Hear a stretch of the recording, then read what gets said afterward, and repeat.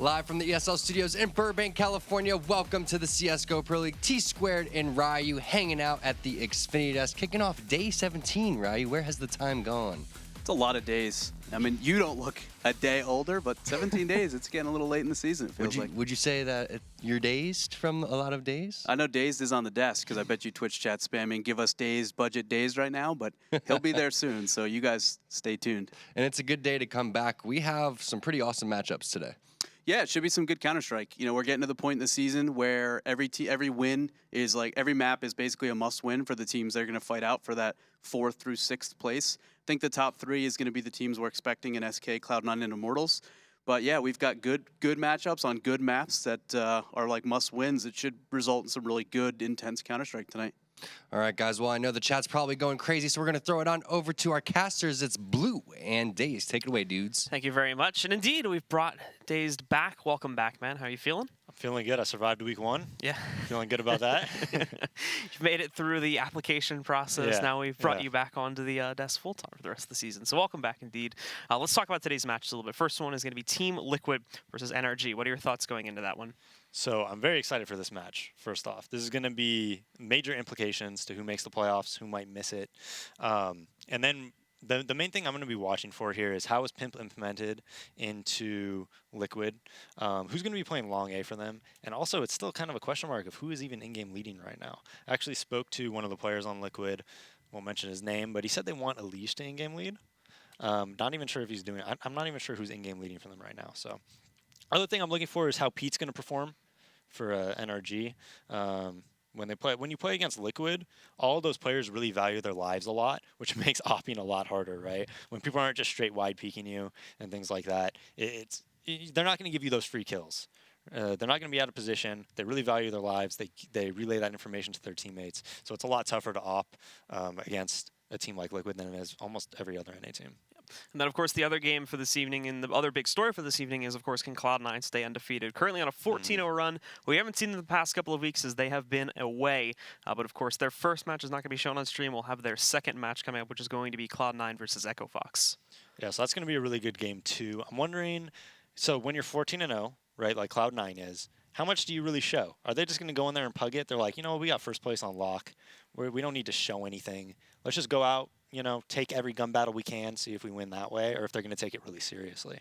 Another thing is that EchoFox, you know, for them, when Sean's studying this because of how important these matches are, is Sean looking at that and saying that's a possibility, or is he trying to really counter, you know, what he's seen, you know, from them at tournaments and previous matches? All right, well, we have a lot more to talk about with today's matches, of course, and to do that, we are going to take things back over to the analysis desk. T-Squared and Ryu, take it away. Thank you, Blue Sash. Glad to see that you got that shirt ironed out and steamed out and looking pretty snazzy over there. Wrinkle-free, man. Wrinkle-free. It's the way to be. Yeah, but as the guys were saying, a lot of implications on who's going to make the playoffs here. It's going to be the top 6 teams. Let's go ahead and take a look at the standings and see where everyone currently stacks up. C9, again, the big story is EchoFox going to be able to give them their first loss today. Is this what you were expecting, Ryu? Yeah, so I think the only thing that's kind of misleading here, because it does sort based upon the amount of wins a team has, you see like Liquid at 8-6, Optic 8-6. They're almost 500 teams, and SK's in 8th because they're 6-4. They just haven't had enough Counter-Strike matches to actually be towards the top. I think that they're going to end up in that 3rd, maybe 2nd place, depending on how well Immortals finished as the season.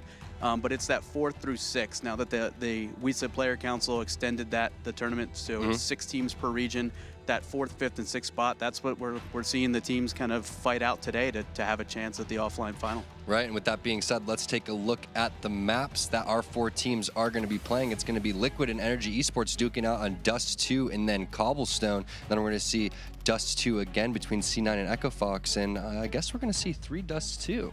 Yeah, so Dust 2, Liquid, NRG. I think that's going to be an exciting match. Daze mentioned one of his things that he's looking for is to see CT side from Liquid who plays long. I think it's been Elish. He doesn't necessarily like playing that position, but it's obviously super important to the map itself. But both of those teams are good on it. Peter ops that map really well. Tapson plays that map really well. That's where the firepower mostly comes from for NRG. So that should be really exciting. And then I think for the maps that are Dust 2 back-to-back, it's that weird veto system. Sean actually tweeted out that he loves the veto system that's currently in place, where we're basically submitting vetoes for the upcoming maps we submit on Sunday. You pick 3 maps you want to play, and you veto 2 maps that you don't want to play. It's kind of like a blind veto process. Sometimes it results in Dust 2. The fact that both of those teams didn't veto those and actually put it in their maps they want to play. Says both teams are good at it, both teams are prepared on it. It's kind of weird, but maybe there's an opportunity for EchoFox to steal one of those two, because it's a weird situation when you play the same map back to back against the same team. It's only awkward if you make it awkward, Ryu. That's the one thing the way, that I've learned the this delivery season. on that. It's only awkward if you make it awk. Word. Word. All right, well, let's talk a little bit about this first match, Liquid going up against NRG. And the big story is consistency here. Both of these teams, they've been really hot and cold. We saw Liquid, they started off 0-4 and then had a nice little run there, and then they started to fall again. And then you see NRG Esports handed EchoFox their first loss of the season, and they look really great sometimes as well. Yeah, and so Liquid, they had a really big loss in the E-League qualifier that was really bad for them as a team and for as a brand to not have the opportunity to play in the E-League qualifier. So it's always a little bit of a mystery which one of these which the good version or the bad version of Liquid is going to show up.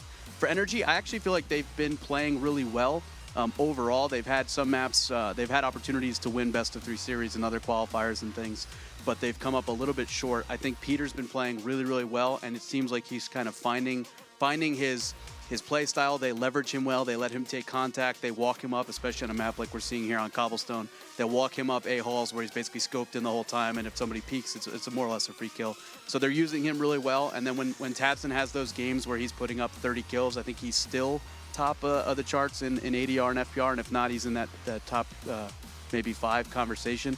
When he has a map where he plays to his peak, and Peter's playing that well, I think they're a scary team to have to face. Yeah, and interestingly enough, 9-5 for NRG Esports, and then you have 8-6 for Liquid, and then obviously NRG Esports splitting games with Immortals and CLG at the iBuyPower. But let's talk a little bit about C9 EchoFox again. C9, they're a team that has been really consistent so far this season. Yeah, the only inconsistencies we've seen from them are playing like world-class teams at the very end, like semifinal or final of offline events. Online, you see they're 14-0. They've been perfect all season long. Still probably. I would expect that they're going to stay undefeated come end of the other night tonight. But again, when you're playing a team like EchoFox on a map like Dust 2, it's a map that EchoFox is good at. They have Sean Garris, who does a really good job of making adjustments and reading and understanding how a team likes to play it. And then you're literally going to play the team back to back on the same map. If they lose that first map, I would look for interesting adjustments coming out from Sean for the second one.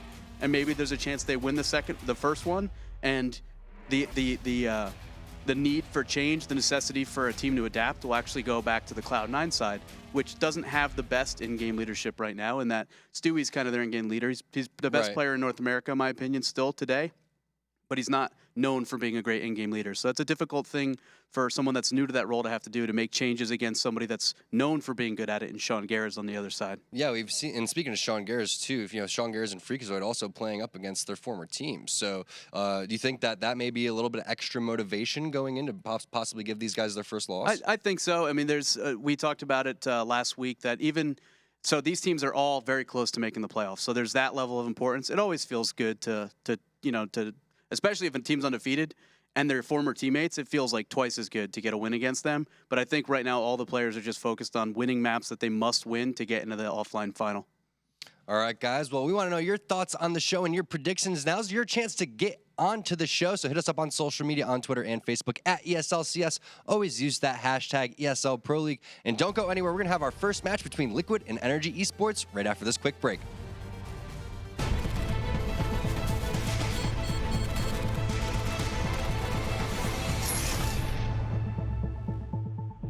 Obviously, the numbers have grown in the past few years with Counter-Strike's rise to prominence, but the real way the community has grown is just with all the companies, all the sponsors coming in. There really is that level of professionalism for players who are trying to aspire to be in the top levels. This season, Mountain Dew League is doing a qualifier, and it's basically a quick path to the top. If you win this Mountain Dew League, then you get into the professional division, you become a professional player. And I'm looking forward to watching and spectating and seeing who actually makes it.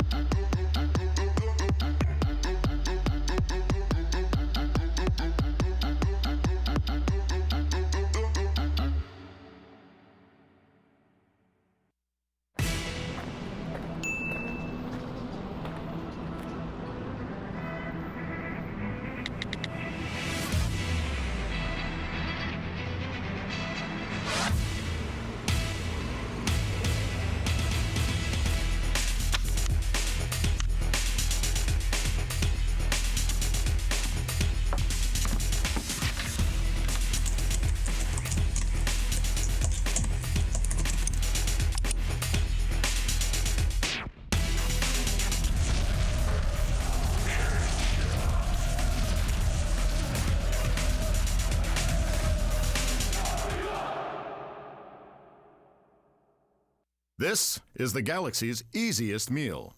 And this is the galaxy's easiest haircut. I absolutely love it. Soylent, the galaxy's easiest meal. This is the galaxy's easiest meal. And this is the galaxy's easiest race.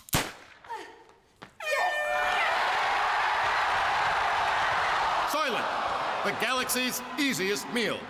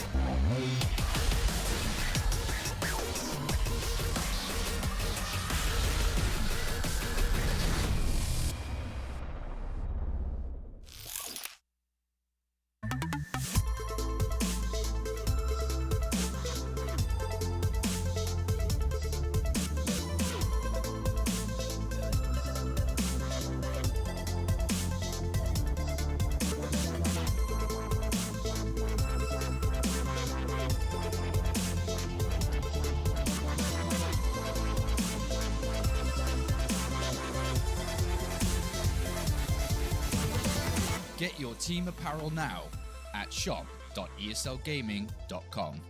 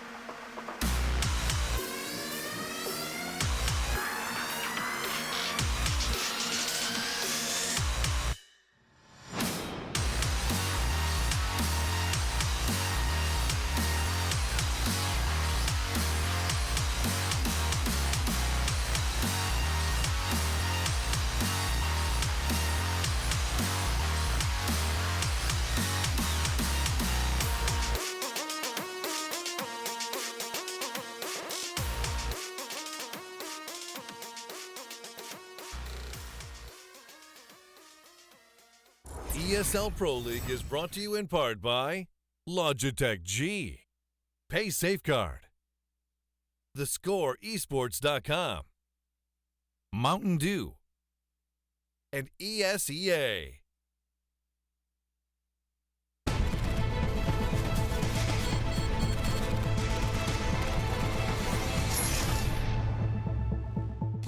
Welcome back to the ESL Pro League. T-Squared and Ryu hanging out at the Xfinity desk. We want to give a shout out to one of our sponsors, Mountain Dew, for making this season so awesome.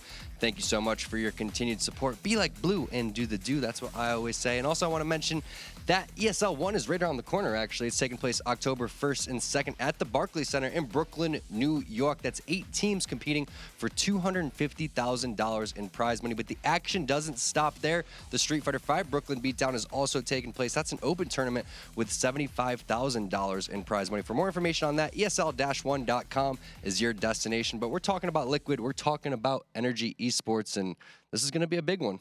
It's a big one. It's super important. It's super important for both teams. I think if you're Liquid after not making E-League, this is the type of thing that maybe you come out angry and you play maybe with a little bit more confidence, a little bit more aggressive, and put up 2 big wins tonight and kind of make a statement, like a statement game. I think it's really important that they get the ball rolling quickly and they carry momentum and win both maps.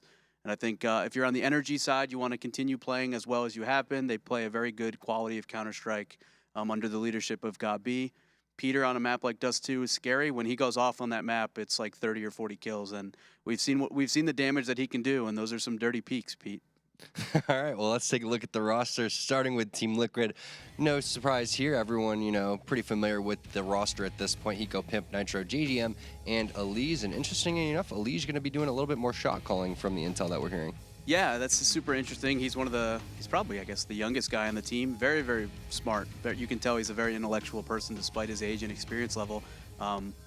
Interesting to see if there's anything we will notice in game. They are going to be at the ESL 1 event that we just talked about, and that's the first event where we're seeing the coaching rule change. So Peacemaker may be taking a little bit of a step back, get a little bit prepped for an upcoming event, and we'll see what that impact to the team ends up being. And you were talking about it earlier. We want to see Hiko really step it up here, but let's take a look at the NRG Esports roster. This is the competition that they're going to be facing, and walk us through this, Ryu. Yep. So Gabi is a well-respected in-game leader. He's done very well with this team. I mentioned they play like a good style of Counter-Strike. It's more consistent than some of the other styles we see that contrast with it in North America. It's structured. It's about defaults and map control and measured aggression and responding to different teams. Peter, we talked about, has been playing super well. Legia is kind of a supporting role. He's not the heaviest fragger in terms of raw firepower, but he does his job and he does it well. Tabson, one of the best players statistically in the division this season. And then Fugly, very similar to Legia. He's actually been playing very well also. This weekend in a different qualifier, he was like towards the top of the scoreboard. Not super common from him. He's usually a little bit more in like the average range, but he's been playing well. And honestly, overall, I've been impressed with NRG. I know a lot of people doubted them at the start of the season. I had them picked to win 2-0 over EchoFox when they played that, and I was mocked relentlessly. It was tough. I was bullied. But they ended up winning, and I ended up being right, so I got to laugh back. And I just feel like this point in the season, 9-5 records, really, really good. It looks great. But if they can go 11-5 with 2 wins over Liquid, Huge. they might even secure a chance or secure a spot in that top 6. Well, let's talk about that a little bit, because you have C9 Immortals, right? They're looking really strong. You almost want to say that they're locked so far. And keep in mind, guys, that the format got changed. It got moved from 4 teams to 6 teams, right, making it into that playoff final. But then you have SK Liquid, NRG Esports, Optic, EchoFox, and then Renegades. All have a realistic shot of making it in. They all do. They've all been playing pretty well, and that's 8 teams in 6 spots. So I mentioned that 4th through 6th. It doesn't matter which one you get if your goal is to make the event, but you are going to be going up against the 6 from the European division. It's going to be 2 groups of 6 where they're kind of mixed. They play best of ones against every team, so the seeding isn't as important. But it's still, if you can get that 4th spot, the regular season prize money, I think, and the way the prize pot gets split up, there is value in getting higher up. But 8 teams in 6 spots, they're all playing well. I think Renegades is one of the hotter teams that you mentioned on that list, and they're outside of that spot right now. You got to win every map. That's why this series is so big. I mean, potentially Absolutely. Because if Liquid or NRG doesn't, walk away, if one of these teams get 2-0'd here, they're going to be on the outside looking in, because then also we have a big series going on between EchoFox and C9. You got to assume that C9 is going to walk away with that one. Maybe if EchoFox is even able to split games, they're going to be feeling really good. But if you had to predict, what are the 2 teams that you think are going to be on the outside looking in when it's all said and done? Man, I'm tempted to say Liquid, but maybe that'll change at the end of the night. And then I would say Optic. Yeah. And it's funny because I feel like Optic's been playing well. Like this weekend, they had a great showing. They did. With a couple really intense series against the Immortals. I don't know. I feel like Renegades has been playing super hot. I feel like they're making the right changes. You're seeing the progress that the team's made. Optic just changed rosters. It's still a little bit hard to tell. It wouldn't surprise me if any of those teams get in or get bounced out. I actually think most people would say NRG is the least likely to stay in the top 6. But if they're playing the way that they've been playing and they come away with a 2-0 tonight, it's very likely they'll be in the top 6 at the end of the season. So what do you think they're going to have to do to walk away with this 2-0? You're talking about, Peter, obviously, really solid player. Tapson can go off on Dust 2 at any given point in time. Do you think they are going to walk away with this 2-0? And if they do, what's going to have to happen besides those two playing how we know they could play? I think if NRG wants to 2-0, Peter needs to get off to a hot start, so does Tapson, and they need to carry that momentum and confidence into the second map. I actually think they're going to split. I think that we'll see this end in a 1-1, which is kind of like bleh for both teams when they have an opportunity to step up, to climb the rankings right now. If you're Liquid, I think you've got to put all of the things that have been happening recently behind you, like not making E-League, just not playing to their potential, and play, I don't want to say disrespectful, but I think if they come out punching real hard. Yeah, with a chip on their shoulder. And they play that style and they make this a statement game, I think that they have the skill on that team that they can trounce a team like NRG just in pure firepower. It's just that's not the way that they've played historically. Maybe Elish calling, maybe he's got a chip on his shoulder individually, and we see that impact the style of play that they come out with tonight. Well, that's what you're talking about. They didn't make it into the E-League, and that's huge. So this is pretty much their opportunity to go out and show to their fans and go out and perform. And these matches now in the ESL Pro League are mattering that much more for Liquid because this is really going to be the only games that we're going to be able to base them off of. Yeah, I mean, this is it, right? Like, this needs to be 100% pure focused intensity and like laser beams. They need to come out. They need to play to their potential. And I think at times we've just seen them underperform to a point where everyone's kind of scratching their heads like, did we read this team wrong? And I don't think we have. When you have a team with Elish on it, and you have Hiko and you have Nitro, and they're playing pretty well, they have firepower at the opping position. They bring in Pimp. Obviously, he's not going to fill the shoes of Simple, but a good player overall. And then you see them lose to some of the teams that they've lost to, coming out with 0 wins to start their first 4 or 6 matches of the season. It's not what you're expecting when you look at the roster on paper. And then on the NRG side, I feel like people look at the roster on paper and say like, no, they don't have it. But then you watch them play, and just their style alone wins them a lot of these matches, especially against like that tier 2 and tier 3 team. It's a really intriguing matchup. Well, we're hearing Days talk about how Liquid needs to really utilize Pimp because they haven't necessarily utilized him fully to his full potential quite yet this season. And then also they're a little bit weak on that A side. Strategically, what else is Liquid going to have to do to really step up? We're talking about Hiko definitely has to go big individually. But what else? What else strategically are these guys going to have to look out for in Dust 2, specifically going up against NRG?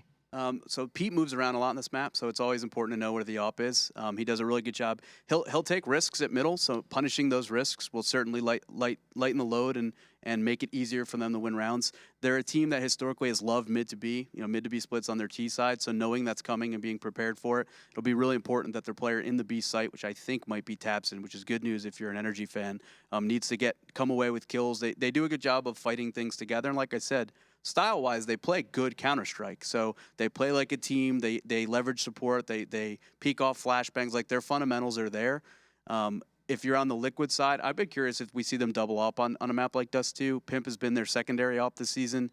He's been okay with it, but they haven't really set him up like they would the primary op. So maybe that'll be a little bit what Dave's reference and how they set Pimp up for success. I think that would be a good start. Another good start would be for Hiko to get into the lobby so we could start this. So feel free. The reason that we're chatting so much, guys. At Liquid_Hiko. Yeah, as much as we want to hang out here and talk messages of encouragement. Yeah, messages of encouragement. Please, Mr. Hiko, join the lobby.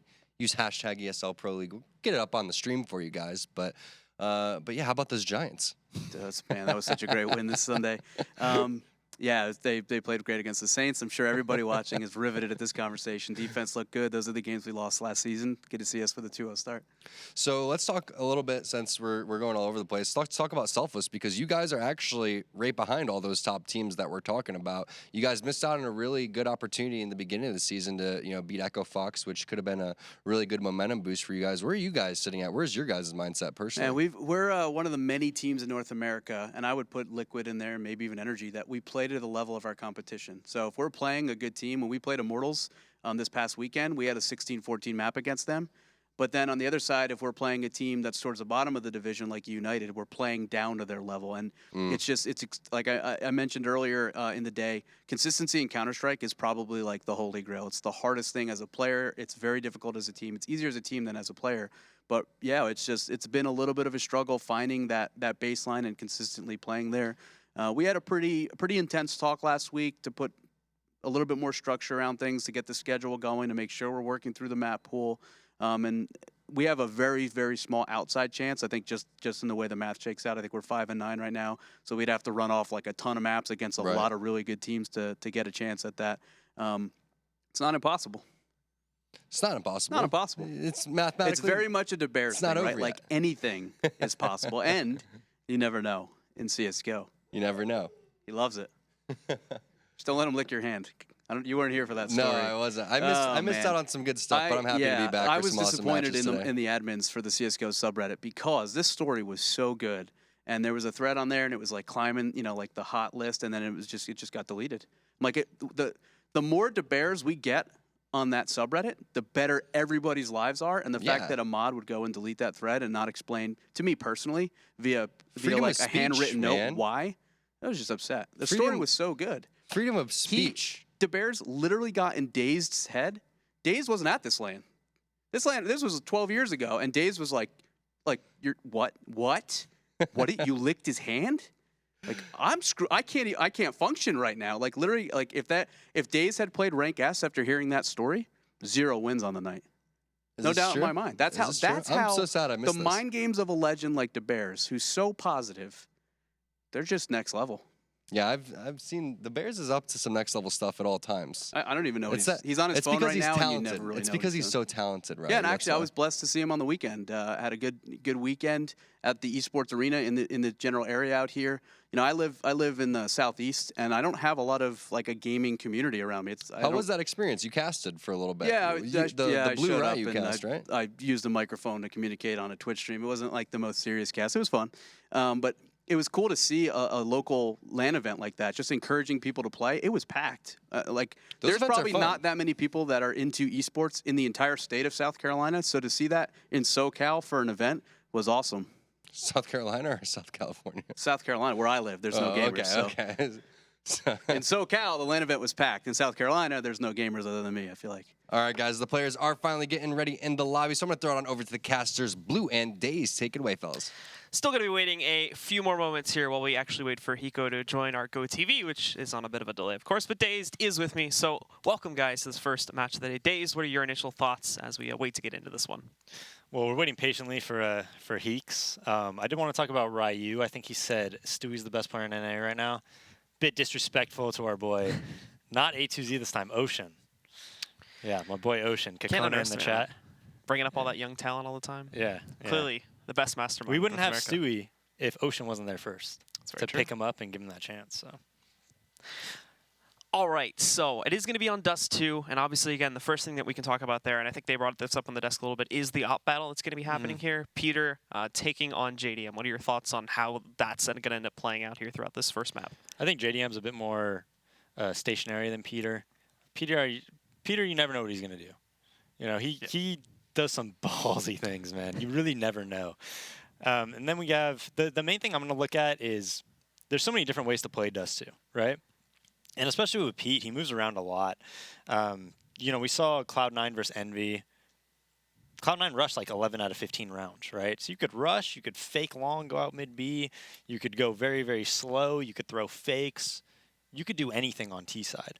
But the longer you take, the more opportunity someone like Peter is going to have to, find openings and get picks. And I think we're actually going live here. Yeah, so we are going to be jumping into the pistol round. And to start things off, NRG are going to be jumping onto the T side with Team Liquid going on to the defensive side of things. And they actually are going to fast cat too. This is not going to align with the play from NRG. However, they're moving into the tunnels. But the good news is they can have the counter flank in the tunnels lined up very quickly if they fall through, which they are. Nitro, though, holding behind the back box here, finds not 1 but 2 kills against Peter and Gabi. And now the rest are struggling to get out. And this is where that fast cat rolls in. NRG don't even get outside of that tunnel. They just get completely destroyed. And Team Liquid gets an easy pistol round. Yeah, beautiful round there by Nitro. You see that a lot on Dust 2. If you have that front spawn, especially getting in that back B box, it's really tough to stop. One thing that Envy actually did was MBK came with a Deagle on piss around, just one-shot the guy back there. They stormed into B, and I think they ended up winning the round, but really tough to stop when you just have a Clox.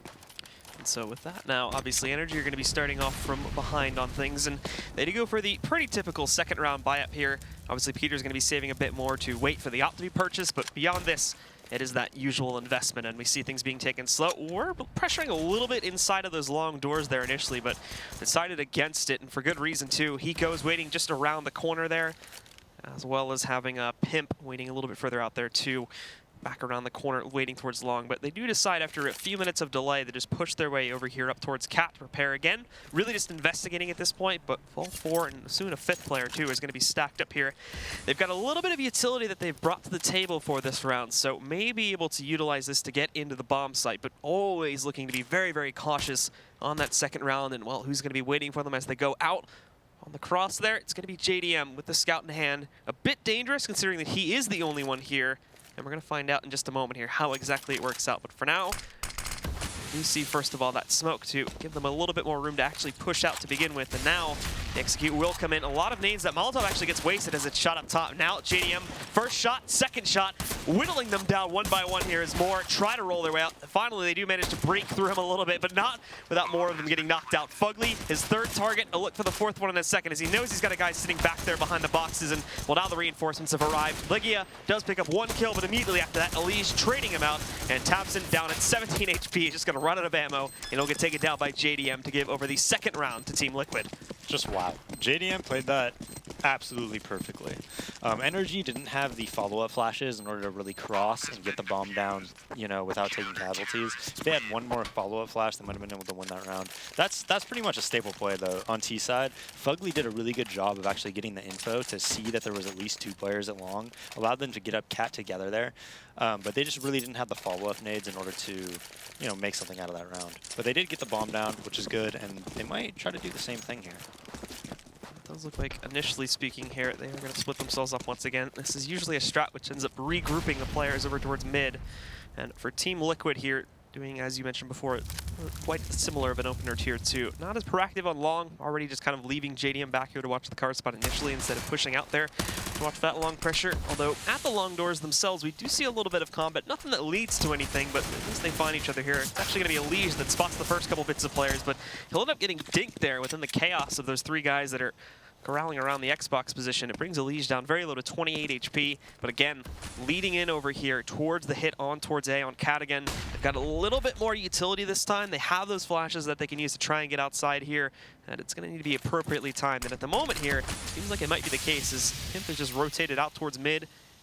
He's going to be given time to hold up a position there and possibly fall back in just a moment. But for JDM himself, wrapped around that car position, he actually does get flashed and back. look at that adjustment, right? That's just an NRG adjustment. They say, you're not going to play Cat, you're not really spotting mid too much, I'm going to walk up Cat all day and at least get the bomb down. Yep. At the very least. With that, the control is gained, and obviously they're too punishing JDM before to push him back with the flashbang. It does move them out. No casualties at all on this plan. Only a little bit of damage being traded out as Tabson went down to 40.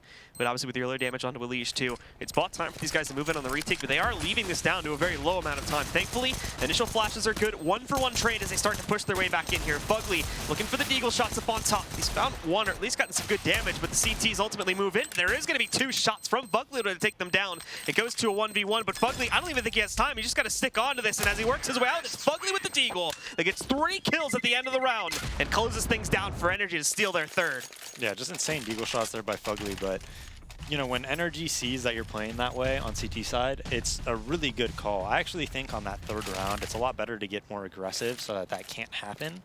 But Liquid was fine with just letting them take control. And Pimp actually had a good read there. He wanted to play Goose, but since Elige peeked middle and had 20 health and lost that aim duel essentially, after they rush long and JDM gets an early pick, and has to fall back towards the A site, and they give up long. But NRG is in like no position to really do anything here. But what I was saying is that Pimp had to go to CT spawn because he was so worried about the mid B. Pimp thought that they were going to hit A. He was a Goose, and then he had to reposition himself. And so for now, NRG, after moving out towards the long area there, they do get control outside of the doors and whatnot. As Team Liquid are restrained mainly to the bomb site, but NRG is actually going to shift quite a few of their players back over here towards T-spawn and then Suicide. They'll keep the bomb at the crossroads there between mid and the long doors, but no follow-up onto anywhere else on the map just yet, and most of Team Liquid's still sitting here expecting another A hit as well. They've got Elise heading a little bit further back there inside of CT spawn, waiting for mid play in case they do shift it into that. They've even got cat pressure this time too. Pimp is going to be placed further there, I believe just below the staircase, waiting for more pressure to come from NRG in this direction. Yeah, but see, NRG, the problem was they had a 5-man long take, right? So now all of a sudden they have to do things so slowly. They're all 4 together. They could be lower B, and it makes the round so much more difficult. Regardless, though, they are going to be moving in finally to take control. The Molotov goes into that little cubby there. End up pushing Pimp back as he bailed out of there a few seconds beforehand, but they can certainly hear them moving around up here as they do get prepared to push into the site, leaving them only 30 seconds to get onto it, but it's the same smoke they've been using for the past 2 rounds. They push in, Tabson finds that first kill, and Fugly marks the second one. It's Pimp from down below that strikes first, but he only gets 1 pickup here, brings it into a 3 versus 2, but Team Liquid aren't wasting any time, moving back in from Cat to take control again. Most of the efforts are focused on Long and CT. They're just now starting to pay attention towards Cat, and that's a mistake, as we do see Nitro grabbing that first kill. Leggy on a repeat though, grabs one of the remaining 2, leaving it all into the hands of Nitro, but the missed stop shot keeps him alive for a little bit longer. Problem for Nitro though, now he's out of utility, and he's also lost half his health here, so as he creeps back in, he's going to try to slowly bait out 1 or 2 of these players, but he's out of time now, and he hasn't even seen this second guy on the site just yet. He's surrounded, and eventually Leggy peeks out from Goose again to end the round for NRG, now tying us up at 2 rounds to all. That was such an odd round. NRG moved as 5, got picked off, and then moved as 4 all towards Catwalk. Just stuck together the entire round. Positionally, completely open to flanks and things like that, but Liquid gave them so much respect that they weren't able to get any necessarily positional advantage. Even though it was 5v4, Liquid didn't have a positional advantage at all. So getting into the next round here, the first eco round for Team Liquid, and they're not going to buy anything whatsoever. Just saving up completely for the next one here, and not really trying to risk the site stack either, just still going to be playing fairly default positions, a little bit more pushed up, so that they can try and get the better angles to find the kills in themselves, but at the moment not really working out, as both JDM and Nitro have taken heavy hits here. And Nitro even going to take a risk on moving into those tunnels once again, as he boosts himself on top of the box right outside, still waiting for a hit to come from this direction. Nothing yet though. Obviously NRG are going to take their time to avoid some more of those risky plays that we often see the CTs do on these types of rounds. Yeah, they could really do anything here. I think they probably know that 2 cross. They opt to a mid-B, which is a little bit dangerous nowadays just because of the self-boost on the box, as Godby was going to molly it, but ends up getting triple peeked and dying. You see JDM picking up the 1 kill there, but beyond that, NRG do handle the situation pretty well. Tabson actually on the cusp of an ace here too, as he's been cleaning up most of this himself, so Nitro is going to try to push out to mid and see if he can grab any of the stragglers here, but it's been spotted by Peter. He knows he's here, and it's actually going to be Peter that finds the final kill there. Takes him down. NRG take the lead. And I do agree. I think Ryu said it on the analyst desk a little bit earlier. He talked about Liquid's firepower and how they probably have more talented, skilled players as a whole than NRG. But Tabson's one of the NRG players that can hang with anybody. He's been showing that, of course. I believe, at least as of our last broadcast, or the last time we showed NRG, he was the top ranking player just for stats in general so far in the Pro League. Yeah, now they have a 5 rifle setup, and Dust 2 is such a map where you could just completely base an entire CT side off and off. I'm really curious to see what they do here, if they want to just run a default, which looks like they're doing. I don't necessarily agree with this. I think if you don't have that op and you just give them whatever they want across the map, I think it's going to be really tough to hold as a CT, but we'll see, especially with very low utility. They only have 4 flashbangs, a smoke, and an aid. We can see on the opener here too that NRG are once again just going to be grouping up towards mid eventually, going to their own sort of T default. Tabson already starting to investigate beyond the mid doors, however. Won't find anything. It's the, generally speaking, fairly slow follow-up to what we usually see as they investigate into the tunnels along with the long door area there, waiting for any extra aggression, but not finding it. And now, again, they start to play around with Cat, although this time, as we do get into the gun rounds, this could very easily turn itself into a mid to B hit as well, should things go pretty badly on the push. Anything here. Yeah. This is like, when you're a caller on Dust 2 and you get Cat control this easily with almost full utility left, you could do whatever you want. Anything. So it looks like they are going to group up A, though. Because they don't have anybody in B tunnel, so it's probably not going to be a spawn drop to B or anything like that. Looks like it's going to be another 5-man cat team. And they're going to be going right for it too. Molotov's rolling into the site, trying to get Pimp out of his position too. It has worked. They've actually burned him out. And one of them, JDM, is going to be caught in the Molotov there. You saw it for a second. I think he got blinded by a flashbang. Now it mainly falls to Elige, but the same problem. Just like Pimp, he only gets 1 kill. Tabson just tapping away at Hiko there, and Pit, fairly clean actually from what we've seen in the past in these types of matchups, finds the kill. And now it's left to Nitro, which in a 1v3, I mean, he's got almost an impossible clutch. Yeah. If you don't have a molly for that A site as well, it's so difficult to retake A. But right there, I loved what Gobby and his team did. So they threw the cat smoke on bricks, and then they got inside the cat smoke. And I was actually just talking to Moses about this. If you throw that cat smoke at bricks, you can creep up so far, and then when you execute, you're on the site like 2 to 3 seconds like quicker than that normal take, where you just execute from bricks. So that was really well played by them. JDM only had a rifle there, so it was kind of, 4.5. 4.5 of people versus 5, but yeah, now they're on another eco. So. And where they're also going to try to play it aggressively out towards mid this time, specifically Elige, as you saw, tried to go for the push. Didn't pay off, though, and Gobby is going to destroy Nitro midair. It's even found the last player, one of the last players, towards this site here. They're trying to fast rotate, but for the most part, this has already been shut down. Hiko and Pimp get themselves into a battle at mid. Actually, do see, fortunately, Gobby is found in the open, but works as kind of a bait for Tabson to be able to peek out there and finish them off. Yeah, I don't like seeing that from Liquid, though, when they had that 5 rifle set up. Like I said, man, NRG's too good, and Gobby's too good of a caller, and they're too well executed to just give them the entire map with 5 rifles, half armor, and no utility. Like, you need to take a risk there, or you're just saying, like, I have no respect for your executes, NRG, and you need to respect their executes. Peter is going to grab the early shot through the door, hitting Nitro there, too, knocking off half of his health.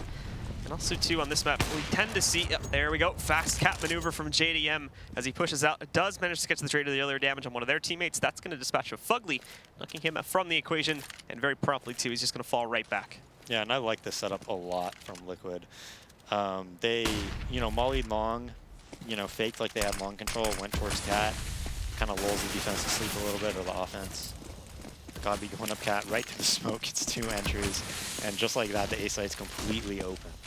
And now, as well, the only one here to really in the area to try and defend it is going to be that player down below in CT, which is Hiko, but obviously can't actively defend them from getting control of it. Not only this, too, but look, they've left no one on the B site, so Leggy's going to walk right in. The only area the CTs have control of is the mid walk up now, leading in towards Cat, so I think they're really just going to move up here to try to find Leggy. At least they get that a little bit of a prize to escape with here. They still haven't, ironically enough, or interestingly enough, I should say, NRG still haven't gone for the bomb plant, but after they lose their teammate, they do decide to fall back and obviously take things a little bit safer, since this is now a plausible situation for Liquid.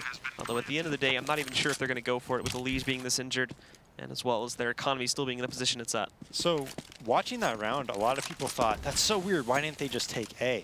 But it was actually a really intelligent call. The reason they didn't take A is because they were already smoked out on the bricks, and a player could have got to A ramp or A site by that time, and if you just run up there, just thinking the site's clear, and you don't throw pop or flashbangs, and you don't go together, Gobby was really injured there, it's really easy for that round to turn sour real quick and there be a 3K or a 4K by one of the CT players. So they wait for Legia to flank B to get the information, get that kill in the back. He called 2 players there, and then they decide what to do.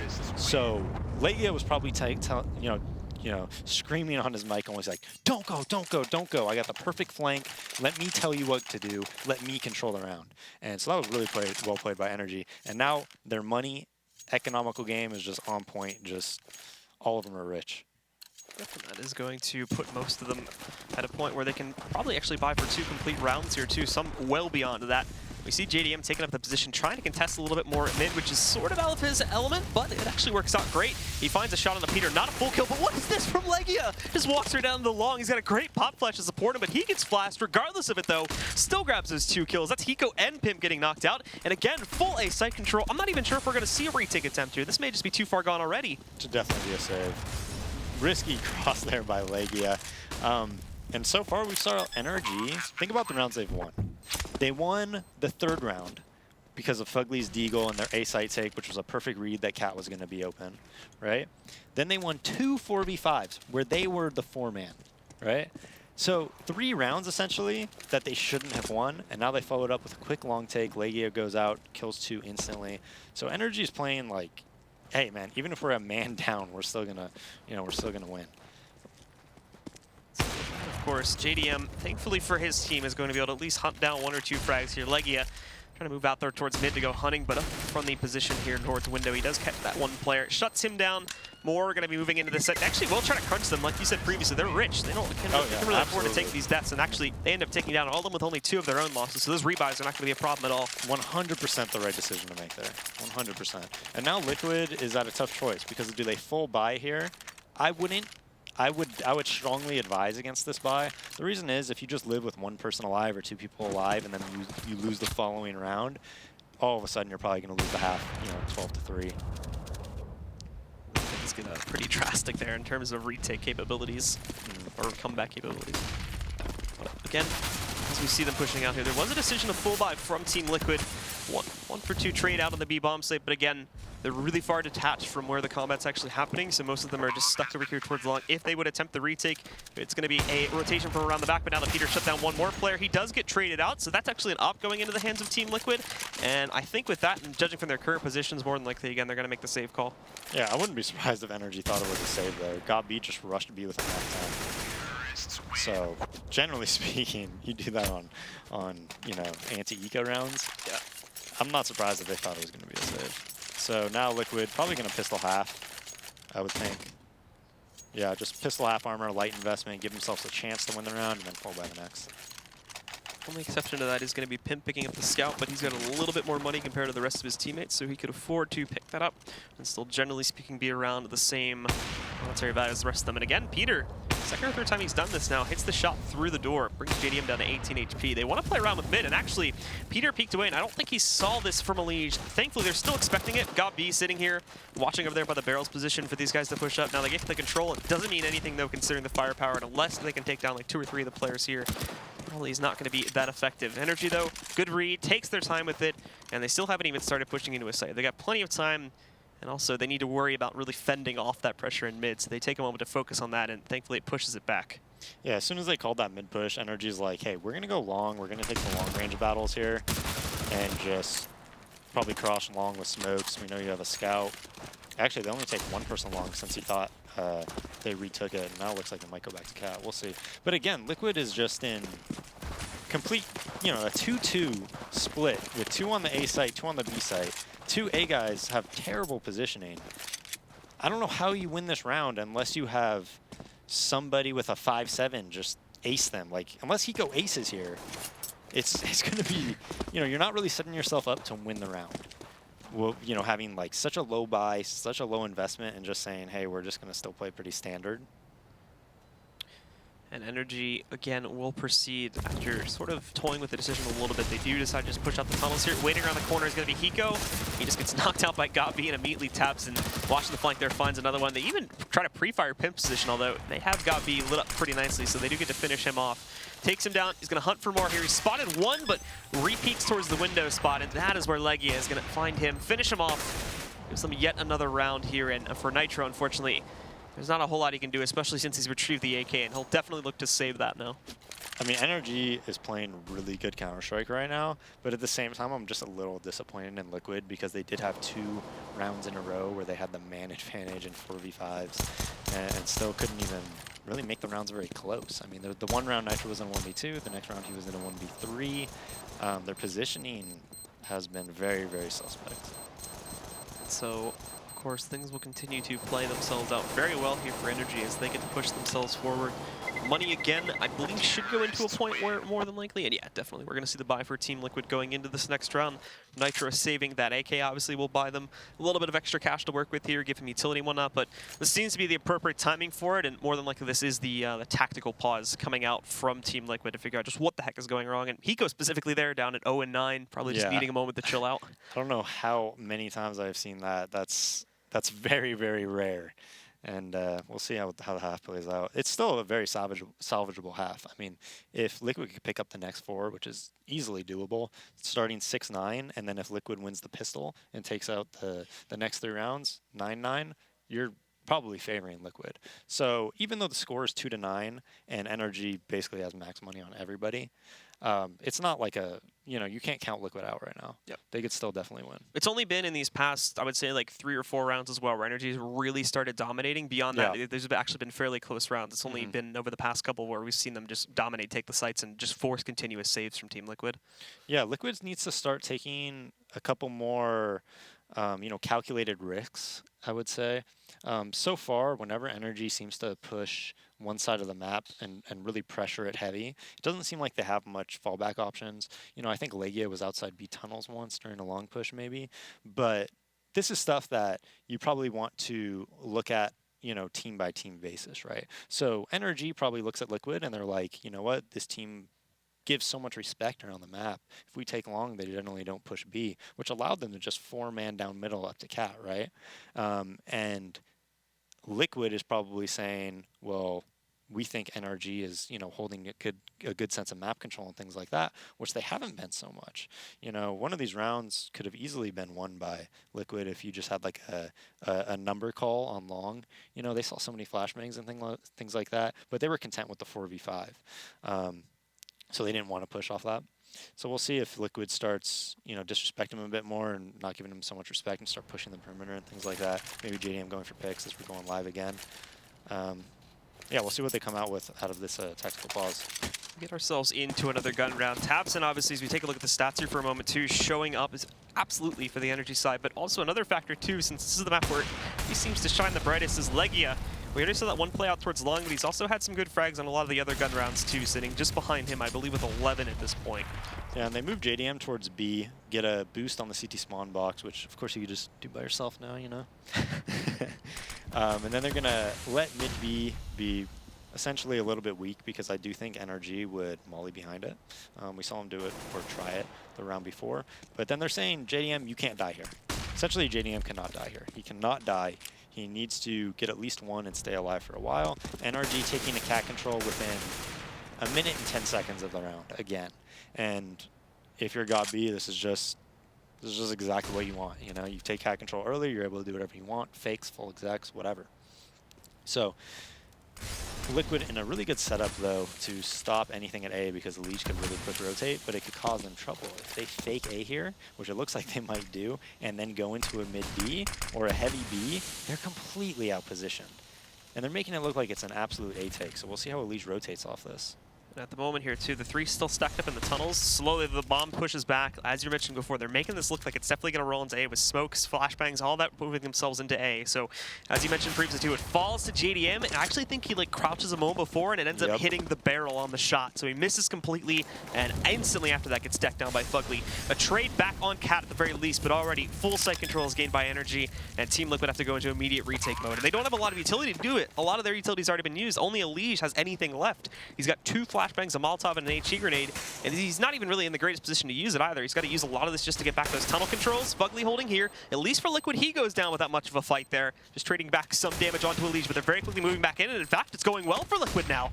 Pimp picking up the kill over there onto tabseN. Peter denying the player that pushes back in. He finds the second one, misses the shot. It's lit up through the box. They're down to 45 HP. Finishes him off with the pistol. He's still got Legia to support, and they brought it down to just Hiko. No kills as of yet for him, and it looks like it may stay that way as Peter shuts it down, ends Hiko's life, and gives NRG yet another round to get them up to double digits. Yeah, just a perfect 2v4 by Legia and Pete. Legia didn't overpeak to the tunnel. He got that quick kill. He messed around with them, made him keep looking at him, didn't overpeak. Him coming through the window just gets pistoled by Pete there. So big 2v4 by them. When it comes to NRG, though, like Gabi is seriously putting on a clinic, like an absolute clinic on how to strat call. He has put himself and his team in a position to win all of these rounds. NRG now sitting at 10 rounds straight without dropping. They boosted Cat here with 3 people, push palm tree, and NRG had no idea. At least getting a little bit of an edge there. Unfortunately, they only gained 1 kill with it, and it kind of looks like they're giving up the pursuit now. They start to fall back. Bit of a peek here from tabseN. Spots the head of Hiko, but it's way too small of a target for him to hit as he starts to fall back up the steps. They safely retreat to the bomb site. Won't actually have the man advantage, which is probably the thing they were looking for here, at the very least, to scare them away from mid a little bit. But still, I mean, I don't think I've ever seen 3 catwalk in a 4v4 before, so I have absolutely no idea how this round's going to play out. They are going to just position themselves on it here right now. Still leaving only Nitro here to defend the B-bomb site. JDM been lost, but Pimp has picked up the op once again for him to try and play with that a little bit.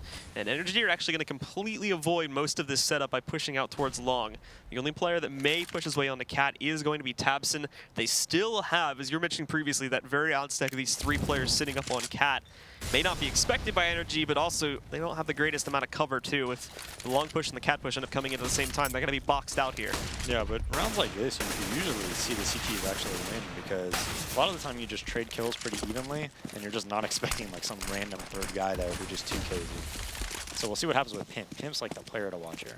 They didn't actually spot it, though, at the pushback over there, but Pimp is now... Oh, nice peek from him. Unfortunately, there's nowhere to run, and he's found out in the open, so Peter does catch the trade, but under pressure kill from Pimp, again, still keep things even. It's going to go down to a 2 versus 2 now.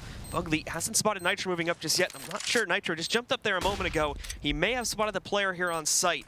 Regardless, though, flashbang, tossback, blinds Hiko, delays him for a few moments, and Smoke is also going to buy him a little bit of cover to push out further here.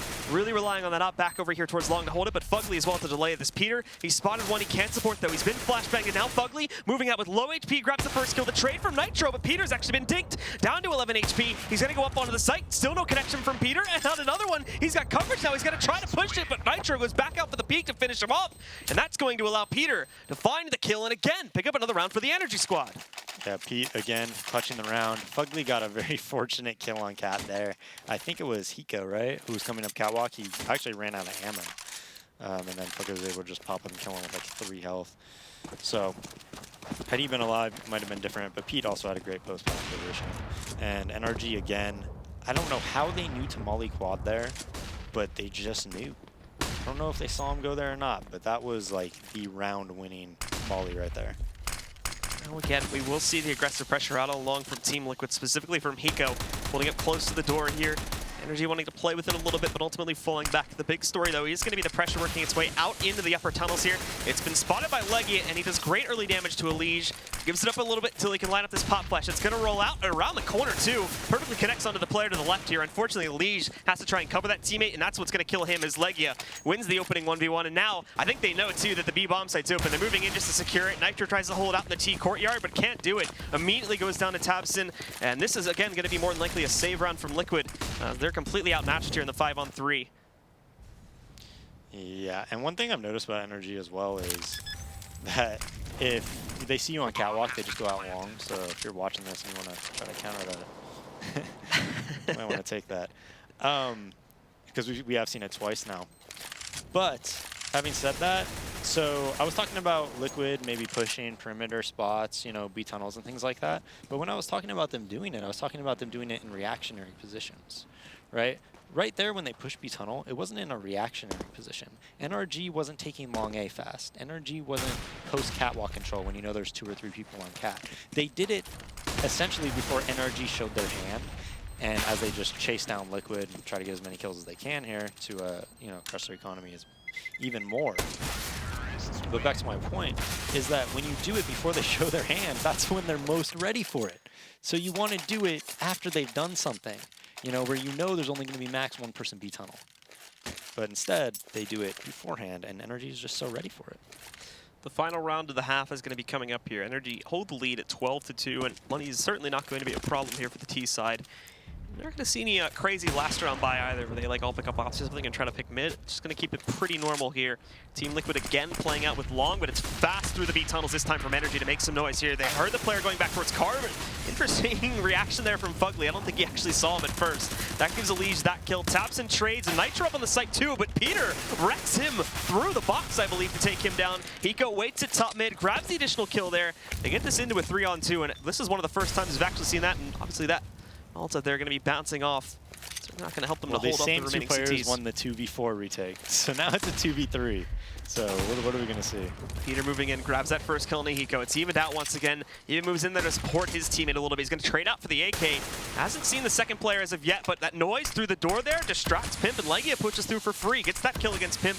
JDM is going to try to jump up on top of the box here. He gets to the position, but everybody's covered. He can't see them at all, and he's just going to walk into the crosshairs of Peter. Perfectly played by NRG, and they get a 13th round. PTR and Legia are gods. All right, they played that to perfection. So Pete gets that kill, He says, hey, we're going to be... We'll talk more about this when we get into the second half, but we'll be right back with it in a few.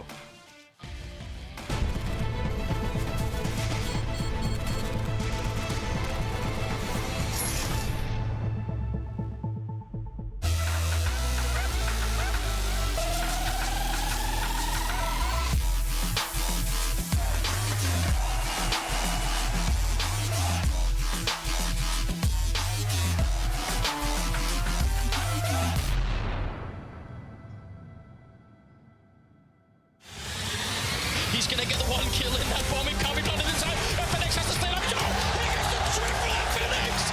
Oh my god, what a way to win that round. They don't have a smoke, so this orb is still... Oh,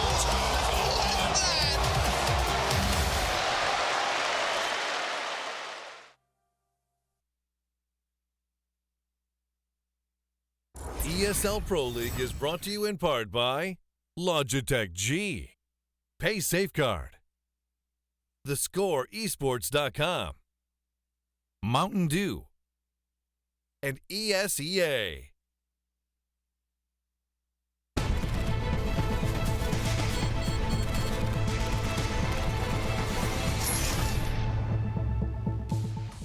And welcome back once again, ladies and gentlemen, here to the ESL Pro League, NRG Esports versus Team Liquid. Currently, easily in the favor of NRG here for our first map on Dust 2, 13-2.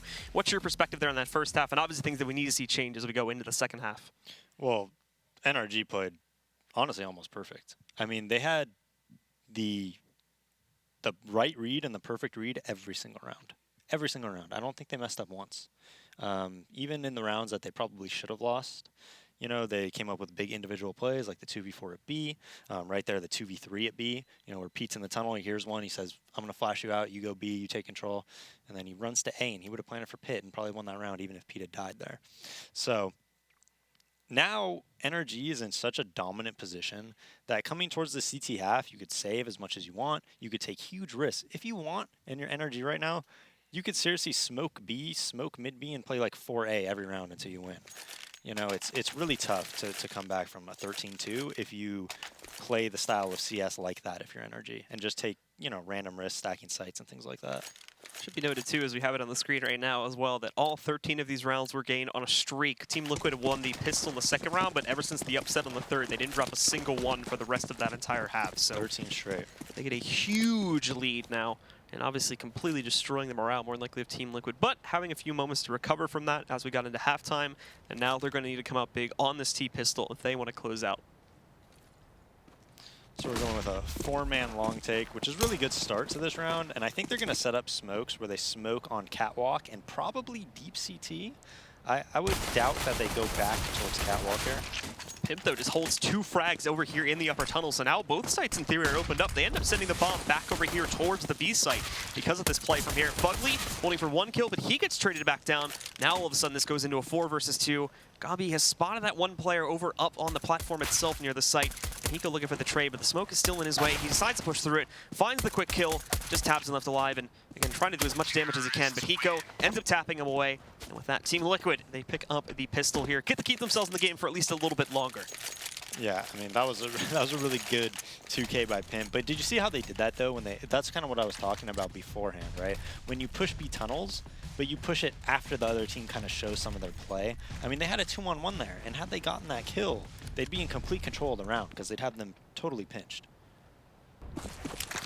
End up unfortunately dropping that one, and things do go into the favor of Team Liquid here. They're going to try to move out, but there's actually a lot of pressure here. It's a 2-for-2 trade over outside of the long doors. The bomb goes on the ground as well, and currently not in a retrievable position. They're going to buy time for Tabson to move out, but Tabson moves at the wrong timing here. And not only this, but Gabi will be found in a position where really he can't do much about this. Legia, the last man standing in the 1v3, just trying to rotate over and hopefully grab at least 1 or 2 of these guys on the cross, and there we go, actually finds one.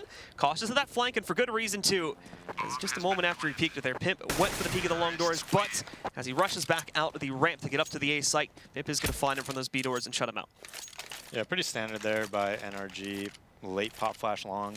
What you want to do there is when you're a CT, you try to flash when they're actually all the way out.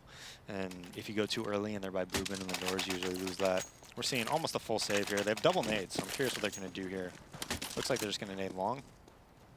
4 nades, actually. Yeah. It looks like one of them is just going to be placed over here on the B-bomb site. That one's already been used. It actually does some massive damage. Hiko and Elige both get hit by that. Good trade, though, as they move in there. They do a recompense for that damage as they take down both of the defenders here in the site. We're going to see fast rotations from NRG regardless, pushing out towards long there to hold positions, but they're going to leap right in. Good flashbang. Actually lets Gabi pick up a kill. Almost is able to finish off Hiko, too, but he ends the situation, and now cleaning up the rest of this as well. It's just Legia, who is lurking around through T-spawn over here, out to the exit of the tunnels, but even from this spot with full HP, unless he catches JDM off guard, which he won't. It's more than likely not going to be able to pick up anything there, and JDM will end it without any further confrontation. Yeah, that could have been pretty scary, though, man. Like, those quad nades did a lot of damage. If they just connected with a couple more bullets, I mean, a couple of those guys had like 20 health. But you see how far ahead NRG is, like, tactically right now, and it's just superior. Just so tactically superior right now. So we will see Team Liquid, of course, getting themselves into their first gun round now. The investments roll in for the CTs, and it does include an op on the first gun round here in Peter's hands. He even gets armor behind it, too. And he also fast-cats himself there over up into this position, too. So if they decide to turn around all of a sudden, he can catch some of this, then really damage to be done. But also, of course, being careful of the corresponding nades that move in from the T side. He's still here, though. He hasn't backed down just as of yet, and the first challenger to his spot may end up being Hiko in just a moment. So waiting for the peek, the flashbang rolls in, but actually, shoulder peek from Hiko does bait out the op shot and sends him back over here to the site where he's just going to fall back to the typical car position now. Yeah, but just having his op on Catwalk there as they go through B tunnel and Legia again in the back of flat, just trying to stay alive as long as he can right now. That's the most important thing. JDM walls him, but Gabi's in perfect positioning after that to multi-frag. Unfortunately for him, he's only able to get one. Hiko unfortunately messes up his duel there with Tabson, so he'll go down. It'll be a 3-on-2. They're in the site. They do get the plant, but now they know exactly what the situation is. And not just this, but both players have been lit. Lige, much heavier, so down to 12 HP. JDM holds the line, though, against the tunnel pressure moving in. Evens it out once again into a 2 versus 2, and Fugly is going to work his way in through the doors first. JDM, it's all going to come down to his timing here on checking behind him here as the flank does open up. Takes that shot, re-peeks again, gets the intel, moving out, grabs the additional pickup onto Fugly. Now it's all down to Tabson all of a sudden. He's the big player for this team, but he's running low on time, and actually that Molotov pretty much saves the round for Liquid. He doesn't want to risk pushing through it. He doesn't even have a kit in hand currently, so he's going to decide to fall back, retrieves this op, and he'll let Team Liquid pick up this round. Pretty ill-advised peek by PTR there. Maybe you just did it because they're up like 13-5, but you're very, very unfavored if you're a CT and you peek up that angle against the offer that's holding there. The way you want to position yourself is you don't hold the stairs right away. You generally hold to the right of it, and you know you'll kill him almost every single time.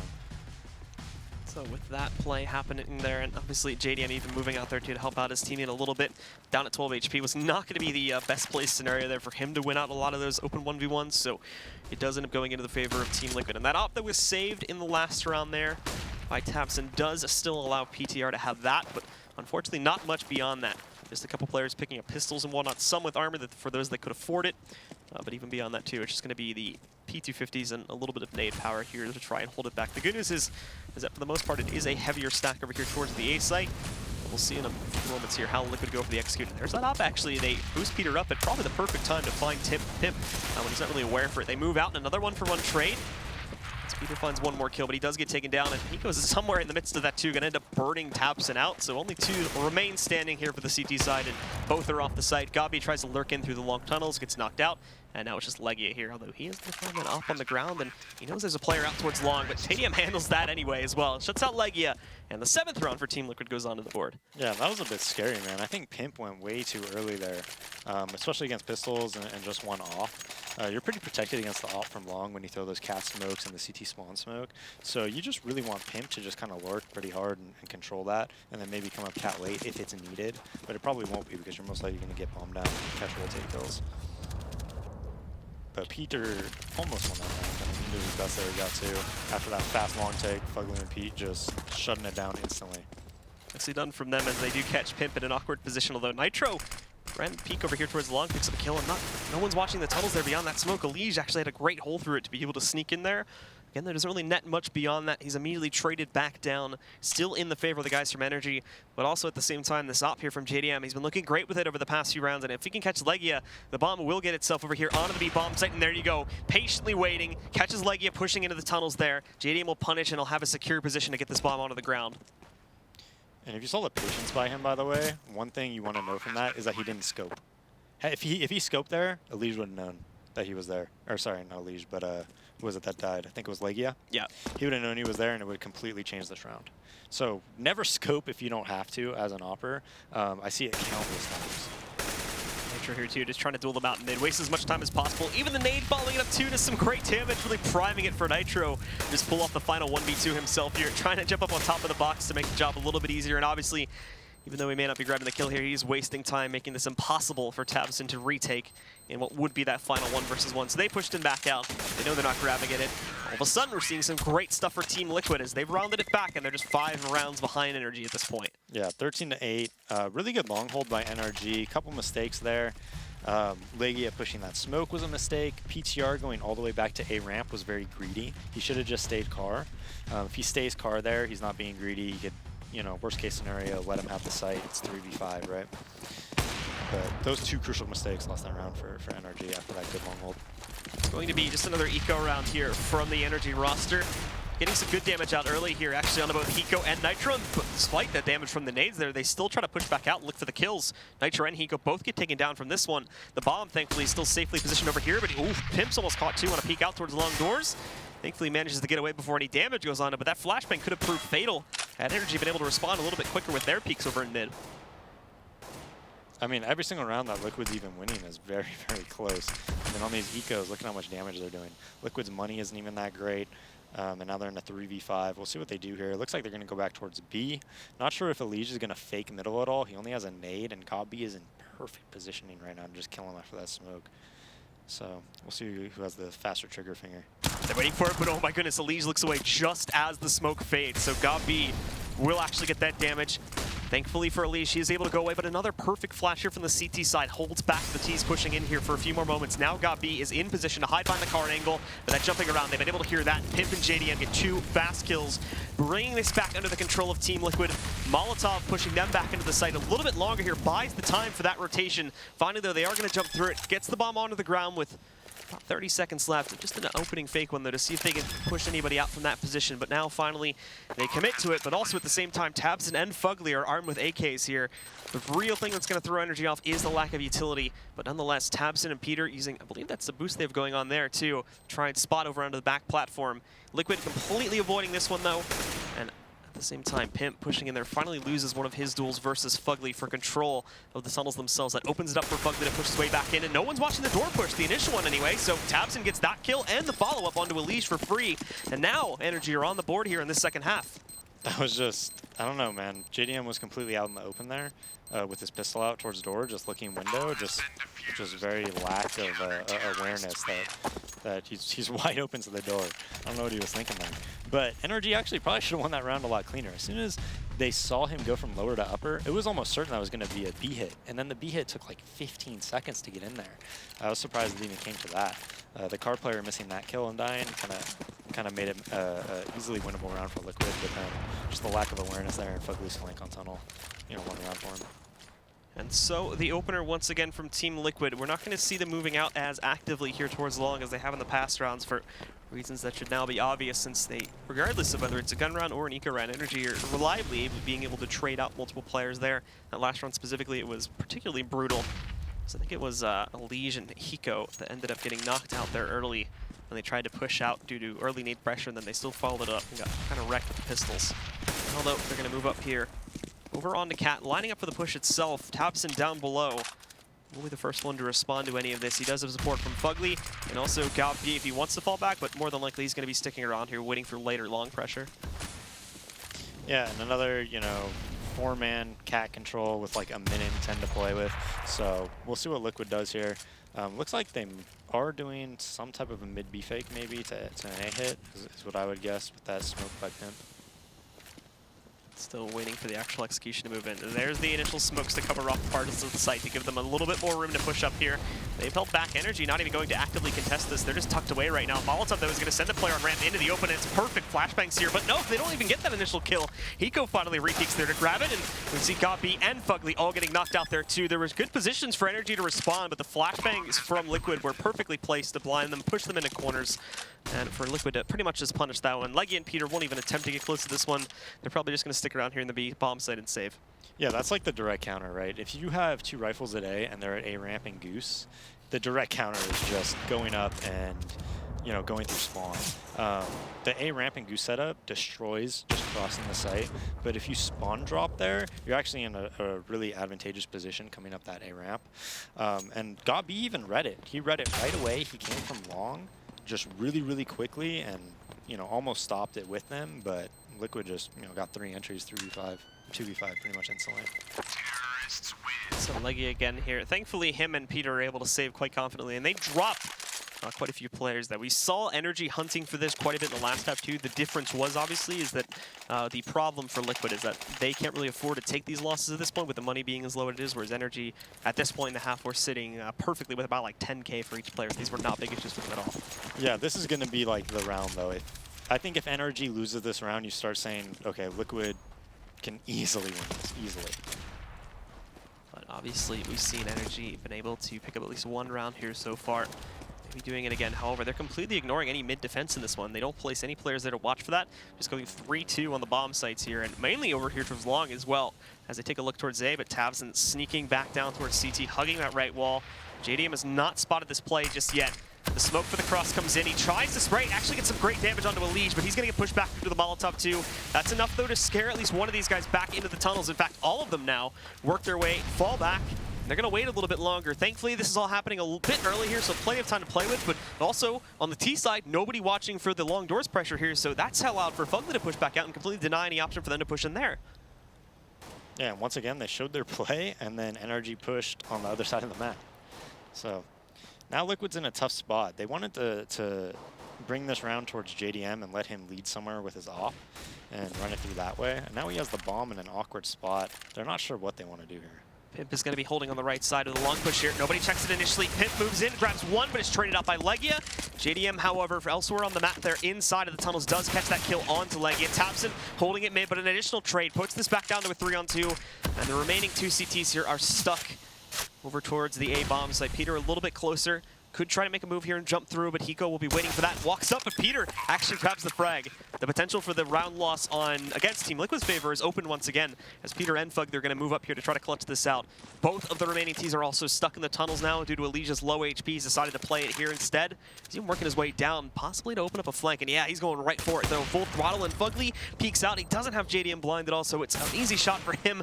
Elige on the flank, unfortunately, gets denied, and now this goes into the 1v1, but JDM, he's no longer have any utility to try and stop him from pushing out, so JDM is just going to move right up there, shut out Peter, and give Team Liquid another round. How did Pete know, man? How did Pete know Elige was flanking? Did he make noise or something? Or is he just that good? So with that, though, we do go into the pause for NRG now, since things aren't really looking too great for them either. Picked up 1 round amongst this, but for the most part, it's been a straight shot for Team Liquid to pick up, I believe, these 7 rounds throughout the course of this half. Yeah, and I mean, they got reset the round they won the eco, I think it was, right? Yeah. I think it was like a half eco or something. Yeah, like that. and then they picked up their guns. They lost that round. They were able to still buy. Now they lost again. I think they should have 2,400 each right now. No. Right around the 2K for most of them. We got some Peter sitting a little bit higher at 4,750 and Legia down to 3,400, but most are right around that 2K mark. 2.2K is the average. Yeah, so you just got, completely reset super late into the half, 14-10. They'll probably save 1. I would think they'll buy next because Peter's going to be able to have an op. They'll probably buy again at 14-11. Liquid wins that round. So we got a couple more gun rounds here where NRG really needs to win one. But this has just been a case of T-sides just putting on a complete clinic right now. Yep. Liquid, that last round, honestly, they probably should have lost it. The second aggression that they made towards the B tunnels, I would have strongly advised against that because Fugly did push long and it put them into so much pressure to where anything they do is going to have to be kind of sloppy, right? They're probably just going to group up B tunnels, maybe group up towards CAT or something like that, and you want them to make their play there. They had no clue where Fugly was, and that really hurts them. That means, like, in the back of their mind, they're like, we could be getting flanked at any moment. Instead, they try that re-aggression at the B tunnels and just a little too much re-aggression out of NRG. And so obviously here too, is this do you think this is more of a case in the second half of Liquid showing a better T side, or is this now NRG making mistakes or possibly just not hitting their shots, not winning battles? What's like the big key issue here at the moment? As we saw in Liquid, it just seemed like they were being completely out mind game by GOB in the first half. What's happening here in the second half? So I don't think NRG's playing any sort of style that's like bad to play. They're not playing bad Counter-Strike. Positionally, they're playing pretty good. They've lost quite a few close rounds here, right? 2v2s. You see every single round they're losing the close rounds. NRG is living with 2 players alive most of the time. 1 player that last round, 2 the round before. But nobody on NRG is taking, you know, they're playing so standard. You know, when you play Dust 2 and you're on T side and you get that economic advantage and you know the CTs are like forcing a lot of the time, it's pretty easy to see exactly where they're going to rotate from. You know, once you take a site, it's so easy to get the transition kills and the rotationary kills that's why I think the best way to win this map if you're NRG is, like I said, you take big risks. You just say, you know what, like we're going to triple push B tunnel this round and you 2 play long, you stay long. If we get we get that B tunnel control of those kills, we'll probably win the round, right? This round, we're just going to smoke mid, we're going to smoke B, and we're going to have like 4A. It's really difficult to lose those rounds because at the end of the day, it's going to be like a 50-50, right? If they come A there, probably going to win that round. You're going to probably have a lot of money when they hit A. So I just don't like the way they're playing right now because, you know, T-side Dust 2 could be so T-sided. Well, we will get back into things here now. NRG are just going to be on their eco for this round. GDM, of course, looking to see if anybody will peek him at mid initially, but Team Liquid are not wasting any time, too, with their own push. Already sending 4 to 5 of their players out over here towards long A. Fugly initially peeked forward, but couldn't even get there in time, so just decides to fall back, and most of NRG are doing the same thing now, just hiding out in CT, preparing for that hit. They did actually have a little bit of time here to try and boost a couple players up onto platform if they wanted to, but now we're going to try to move up forward here, too. And the peaks, this is where things are going to go badly. They try to time it for the push from TL, but doesn't play out there. Thankfully for them, only Fugly ends up pushing, so they only lose that 1 life, but now the nades roll in here. They've got actually the boost over on top of the smoke here too to allow them to see over it a bit, but it's flashbang. Tapson tries to drop down from it, and it ends up failing horribly for the most part there. One of them pushing out. It's just all Liquid in this round here. Good attempts at picking up some efforts from the NRG side, but just doesn't pay off at all. It's left to GOB being a 1v5, and he's really got nothing to contest it with. Yeah, and they do the same anti-eco every single time. They'll either rush B or they'll rush long. Every single, just depending on their spawn generally. It seems like NRG, I think, went mid-B that one round, right, where Tabson had that 4K, so we saw a little bit of difference from them. I mean, that's really standard on Dust 2. It's not anything surprising, but looks like they'll probably set up in a long take here again. I think they're going to go fast long, probably. And they will leave themselves, JDM specifically, actually taking a bit of a risk this time, too, and pushing up towards Suicide, but smoked off. They actually opt for just a default Hiko trying to get that information if they're long or not. And PTR again over on that B site. So last time PTR was over at the B site, they played 3 towards A. And this time they're just playing like a standard 2-1-2. So A is going to be super easy to take here. Look, they even have 2 in CT spawn. I doubt Fugly's going to opt to try to hold A with a FAMAS here, whatever he has, an M4 and 2 flashes. Has moved over towards the car position too, but at the moment not really seeming too apparent to stay there and peek back out. He actually is trying to shift his way back over onto the ramp spot one more time. While Tabson, along with Leggy and Peter, all still focused on that potential for a B hit, and GOB contesting out towards the long as he has been for a lot of this half so far. A minute left on the clock. Still plenty of time for Team Liquid to play with this if they want to and waste a little bit more to cause some more shifts, but now the longer they wait too, the more we're going to see NRG start to shift their players from mid. Not only is it just going to be Fugly here, but Tabson also putting himself on the ramp too, which will buy the time for Fugly to put himself back over here by Goosk into that spot, and he's still the reinforcement coming out from GOB, assuming he's able to win his battle versus Hiko, with him possibly pushing out towards long in a few moments. Yeah, and one thing I like about Pete right here is he has 40 bullets as the XEU comes, so they have no idea where the off is still. They are going to be jumping back into the site here too. They even go for the spawn drop, moving up to the site too, but they've got to be careful of that car pressure from Tabson. They managed to handle it. Fugly actually tries to push out from Goose here too. Takes the first battle but doesn't find anything, and not only that, but GOB does get shut down. Well, actually by Hiko. It's by, I believe it's a Liege further out there towards long watching for that manages to grab the kill there. Leggy and Peter, again, stuck in the site. The take is too flawless from Liquid, so there's nothing to do but fall back and look to save their guns. That's twice they've done that take. Twice they've had 0 casualties. 2v5 right away. And positionally, GOB's playing it good again. He goes and tries to help his teammates, but they are just getting so blind. And by the time you get unblind, they're just in your face. And it's so difficult to hold. So with Team Liquid now on the cusp of a comeback here, NRG more than likely, unless they decide to buy up into this next one, which may be plausible, but it probably is going to leave them without some key components of the buy. They would save into this one, and then obviously the last buy they would have would be the one that would determine the tire knot. Again, though, getting some good damage towards the end of the round. It is still leaving, however, Team Liquid with a decent amount of cash, but those rebuys certainly are not going to do them any favors if we see NRG start to pick up rounds. Thankfully for Team Liquid, for the most part, on a lot of their players, this is at a point where that shouldn't really matter in the grand scheme of things. As if NRG just wins 2 regardless, they're going to win the game. They're going to win the game anyway. So it looks like they're faking long presence here. Pete's getting boosted cat with Tabson, and they still threw a long A smoke, so they're not like probably 100% sure that they're long, or not long here.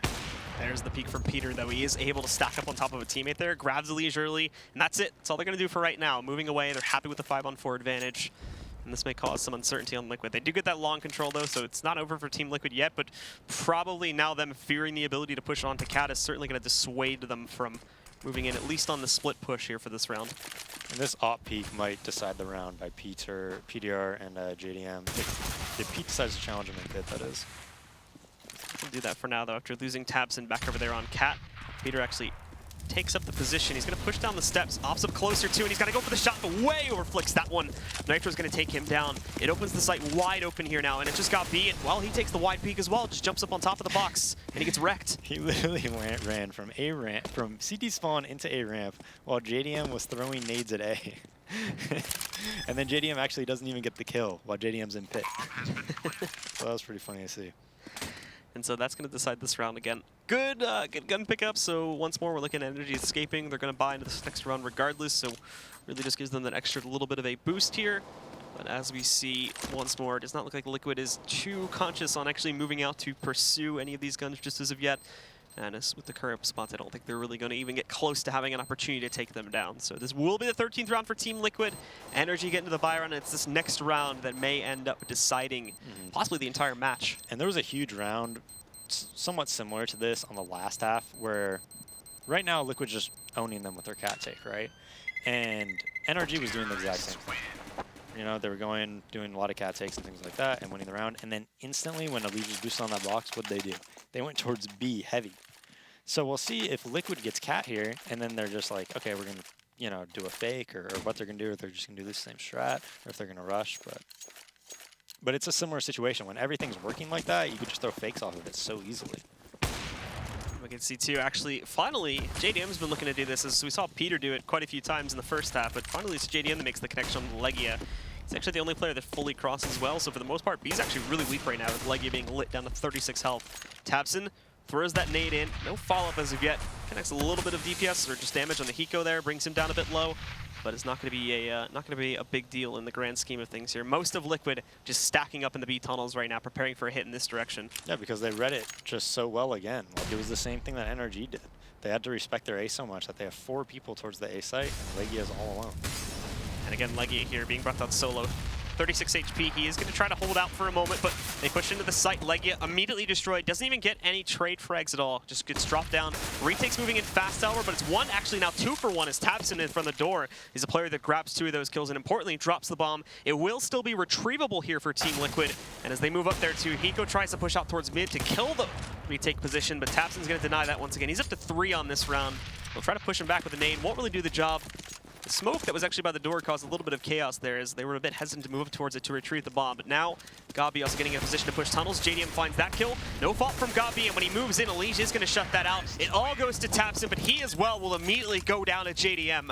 And Team Liquid have done it now. I believe that is going to be a 13-1 run after they pick up that one to round the comeback here. 12-1 run, apologies. And with that, they do tie things up at 14 rounds. Yeah, NRG is going to go for the win here. They're fully buying, and one has a but they have a really good bot round, so they're definitely in this round. But as you saw, like, that just came down to a really good read by Liquid once again. So off of that one too, they're actually not going to commit themselves to any one of the sites just yet. Opening up with the default split here, more than likely we'll group up towards mid there, where since we're not really seeing anything yet fast over towards Cat there, they will more than likely have multiple options in the way they want to take this. But Elige also already investigating here out of the mid doorway. He's going to push it too, and there's no resistance from NRG on it at all. The closest player they have to defend that would be Tabson, sitting up on top of the Cat in the drop-down position. No op for him. really just waiting to see if anything rolls in his direction, and still having as well Peter further back on the ramp spot. And instead of having Ga B player, they've actually switched it out a bit. Right now they're putting Fugly on the long door spot and having Ga B watch B instead. So they just take catwalk control, a minute left in the round, they can do whatever they want. We'll see. NRG's been being punished every single time they push post catwalk control. So now faking mid B, maybe going A, we'll see. Do not commit just yet. They still have kept the bomb in the hands, I believe it's right now on a liege right now here. Still focusing it over onto Cat, but this could change at a moment's notice. Legia posting up here too, very, very close, only with an SMG here to the entrance on tunnels. And actually, here's the shot from JDM and perfectly reacts to it. He finds that kill. Tabson picking up another one here as well. He's burning in the fire there. That's where Hiko is going to be able to catch the trade. But now the alarm is sounded. Gabi pushes his way out towards mid here. And Nitro moving in. The drop down kill from Peter grabs Nitro. Legia up on top of the box, gets the clothesline on Pimp. And now it's just Hiko alone. He's got the bomb in hand, but he's got to pull off a 1v4. Grabs one kill, but again, it's Legia jumping out from the corner. He's going to grab 3 on this round. Retrieves the op for his teammates. Look at the double op set up for free here. And now they finally get up to match point. Finally. I would have never thought this map would get this close after that 13-2 scoreline. And now we look like we might even go to overtime. But I want to see if Legia threw that smoke on purpose. That left that tiny little bit of a gap that, you know, basically won that round. So with that, buying them the time, of course, Team Liquid are still going to be back into the hot seat in the same position they were at the beginning of this half, possibly losing this match, but it's in even worse shape now after rounding this much of a comeback. To drop it here would certainly not do them any favors for the next map, which we still have coming up here in just a bit too, but if they can win this one, they can still reset the scoreline here and take us into OT, where they may yet have a chance to actually close out this map. They will deny the early Cat presence though. The CTs will, as we see the Molotov tossed in. There's going to be a lot of nade follow-ups, but despite the fact that he's blind, Tabson goes for the timing shot, picks it up, ducks away into CT. They should have been able to hear him running around here, but they don't know if he's stuck out just yet. He does decide to dive back in, as they still have the support from Peter back by Carr, but nonetheless, that kill against Nitro, along with the earlier damage we've seen going on to players like Legia and whatnot, it is going to convince them to hold back a little bit here and consider their options, maybe giving this up and going for a B hit, but with the nades going in, once again, it does appear as that they are going to recommit. Peter does not want to directly contest that, though. He falls further back down long, and Tabson, a little bit of a delayed reaction to that, but he does spot Elige, and now in comes Peter, spots Pimp a little bit through the smoke. They're able to take him down. Tabson's out playing around with the smokes, too. They're trying to hunt heads as they slowly peek out on the ramp here. Bomb will get itself onto the site, but it's a 5v2. They do not have the greatest position to hold this. Nade goes in. It's onto Hiko there. JDM's been called back to support, but he will have to deal with more pressure on Cat in just a second. Hiko trying to hold this, but he immediately goes down. JDM finding one pickup. He's jumping dinked, and with that, Legia is going to be able to finally push in and take him down after all of that struggle on the comeback from Team Liquid. NRG will still close out this map in a 16-14 scoreline. They take it, and once again, they get the jut ahead of Team Liquid in this season's rankings. Yeah, that was backs against the wall, right? If NRG lost one of those, you know, last rounds, they're probably going to lose because they wouldn't have had that much money.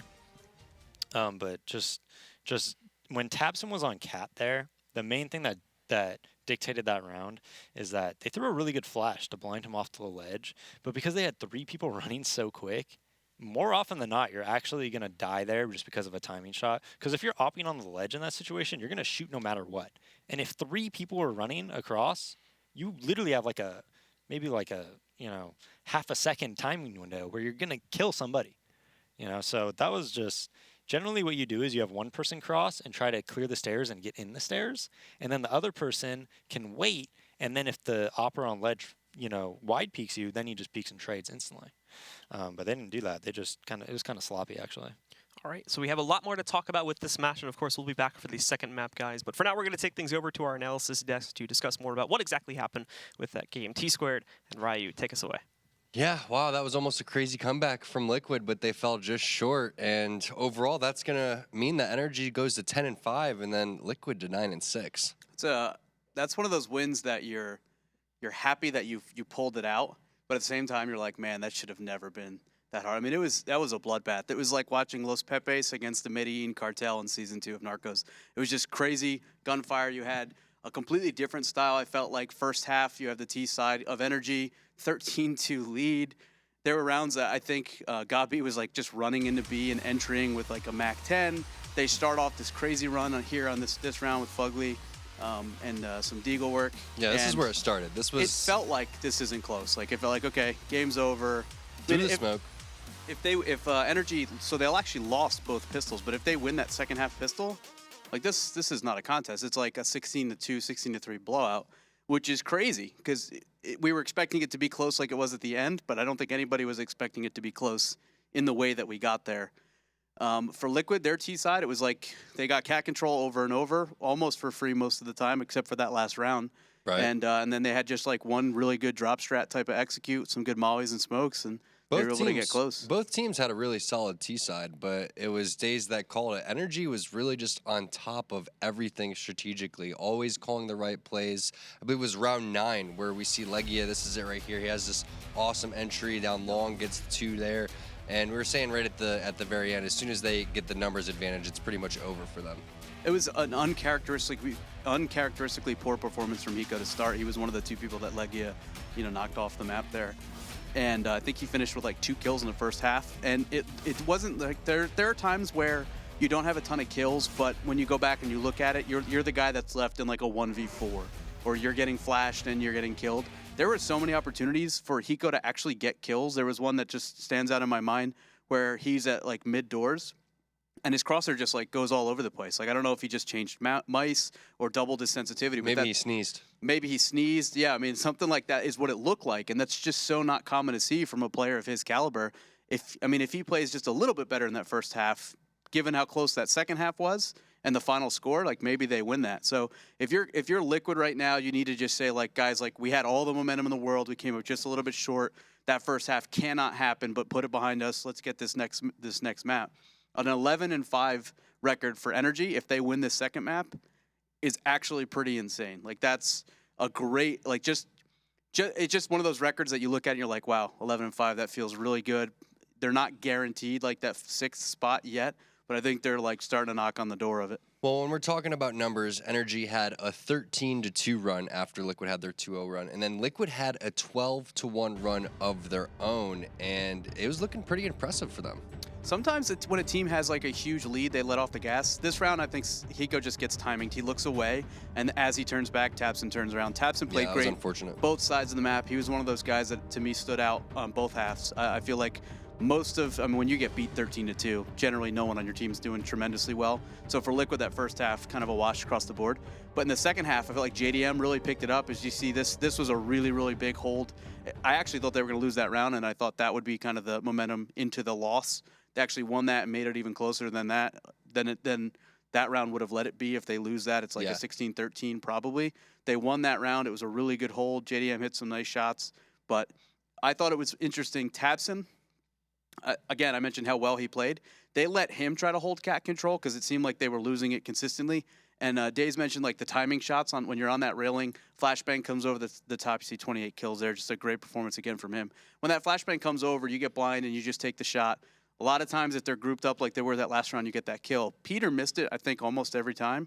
And tabseN was the one to get it in that final round. So I don't know if they said, let's put tabseN up there. He's feeling it right now. I don't know that he's always their secondary op, but he has this one. Actually, after that kill, I was like, all right, they won this round. Because it was like, okay. They finally got that double op set up. They had a double op set up. It was interesting. They played both ops towards A. But when tabseN got that first kill, dropped down, rotated away, Peter was holding the angle from Game Helper. And the guy that was dropping was the guy that was punishing them over and over and over. tabseN killed him, and that was it. That was all she wrote. That was, and if Hiko would have got going a little bit earlier, it could have been a completely different game. And that was one of the guys that we were looking to really step up, was late to getting in the game server and then a little bit late to get going in the game. So really looking at him to step it up on this next map on Cobblestone. I think it's huge. It's incredibly important that he plays. The second half, it seemed like he started to play a little bit better, but there were still so many opportunities. Even at the very, very end there was a round where Peter has a pistol, and he's turning around the corner, and it's like Hiko and Peter basically this distance, from me to you apart.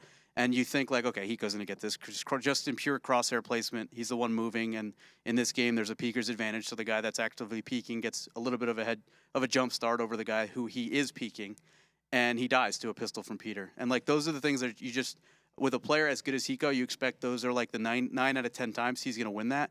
He wasn't winning those 9 out of 10s tonight. All right, well, we'll see what happens in the next map. But, guys, I want to give a shout-out to thescoreesports.com. Go on and take out your phone, iOS or Android device. Download it on the Google Play App Store and just give it a check, right? You got it, right? You know what? It is the best place for esports news and stats. I don't know how you could be watching this right now with an Android device or an Apple device and not have it loaded. All right, guys, and make sure that you don't go anywhere. We're going to have the second map. It's going to be on Cobblestone between Liquid and NRG.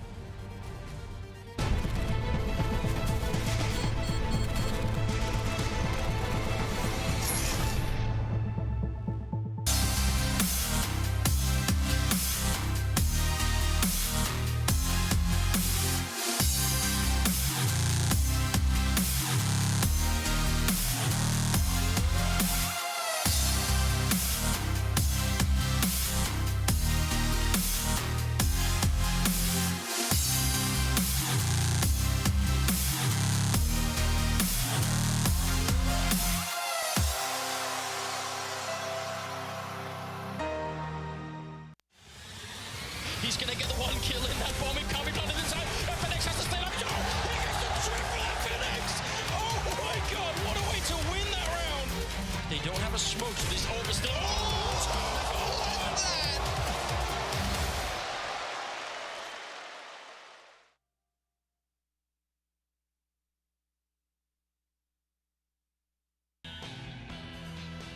I'm back! Now that Kinguin has partnered with ESL Pro League, you have even more of a reason to buy the skins you need. No one has a bigger selection of CSGO products. Buy CSGO cases from your favorite players and events, including the ESL Pro League case. Buy and sell skins on skins.kinguin.net. Check it now!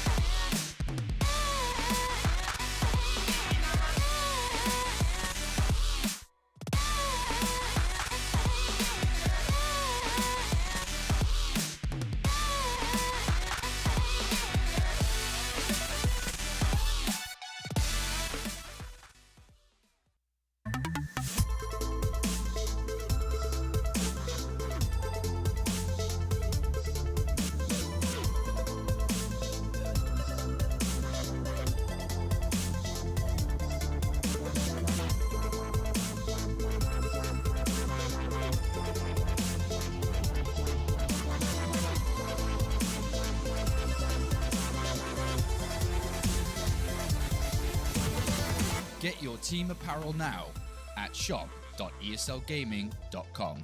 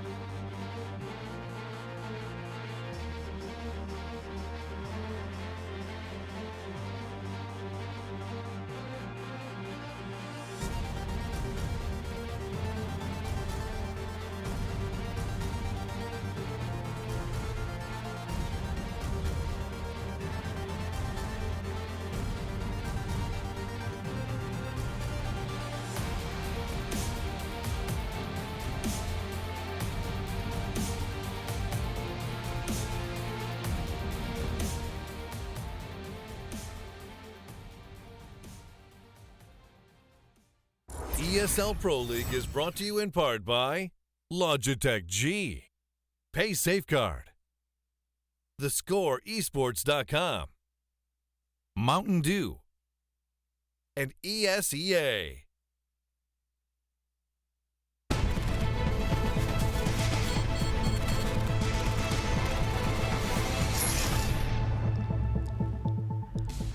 And welcome back, ladies and gentlemen, to the ESL Pro League. We're getting ready to jump into our second map of our first set of the day here. Team Liquid versus NRG. About to go live now on Cobblestone. We did see NRG claiming the first map back there on Dust 2, but it was a bit of a close-fought battle with the T sides being dominant. And now we go on to Cobble, which tends to favorably be another pretty much T-sided map. Exactly what I was going to say. I mean, we saw dominant T sides on Dust 2 by both teams. Cobble, an equally, you know, T-sided map, or can be at least. Sometimes we see, you know, CT-sided maps, or sorry, CT-sided halves on Cobble and Dust 2, but both maps could just be really dominant for both teams. But it is paused, and we're gonna get live here in a sec. I actually need to get the IP. Give me one sec. We'll get probably our observer to send that to you, and if not, we'll figure something out for you. But for the most part here, we should be jumping into it in just a few moments. And of course, the big things that we can talk about here in the match is just, you know, some of the individual performances that we saw. Will they carry over? Peter doing consistently pretty good with the op, and obviously Tabson stepping up there for NRG. Even seeing Legia, but Legia tends to be really good on Dust 2 most of the time, and then kind of drops off in other maps, and just randomly in other matchups too, he'll also show up. So another question there is whether he's actually going to come back or not, or whether we'll see him kind of fall off the radar a little bit. So we didn't even see a double up setup from Liquid at all on that CT side Dust 2, and that's kind of like their go-to thing, right? And I think they like to double up setup Cobble as well. So I really want to see them get a double up setup and see if they can hold things. For NRG, they don't really rely on it nearly as much. In fact, their double up, a lot of the time they just get it done by committee. Maybe Tabson picks it up sometimes Legia picks it up. You never really see, you know, Fugly or Gobby pick it up, but Liquid really relies on that double op, probably coming back from, you know, Simple. Yeah. They really like the double op. They performed really well with Simple and JDM on it. So. And at the moment, it seems to going to Pimp a lot. Like I think you were saying before that, he's generally the go-to guy for that one, and they see him picking up a lot. But we are now going live, guys, into the map. As mentioned previously, it is going to be here on Cobblestone, where actually both of these teams have had some pretty good results. An interesting fun fact, by the way, it actually came down to both of these two teams at the end of the last Pro League season, and it was this map that they played it on the last season that ended up deciding it. And it was because of the fact that Team Liquid beat them by 2 rounds that Team Liquid went to last season's Pro League LAN, and NRG unfortunately did not get the chance to go to it. We've expanded it now, and from the current rankings, both are currently in the midst of going to it, but generally when we get to that last 2 or 3 weeks is where things get a little bit of a tighter race. But Team Liquid on the T-bomb, or T-bomb side, what?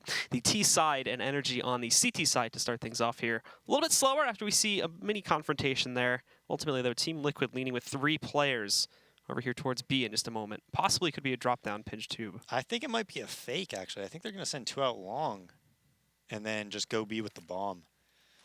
So JDM and who is this? Nitro have nades for it as well, but they're going to know it's a fake really quickly if PTR and Fugly are able to get these kills. Flashbang around the corner, not going to connect, and actually Fugly distracting a lot for this peek all of a sudden from Peter. He's going to grab both of those kills here, and we do see the actual hit coming in. It's worked, though. They actually have bitten on it quite a large degree. Legia rotated off the site, and all you have left here is going to be Tabson sitting in chicken coop here. Legia tries to wrap back out. That buys a distraction for Tabson. First kill's easy. It's the second one that's a little bit harder to grab, though, as it brings Elige down nice and low.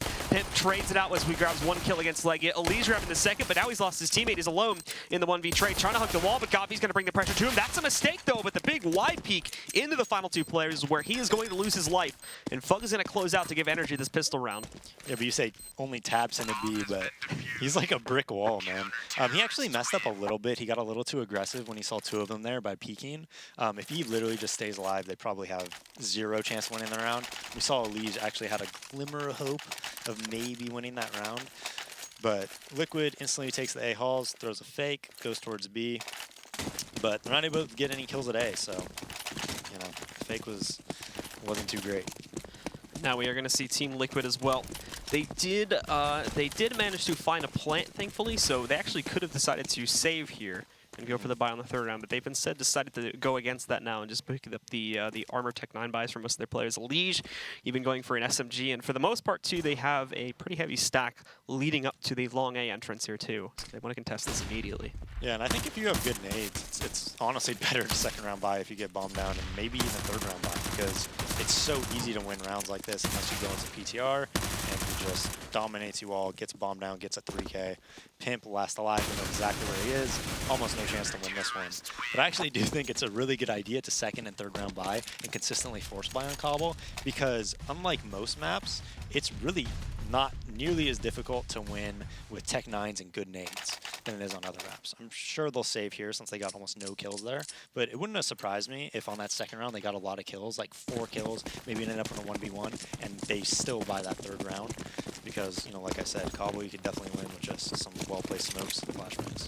NRG is actually, I think, one of the few teams that does decide to do that on occasion if they end up coming out on top there the first 2 rounds or so. Copy, I think that nade tossing itself a little bit short, but probably finds a little bit of damage here too. And unfortunately for Liquid, Pimp and Hikar are just going to line her up. It's 2 fast kills, and JDM is also another one there. So Copy gets a nice casual 4K, and Tabson's going to close out there. Yeah, and their money is really good. They got, I think it was 4 ump kills on both rounds, right? Maybe it was 3 the first one, not sure, but really good money here. Pete gonna get that op, probably going towards A, and we'll see what they do if they send for B or if they keep a tighter A setup with 2A. Fugly's playing middle for them, and I want to see what type of setups they get in there. It's going to be a 3-2 split from the NRG side initially here. Skabi once again holds the position inside of drop room, waiting for the hit to come over from Team Liquid. Team Liquid, of course, still playing to the general T default for this map. 3 of them slowly progressing up towards long, with 1 kind of waiting in the back, prepared to go into drop, and they still keep both JDM and Liege closer towards outside, either at the entrance to long, or in this case, just outside of the castle tunnels there leading up towards the B-bomb site, just to watch for any extra aggression on the CT side. No follow-up into the bomb sites just yet, and of course we see a large part of the CT game on this map is trying to get that intel over there up on Cat, and that's going to be Lega's job here, although a lot of nades flying back and forth, but only a little bit from the T's. However, look at how much is wasted on the CT side. Now, though, they are going to go for the execute, so thankfully, it's well-timed and well-placed. If they had held back a bit, this would have been wasted. A 3-for-1 trade. JDM and Hiko at least finding some, so they do get control of drop along with the platform here. And now Elise really has to capitalize on this to buy the room for JDM to get up on site and get this bomb onto the ground. Molotov should hopefully allow Elise out a little bit here, as it actually, well, he's the fallback for Fugly, but he does still jump over that, taking relatively little damage in comparison to the loss of life he might have faced there had he been found out in the open just a few moments before that. So 2v2 is going to be the retake situation here for NRG. They're taking their time with it. They've still got a lot of utility, so thankfully they can sort of do that here as they flashbang their way through the halls here. Elige sitting up on the platform, waiting for his chance to catch some of these guys pushing out directly onto the site. They even throw Molotovs there, back over towards the chicken coop. Not really going to burn anyone out, and there we go. There's the first target found. Unfortunately, a lot of their attention was drawn over towards the statue area, and they weren't really focusing back behind the boost-up block and over there on Broken Wall. So with Peter alone and the time very low and them making 0 progress on finding any of these kills, Peter's just going to fall back and look to save his gun. Yeah, Legia missed a really easy kill on JDM. I was watching him. He probably shot 15 up bullets to someone not looking at him. Barely did any damage. But that B site is so difficult to retake. Once you can get it in like a 2v2, first off, you have to defuse out in the open. Second off, as you saw, Elige was just, if you just abuse the peeker's advantage on stairs or that box while they're trying to retake, and maybe peek every 3 to 4 seconds, it's almost unlosable unless you get mollied or they hit just a ridiculous shot. And so now Team Liquid will be able to get their edge started here too, as they don't really find anything big on the first couple of rounds. But keep in mind too, NRG having to work with a couple of SMGs in that last round and whatnot. They were saving for the anti-eco, so they still had plenty of cash to buy up with. They've got at least this round before they are put onto a save, and they have a viable amount of cash here too to possibly try for a force buy too if they just want to empty out their bank accounts. However, great flashbangs initially, completely blinds Legia, and with the smokes, there's no room to support. It's just a textbook shutdown from Team Liquid as they get 3 fast kills, and the round's already over. Peter and Fugly were fully committed to A, and they've got no chances at all moving back into the site, pulling off a 2-on-5. Oh, and they're gonna favor B a lot. Whenever Peacemaker played with like Immortals, I mean, there was times when they would just go B 15 rounds in a row. So they favor B a lot, and it wouldn't surprise me if they continue to favor B this entire half, and then just when you think they're going to stack it, then go towards A. It's kind of like the mind games that I think Liquid will try to play with. So But I give a lot of credit to Peacemaker. I've actually never even spoken to him, as they just try to chase down Fugly and Peter here. But, you know, Immortals, even before they had Zeus, was such an incredibly good cobble team. And they had so many good smokes and one-ways and just really understood the map so well. So I think Peacemaker just makes any team he's coaching really good on cobble. So. And we've seen just how much, I think like the first event they played in with him was, if I remember correctly, I think it was like ACS. I think they beat like Navi or something on it too. Yeah, well it was, I know obviously they go on to beat them at the major and whatnot too, but it's like the ACS event isn't like super amazing, but immediately like 2 weeks after that when they go back to their boot camp, I think it was in like Amsterdam, they prepared for the major there, and then all of a sudden at the major, right, where no one's really expecting anything great from them, but they show up with confidence, and I mean, clearly the leadership from Peacemaker shows it fixes that issue that they had for like the month or two following MLG Columbus, where they also had that, obviously like, it's the meme at this point, like the comeback problem where they get to 15 rounds and they kept losing it. That happened like 2 times after MLG, so it was like actually a problem for them. But as soon as Peacemaker got into the team and we saw him obviously being on it for a few months there, he was able to solve that pretty quickly. Yeah, I think he's a really good coach. A really good coach. So now we'll see here from the Team Liquid side. Yeah, and it's pretty rare that you get 3 buy rounds in a row on your CT. After you lost like the other 2, but they do get another buy round in. Fugly's going to try to push his way in here and gets both of those kills. It's such a great flash. Hiko and Pimp unfortunately can't really react to that too well. They trade some damage out, but it's still going to get knocked down. We see Fugly moving out there. Elige will take him out of the picture here, but now Peter waiting so patiently over there just by the broken wall. But the problem is JDM gets a perfect peek onto him, knocks him out of the picture. Fast response from Legia here, but unfortunately he's out in the open here on the ramp approach. So again, it'll be tied back up. Keep in mind, Gabi doesn't really have a good rifle to play with. He's only got the shotgun, and that's not going to be the greatest gun to play with. He tries to dive into the smoke. He's going to lose his life there, but it at least acts as a distraction for tabseN to move back out and catch the trade. This goes into a 1v1. Keep in mind, too, 20 seconds on the clock. No bomb plan as of yet. And at the moment, JDM is trying to check towards the doorway. I'm not sure if he's heard that fall away here, but I think actually JDM is just going to make a run over for the B-bomb site instead, which is smart. He completely avoids tabseN, and he should have just enough time to get safely behind the statue and get that onto the ground. Yeah, that was really well played by JDM. Oh, wait, he might have enough now. This is going to see in a second. I think he just gets it onto the floor, but that was pushing it. Yeah, but Fugly peeking there, like he was feeling it after he got those 2 kills, and JDM gets on the stairs. And if you're tabseN, he's playing this so right. So you don't want to go too early because you want him to think about the flank. If he's not thinking about the flank, it's really easy for JDM to just hold this. But if he's thinking about the flank, all of a sudden on stairs and things like that, there's a good chance like he checks his flank here and then just dies. The Molotov's going to be tossed over, though. Visati may know where he's coming from. Falls back. He's really just trying to waste time here. The pistol's out. tabseN gets the kill. The real question, though, is he going to have enough time? He runs back up here. This is going to be a close one. It may be on the edge of him not being able to grab it, but actually, just at the last moment, he'll pick it up, and NRG will find this round. Yeah, he got that with ease, man. No, that was really well played by him. He didn't give up a spot too early. He made JDM have to think about things, not just, you know, running out and trying to challenge instantly, like FGB saw this. Just messing around. But Fugly made that round a lot more difficult than it had to be. He was feeling it. He got those 2 kills. Even if he just stays in middle and just as long as they know that he's in middle, it's so hard for them to do anything. They can't really cross towards A because they have to constantly look towards their left. Instead, he went for it and tried to make a highlight reel happen, and they came really close to losing that round. Liquid here, unfortunately running into a volley of grenades as they push that out. We should note, too, that despite the fact that we do see NRG win that round, their buy isn't the greatest here, so they're working with a bit of a scrap. Shotguns and SMGs, they're having the impact all of a sudden. Legia drops the bomb, and now he picks up a 3rd kill, too. Finally goes down to Pimp, but it's Pimp versus the world here in a 1v4, and wow, Fugly tries to go for a flashy play as he jumps over the boost rock. He will go down there, but tabseN does immediately trade that out, and again gives the round over to NRG. Yeah, and super poor money on Liquid now. And as soon as Fugly got those 2 kills, though, at A, I was like, okay, they're probably not going A again. Like, they know that they should have lost that round, like, a lot earlier than it did before it came down to that 1v1. And now, NRG in really, really good control. I thought that round might have future implications for Fugly kind of dying there in the 3v5 and kind of going for it because their economy got so hurt. But they regained control. It was looking really shaky for them. And now we just see a nice anti-eco where Elige picks off Fugly behind a Molotov. Probably a bit of a one-way there. Peter, though, holding 2 as they try to push into him, and we do see Gabi, or apologies, it's Tabson actually that moves out there and picks up the kill. Gabi definitely doing most of the work for it, though. But again, Peter back over here at the T side of Long A that has massive impact.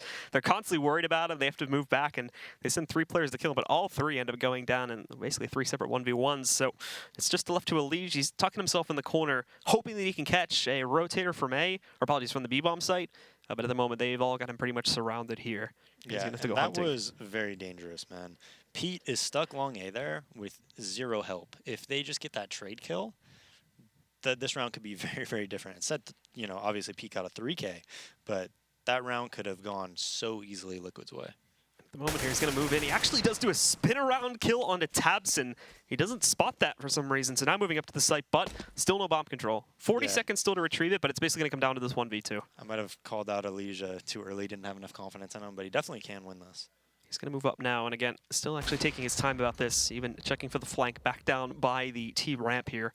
As he's going to slowly shift over towards Long. It's Peter that he has to win the battle for, and he's got this single flash to try and impact it. Bounces the corner, perfectly flashed onto Peter, so he actually is able to grab this bomb. It's tucked away in that little corner where he's still safe to peek it, and he'll escape. Now rushing up to the bomb, so they know he's got it in hand, and he's going to waste no time just getting this onto the ground itself. Now, though, no utility. It's all him versus the world here. He's got to take these separate 1v1s, or possibly just the 1v2 outright. Legia jumping around, though, wins the duel with the SMG, and we'll put a 6th round on the board for NRG.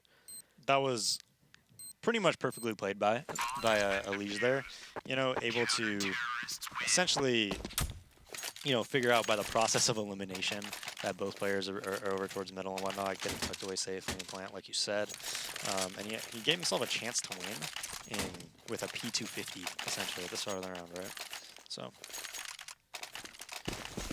NRG will still be able to claim it, and obviously we're going back into a pretty dominant situation for these guys.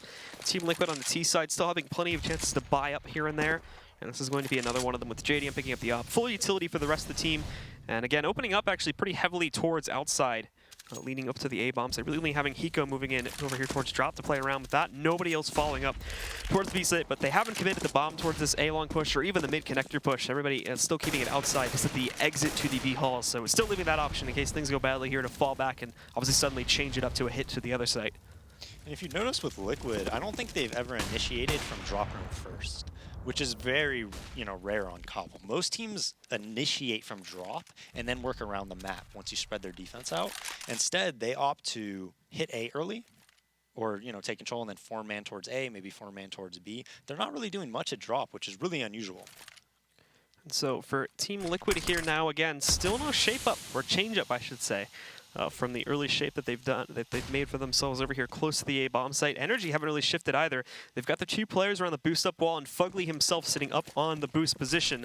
And we wait, though, as flashbangs roll out. They are going to commit themselves to it. Fugly grabs the first kill. It's a fast trade from Elige, but it's Peter again on this bomb site, dominating things. Gabi's going to chime in there for a pickup of his own 2, and it all falls to Hiko, who is going to snipe Gabi with the AK there, takes him down. Still hunting for Peter. In the meantime, though, he's safely retreated up onto the A platform. And it doesn't look like he's really going to be going for a wide peek on a Hiko anytime soon. They've got a 1v3, they've got that advantage, might as well use it. No smoke anymore on those A main doors, so just let Hiko go across it, or Legia's got the easy shutdown. Yeah, that was really nice by Pete, man.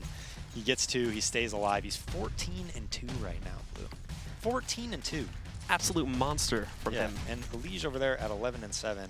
Pete has more kills than 4 of Liquid players combined right now.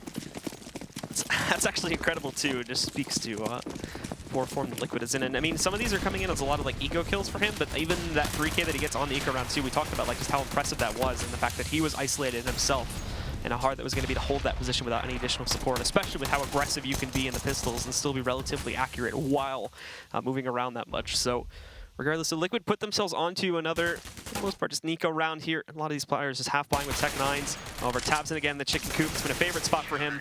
And it's him and Fugly that pretty much shut down the entire round. Yeah, I would be really surprised here if Liquid doesn't do something at drop right now. They're probably saying, because the round at A, when it went to that 1v1, they, you know, ended up losing that, but they should have lost easier, right? Remember I talked about Fugly peeking a little too much there? They should have lost easier. Then they go B and they get completely stomped. And after that happens, as a strat caller, it's really difficult to call what to do, because clearly their normal their normal cobble takes aren't working right now. So what do you do from this point? Do you go back into something you're comfortable in? Or do you say, you know what, we got to get a little more ballsy. Let's, you know, maybe work towards the drop more. Generally speaking, when you take a pause like this, you usually see teams just say, either one person has an idea of how they can win around. They're like, hey, I could just get this pick and we could go off that. Or they say, well, this wasn't working. Well, this wasn't working. Well, let's try this. So I'd be pretty surprised if they don't work drop here. But right now, just a battle between, you know, Pete and Elige almost for kills, but Pete's, you know, just dominant. Like you said, he had those eco kills where he had that 3 kill, but they were super important. I think he got a couple of exit kills when he was saving the op on the B side, got taken those 2 rounds. But 8-2, you know, NRG has pretty good money, and Shaq's up there smiling. Well, not up there. he did just get in the Hall of Fame, by the way. I don't know if you know that. Do you follow basketball? No? Oh, but he had a really good speech. I love Shaq. He's like one of my favorite players. So. Yeah. Definitely showing his team right now is a lot of them are doing pretty well. But NRG, actually, moment making a bit of a mockery of Team Liquid, not only in this match, but that last match too. Beyond Liquid's T side, we didn't really see any redeeming factors, and now on this map, Liquid's T side isn't showing up, unfortunately, up to this point. NRG already have a great lead, and obviously, if NRG doesn't show any large issues with their T side, then things will look great for them if the scoreline continues to be in this dominant fashion for them to close up pretty quickly on the second half. I haven't been looking at how many nades they're throwing at drop as we're about to go live, but I mean, I don't think they're just keeping it smoked all the time, because Tabson and Legia are generally playing very up close at B. Yeah. So I'm really wondering why they aren't taking more, you know, control and putting more presence there. And for the most part, when they do look to try and defend drop, it's more of that passive style where they don't really have a man inside ready to defend it. They just keep guys waiting at the window and just outside of that transition room there to watch for it. Gabi will take the active role initially, but probably in about 5 to 10 seconds here, he's going to fall back outside to watch for the hit on Catwalk instead. Yeah, they probably listened for the sound cue, and Liquid slowing it down a little bit more. They see that drops smoked out. One person probably watching the flank, I'm guessing, but, you know, again, it's 5 guys towards B. Elige kind of watching the flank.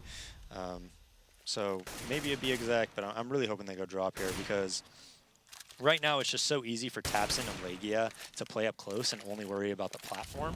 And as soon as you have to start worrying about, you know, behind you, it just opens up so much and makes it so much more difficult to hold if you're the CTs. And so for now, again, Team Liquid still playing primarily with the approach over here towards Cat. They haven't tried to go for that drop play as of yet. Gabi, I correct myself, however, he's taking a very active role in defending at this time, but the Molotov is going to send him immediately out of the window. No damage taken by him, but up to 3 players now getting ready to push into it for Liquid, and Gabi definitely not being quiet about it. He grabs the first kill. He'll get traded out, but now Fugly's here defending the outside room. He grabs one. Fast trade from Hiko. There's some hesitance from Fugly, but also waiting out here is Legia. He's blind, but thankfully Tabson rolls out from Chicken Coop to defend it. Now the smoke on top of the boost block is defending Legia so well. He's able to get essentially a free kill in Nitro, and even JDM doesn't really know where to look to trade that. So now it's placed this down to a 1 versus 2.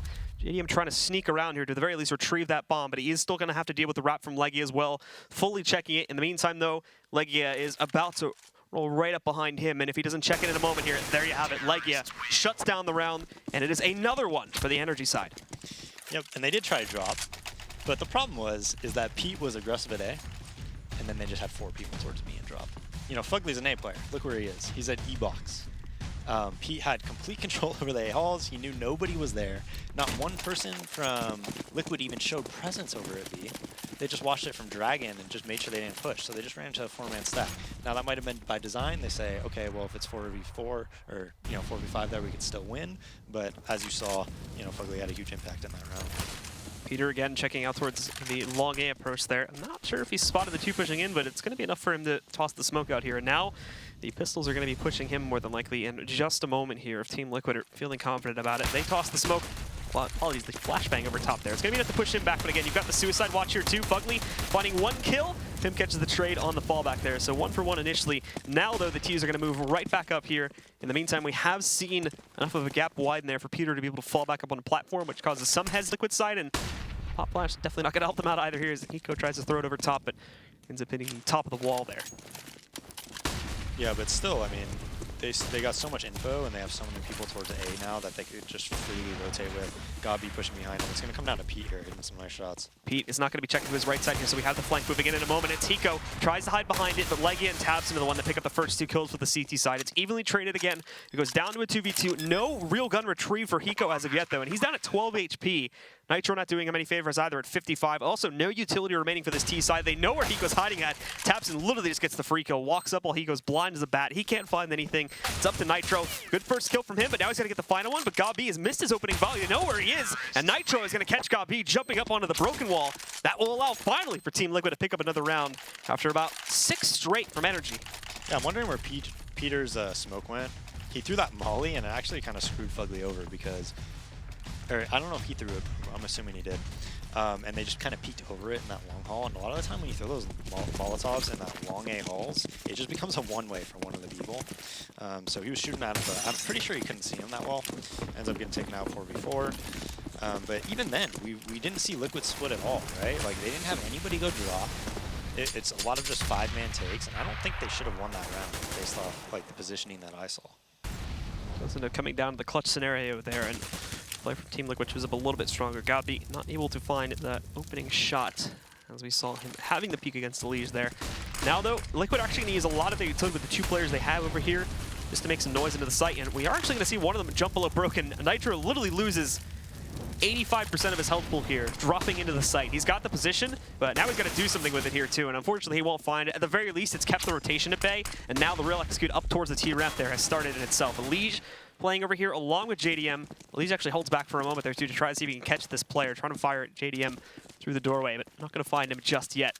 And NRG in the meantime, because of the hesitance on the plant, is actually being given a lot of time to line up the possible flank from Legia. Yeah, so the fake works pretty well. NRG is taking this retake really smart, though. If you just all go through the doors in heaven here, really dumb idea. You need to get presence over on the flank, or else it's so difficult to retake from these 2 choke points.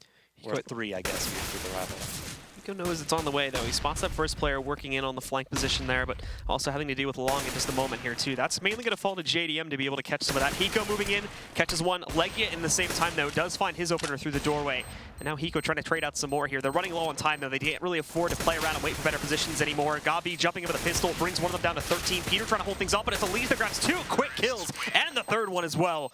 Liege moving in there, shuts things down, and Team Liquid do find another one. They do actually end up losing a Liege towards the end of that round due to the bomb explosion, so it's going to force a rebuy on him, but ultimately, again, coming into the last closing rounds of the half, thankfully they've got enough cash for the full buy here, and as long as NRG don't completely upset in this one, which we wouldn't expect since they're going to be on an eco, they should still be in pretty good hands at this point. And right here, if you're NRG, like if you were losing the half, you might just buy the next 2. But since they're in a really good spot, they're saying, hey, we're going to eco, we're going to win the next one, we're going to have double digits going into the second half. Opt to save. They're going to be dealing with pressure pretty quickly here too. Peter finds himself probably one of the worst spots to deal with that type of Molotov there. Has to spend time going for the jump up and then obviously following it up to get further enough up on the steps too. So it's going to be an easy kill for him as he walks right up there, takes him down, push the other CTs out of this position too, and the Molotov lurching right through, forces more of these guys just beyond the doorway there, further back. Try to nade it out. They actually do end up falling away from this A hit, realizing the amount of pressure that's sitting in this site. Tabson, Gabi, and Fugly all in the midst of this one, and they'll just take it over to B instead, where currently they only have to deal with Legia. Legia is going to be the only one here trying to defend this, trying to keep himself hidden for as long as possible, and it actually works out as he peeks out there. He grabs 1 kill against the Liege, so far the only pickup there. Fugly's been taken down, and Hiko's going to push right up there. Tabson the last one, but he doesn't find anything either. Fairly clean round from Liquid. Last round, they have a good buy here. But NRG, honestly, has been so superior tactically to Liquid. Even a lot of the rounds that Liquid was winning on Dust 2 on T side, like NRG was positioned really well and making a lot of the right plays. They didn't get the kills a lot of the time. I mean, Liquid are all pretty much world-class players talent-wise, so that's understandable. But strategically, I think like Gabi and Co have just been so much better than Liquid. I'm going to see one more chance at them to be able to edge out here towards double digits on their CT side on Cobble. Again, Gabi playing a very held-up role over here in the drop room, waiting for pressure to roll its way in. He'll also have a little bit of support from Fugly, but it seems like he's rotating out to that position to hold in the transition room once more too. So waiting for Team Liquid to actually start their execute in towards B, and They know it's going to be rolling out over here. And actually, Legia, he throws that smoke a little bit too far beyond where the flames are, so he ends up taking even more damage from it because of that one. He still gets the smoke wall out here, but again, now they're going to force them in, and he can't support with this low HP. That's opened up such a wide hole for the guys on Team Liquid to abuse. Look at this, 3 fast kills from them, and that may have just secured the round in itself. They still have Gabi in the site, but he's going to be instantly denied. Peter moves in. Peter's got to pull up the world here if he wants to bring this round under his team's favor. And it doesn't look like it's happening. He's already down at 20 HP, stuck behind the rock angle, tries to go for one more peek, but he cannot find it. And that is going to close out the round. So it'll be 6-9 here. Team Liquid rounding a nice comeback. But of course, that is going to be the end of the first half, guys. We'll bring you back in just a few minutes here with more at the ESL Pro League. So stick around.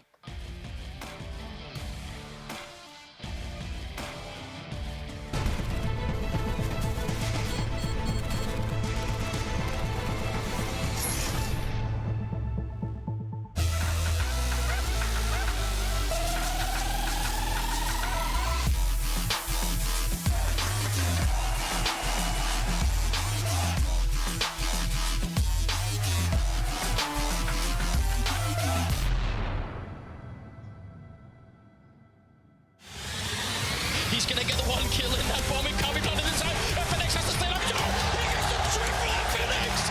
Oh my god, what a way to win that round! They don't have a smoke, so this orb is still.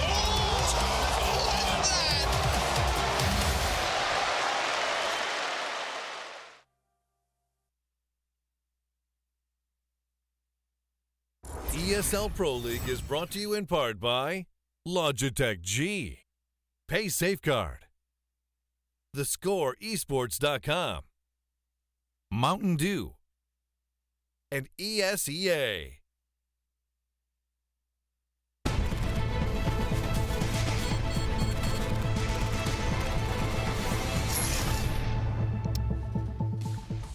Welcome back to the show, ladies and gentlemen. It is another very close game here between NRG and Team Liquid. 6-9 is our first half score. Obviously, the scoreline itself being a little bit closer this time as we come out of the half, but plenty of room for NRG still to shut things down if their T side is just as dominant as it was back on Dust 2. Yeah, I mean, they're definitely in the driver's seat this game. I mean, the odds of them winning are pretty high, especially if they win that pistol. But it was just a very odd half there. They only went drop 1 out of 15 rounds, and normally drop is a huge focal point, you know, because then you could just cause rotations, and you could just at least having the threat of being able to shoot somebody in the back almost at all times is so huge for T-side. I don't know if I've ever seen a cobble map played like that, where it's just 1 round out of 15 you go drop. Just completely avoiding it for the most part there too, especially considering just how default the positions tended to be from the CT side. There wasn't a lot of shifts happening. On the energy side, it was the same type of setup being played, and they never really adjusted it that much, except for maybe 1 or 2 key rounds. No, absolutely. And the thing is, it's understandable if you want to avoid drop like that, if they're sending a lot of resources there, right? They're constantly resmoking it, throwing mollies, nades, but it was really Gabi with an ump. Yeah. That's what they were avoiding the entire time. He would usually hold for 1 nade there too, and especially towards the end, he always played that same spot with the nade right underneath. Right underneath. Just holding it, trying to toss it out. So I mean, he's basically playing a 1 and done spot. So they almost guaranteed would have it for the most part. I think the big issue for them when they did try to go for it was, I think it was Tapson that sat outside that got like 1 or 2 more trade kills. No, it was Fugly. Remember? Fugly, because Pete had complete control of A that round, and then they had 4 towards B and 2 towards drop. And, you know, didn't work out too well. I think we're going live here, though, Blue. Yep, and let's get directly into it, of course. Team Liquid, still behind in this matchup, of course, but thankfully picked up quite a few rounds towards the end of that first half, so they did bring it a little bit closer, and now they can win this pistol. And, of course, if they don't have any issues, of course, with the following anti-ecos like they did back on Dust 2, then things will look a lot better for them to immediately tie this back up and hopefully for folks don't make this match a little bit more competitive. NRG, though, wasting no time and not even really playing around with the A-long approach either. I mean, Liquid are going to get the read on this by pushing out, but they're going to have to try and line up a flank to it. Thankfully, they've also taken direct contest to the platform position, too. Fug is going to move up, try to change this, but he can't find anything with the Glock. It takes so long. They still get the kills, but it's good damage been traded out onto Fugly. He's lost 2/3 of his health, and the fast flank comes in here, but there's a counter flank for it. And I think we do see Legia. He may have tried to go for the knight there at the last moment, but Nitro still manages to deny it. He takes him out of the picture. However, Tabson again pops out there, gets an instant headshot onto Nitro. Everything is left in Hiko's hands in a 1v4. Definitely not looking good for him. He's just stuck outside of the doorway, and even as he tries to push in, they've got about 2 guys waiting for him to do that. So Tabson up on top here. No, they've got him stuck in the tight corner. Found one kill here from the Rock position, and really Tapson just trying to delay him, and it's working. It's doing wonders. As soon as he peeks out for Rock finally again, though, it's Tapson to shut it down, and it gives NRG the second half pistol. Yeah, big 4K by Tapson there. I mean, Liquid had Elysian JDM over at that B, Platin Stairs area, and could have easily gotten 2 to 3 kills. Pimp, full W down middle, knew it was B. But their setup wasn't very synergistic, right? They had 2 players playing up close with USPs. If you know they're going B, they even should have heard them because they probably walked way too late, NRG did. But now, look what happens. They go down drop, God-B gets behind them. Liquid's actually on a save here. I don't even think they have armor right now, but the power of drop room, man. And they immediately get A site, or apologies, B site control here too. Now the final 2 are really just going to be moving in, trying to hunt down some exit frags if they can find that at the very least. They have a Pimp in drop room here hunting for some of it, but they've spotted him. He actually almost gets that kill on the God-B, but Tapson moves in to save the day. And now just trying to timing tap onto Nitro on the fallback there. They know they've got him out here around the pole, and they've actually got knives out to Nitro running away, but it's actually Legia that chases him down with the knife. Disrespect. Bringing him into the trap and shutting it down. A little bit of bonus cash there for the T side, but ultimately really just looking to crush them now. Yeah, probably going to be another or MAC-10 round for God-B. You always see him. He's like the guy that goes in first always on these anti-ecos. He always has a MAC-10, and he's always jumping. So. Hey, it works, so. Absolutely. Might as It's well. the best way to do it, honestly. Pistols, hitboxes, jumping. Definitely not going to work out so well for the CT side, but. Yeah, but back on that pistol, when you have 2 USBers up close and you 100% know they're coming B, it doesn't make that much sense because you have that early flank from Pimp. Pimp's calling that they're coming. Maybe they just didn't feel they had enough time to go back, but if they had been like Coop and Statue there and just made sure you gotten like 1 kill each and stayed alive and made them look at you, most likely Pimp would have been able to come on a quick flank because that was, he was just so fast. And God-B wasting no time to get that drop pressure as soon as it is clear. Once again, they control it. They actually have the possibility for an A pinch open up here too, although I don't know if they're going to go for it just now. With that said, though, the bomb does actually end up retreating out towards the mid connector, and this will start the push from Peter too, up onto the site. Biggest pressure for him is going to be Pimp, but I would assume he'd check around this corner. He's going for it right now. Checks on top though, so he gets dinked, and this opens it up for Elise to trade it. Nitro, Hiko, and Elise, though, immediately get traded back out, and JDM is going to get knocked out there, too. So while we do see Peter getting traded back out on that site position, the rest of it is pretty easily handled, of course, and we get through those first 3 rounds pretty quickly for NRG. Now the gun round comes in. Yeah, and limited casualties, right? 4 alive the 3rd round, 5 alive on the 2nd round. So they're pretty stacked on cash. Pete Opping spent like $10,000 there or something, man. So he only has like 450, but we'll see which type of strategy NRG takes here. Pimp was like $150 off from being able to buy up armor behind that op as well, so he doesn't get it this round. He's just going to pick up the smoke and flashbang combo, and is going to wait over here at the pressure to explode out towards long A. More than likely, actually should go fairly well if God-B follows through with it leading up onto this site, but with GCT's waiting around the corner, he's going to be pretty hesitant here. They do find some early damage in the Hiko. I think they toss a nade down into drop, and that connects onto him. But beyond this, it's fairly slow in the opener from NRG, as they're just taking their time with the default play. Yeah, pretty standard setup by Liquid. 2 towards A. Nitro's in a spot where he's probably hoping he doesn't get mullied out right now, because that's going to be pretty bad, but just annihilates God-B. They threw a smoke to block off the op, but they didn't even check close right, so. Spot the peek from Hiko there and drop, so Presence, they know it's going to be in play. And Nitro also peeking up there too, catches an additional pick up onto Peter. 2 of them going down. I was really trying to hunt down some kills, and Hiko going to walk right in, misses the first shot, and that buys time for Legia to pick up the SMG once more. They've got control of the drop fully here now. They're going to move out. Perfect pop flash against the leash. He can't do anything, but it's JDM with the up in hand. 1 kill, 2 kills, and now it's all fault to Legia. He didn't pick up a rifle or anything, so still stuck with just that SMG. So hoping he can race up to the site there and find a few kills, but now he's going to deal with his op pressure from a pretty long range for him, and it's an immediate peek on the JDM. But JDM is going to respond in kind and punish him. Picks it up with what was essentially just a 1v3 on that site, and stops the remaining players of NRG from even getting close to the plant. Yeah, that was a sick shot by JDM there. So right there for NRG, though, they were looking to take control of that long haul. Didn't happen at all. They didn't even have somebody to try to trade kill with God-B. So I'm not really sure what their strategy was there, actually. Kind of scratched my head at that. Thankfully, they still have enough cash to buy a Blitz again. With them being on the T side, it proves to be a little bit more forgiving. Now, though, Team Liquid aren't really going to be playing around the B side anymore. 4-man stack in this direction. They all decide to commit to it here, and even Pimp is pulled away from long A fairly early on here to give himself in a position, too, where he could also rotate. So they good read on it, but obviously no commitment from NRG. So if they spot the same thing from the CT side, then they could very easily give up and decide to wrap towards A.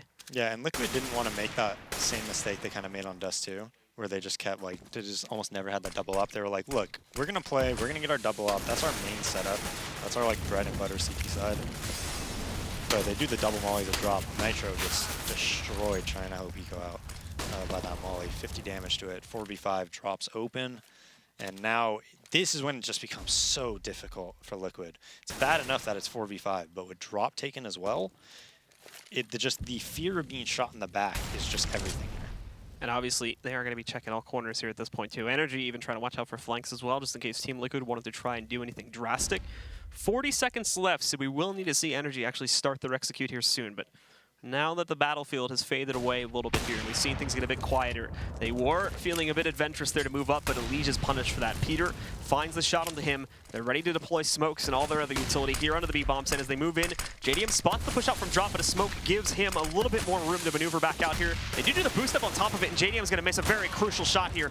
Pimp with a fast response. There's the second up coming in for these guys here, but beyond that, nothing else found as they've got another being pushed out. The flank is opened up here too. Legia is, oh my goodness, that spray is so messy, and then Pimp does the 360, what I assume was going to be a scope if we didn't see it. Still, 360 shot onto Legia to destroy his flank, and that should at the very least allow them to sneak away. But also, take a look at Nitro. He's on the site right now, pushing in, trying to see if he can punish anybody. He's got to make a move soon, though, if he wants to try and do anything here. Actually winning out the round may be a bit out of the question, but at the very least, he can destroy the two players looking to retreat. If they move away quickly enough, that we could try to jump on it. Ninja. However, Fugly's sticking around to the last moment here. He's going to see it, and he will shut it down. But if he had fallen back there a second or two ago and didn't hear the defuse sound, that may have been very plausible for him to ninja that. No, absolutely. But, like, yeah. Like, yeah. Come on, man. Come on. You really got to win those. Yeah. We got to hit those. It's unfortunate it was on camera, right? Yep. Oh, yep. There it is. The jump around. Those are those times you're just like, I hope GoTV was watching someone else. It was almost like a 720 he did there too, so styling a little bit to get the kills, but ultimately still around for NRG as they now just sit 3 away from closing out the match. The gun's being saved here by Liquid a little bit, so we still have that op in play for Pimp, but just the upgraded pistols, and I think Elige was able to buy the scout on his own here on this round. So yeah, and they force spot, but Pimp didn't drop a gun. So okay. So Elige gets damage onto Legia, and I think Legia has some team damage on him a little bit there too, but it ends up he runs into a molly and kills himself. Bit awkward at the start of that round. Pimp and JDM are the last two alive, but oh my, NACS at its finest here tonight. Just beautiful representation of North America's Counter-Strike scene. Pimp the casual just messing around. Headshot to the team, and then the mess up below broken wall. Yeah, full eco here, but I think it's kind of interesting, right? Because I almost guarantee you, going into Cobble on that second round, if they had played Cobble first, for instance, they would have probably bought second round. But because of how Dust 2 went, they were probably like, dude, let's get into our setup, man. Let's get our double op setup. I don't want to have another half where we're just pistoling, you know, every other round, half armoring and not having double ops and things like that. Let's get into our setup quick and trust that we'll win with our setup. And Team Liquid here, as they do go onto the full eco run, they do decide to take a risk on the B-bomb site. And at the moment here, unless they change it up very soon, it's going to pay off pretty badly here, as the guys from NRG are just going to walk right up onto the A-bomb. So they do start the shift, but it's as players are starting to investigate along. They're not near the site at all just as of yet, though. It's very slowly pushed from the NRG side, so they will be given at least a little bit of time to probably get 3 or 4 of their players up on the site before we finally see peaks. Out they go, though. Good initial flashback there, too. Saves got B from being overrun as 2 or 3 of those guys are out in the open ready to peek against him. And now they move in to take control. They did buy time for the rotate, but they know that they're not really in the greatest positions here, too. So NRG are definitely going to abuse that. 3 quick kills from them, even burning out 2 of them. Nitro responding with at least one pickup here against Fugly, but for the final two, they're stuck behind the big wall here. They're going to try to push in through the main doorway and in the shed. Peter actually missing an opportunity to take down one of them, but obviously just pushing them back here. It's certainly going to be now the tie point round for NRG. We got to check if there's a sign out there that's just telling Gabi where to go. You know? like that Virtus Pro vs Cloud9 thing or whatever. Because Gabi is seriously making just perfect reads. I mean, I know you saw kind of towards the end of the round that they had some people at A there, but they had a 5-man B stack, so by the time they came to A, they were so out of position. It was bad. They had nobody to the far right side, you know, and it was really easy for NRG to take. And so Nitro himself actually retrieving the op here, so a little bit of an expensive gun to be able to get away with. And now NRG know this, and they definitely don't want to let him get away with this. That opens up the potential for the double op setup as they go into the last round. I'm not gonna lie, I have no idea how Nitro just got an off into 3K there. I wasn't watching. I know someone pushed into the cross space there. It was probably sick though. Sorry for talking over that. I wasn't expecting it. I only really saw him grab the one kill that someone tried to push him in crawl space and just get the kill quickly, but I think that was an AK. That wasn't the op, so I don't know where he found the op from. But somewhere managed to pick that up. But still gets dropped though, so not a big deal. And no double op setup here for Team Liquid on what could be the final round. Just going to be JDM picking his up. And for some of these guys, not even great utility setups either. Hiko only with a single smoke, which is already used in a flashbang, and Pimp doesn't get anything at all.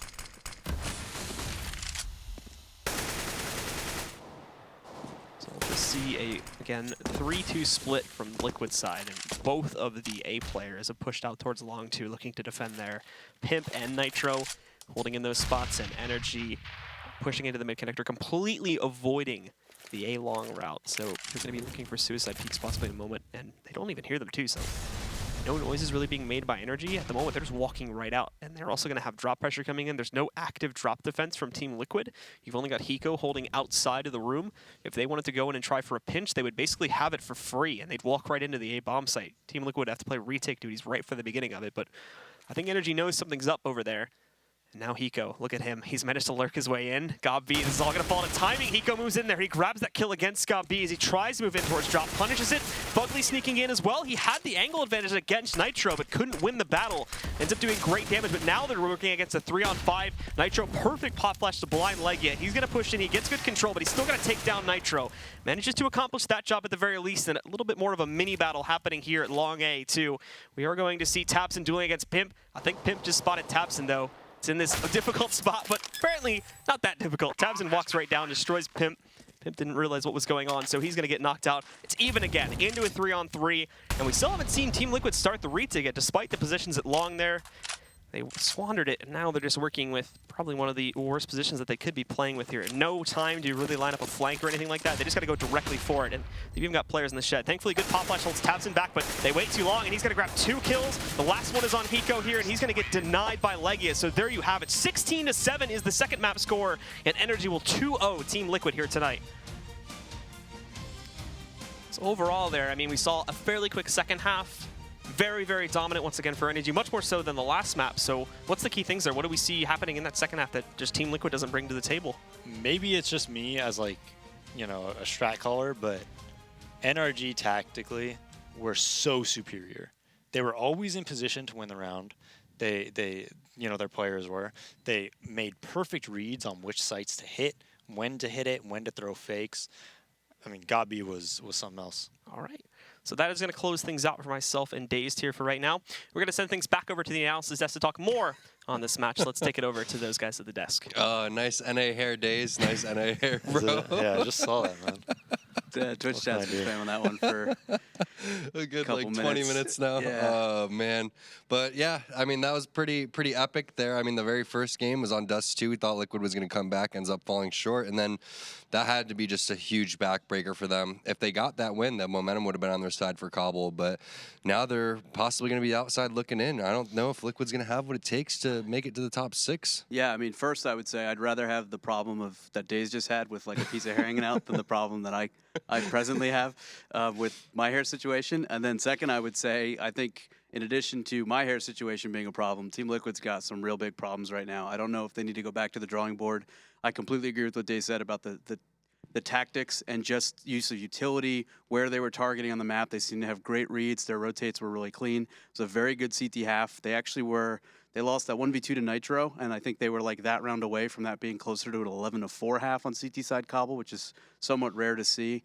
They outplayed them tactically, and then on that map, they just seem to be bringing more firepower, which, again, it's one of those things, if you look at it on paper, you'd say Liquid, clearly the better individual player to player. Didn't look like that in the server on Cobble. Didn't look like that, and it didn't look like strategically that they could hang either. That's what the guys on the desks were talking about. But NRG, another hot start. They had that hot start when they were down 2-0, obviously on Dust 2, but then had that amazing 13-2 run, and then here they have a 7-2 run.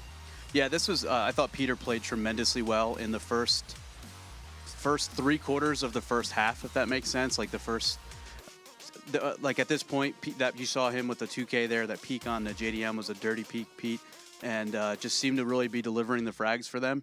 Did a really good job. I felt like we were wondering when Liquid was going to hit drop, because it's an area of the map that's very easy to get control of. You see teams do it in a bunch of different ways, but you can essentially do it with minimal utility use. You can split in either direction off of it, and I think Liquid went drop one round that whole half. God B basically played it with an SMG, which is a super bizarre thing to see people do and then not get punished for. And it was like Liquid just didn't have that read. I don't know if maybe that's Elige is now the in-game leader and didn't recognize that, but it was just a very bizarre T side. They had that tactical timeout. They got some rounds afterwards. They weren't good rounds. They were close, like that 1v2. Nitro wins that. Statistically, he should lose that more times than not. They were able to win it, but then in that second half, they were blown away. Yeah, and we also have an interview with God B as well. So excited to get another interview in there. It's been a while. Hey, how you feeling, God B, after that win? I'm feeling very good. How are you feeling, guys? Feeling great. So you guys, almost dropped the ball in that first Dust 2 game, but after you guys won that, do you think that was the momentum that you needed to go into Cobble strong?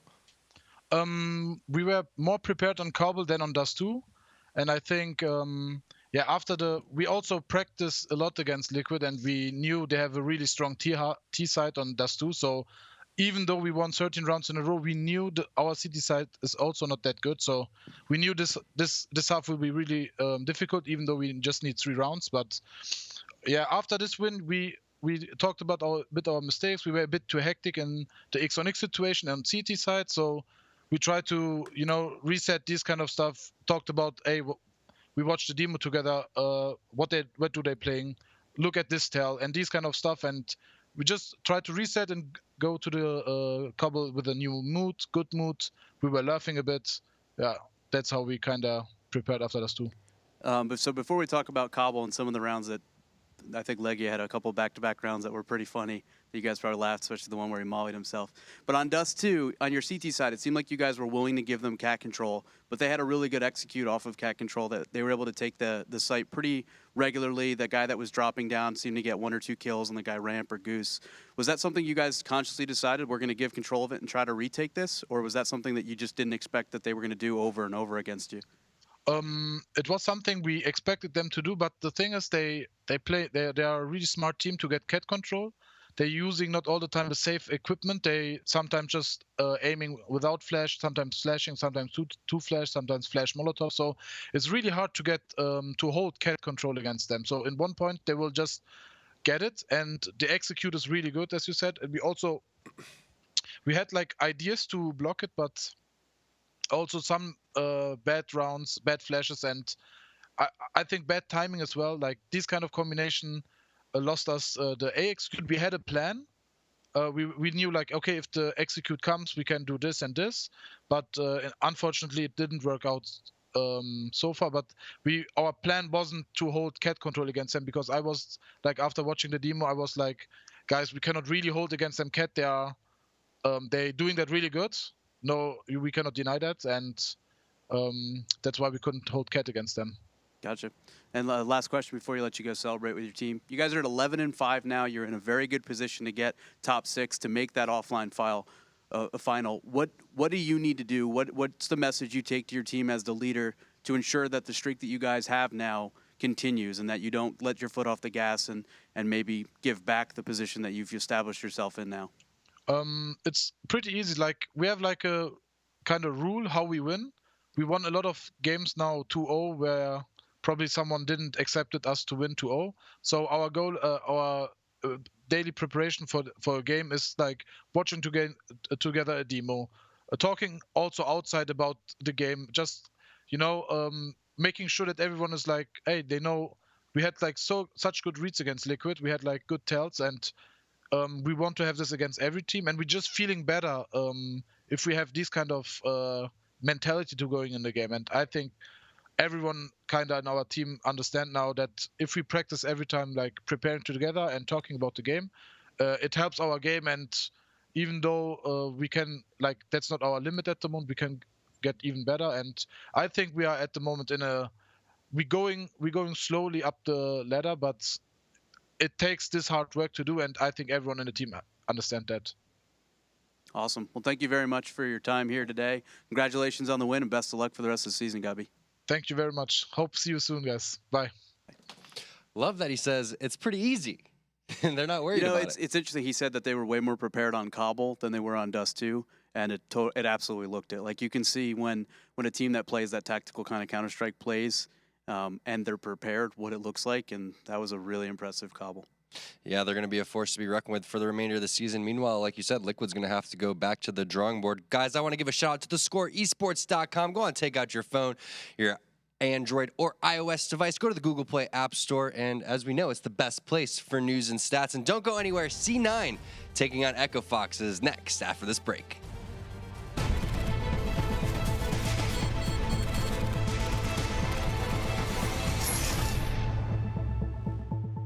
Obviously, the numbers have grown in the past few years with Counter-Strike's rise to prominence, but the real way the community has grown is just with all the companies, all the sponsors coming in. There really is that level of professionalism for players who are trying to aspire to be in the top levels. This season, Mountain Dew League is doing a qualifier, and it's basically a quick path to the top. If you win this Mountain Dew League, then you get into the professional division, you become a professional player. And I'm looking forward to watching and spectating and seeing who actually makes it.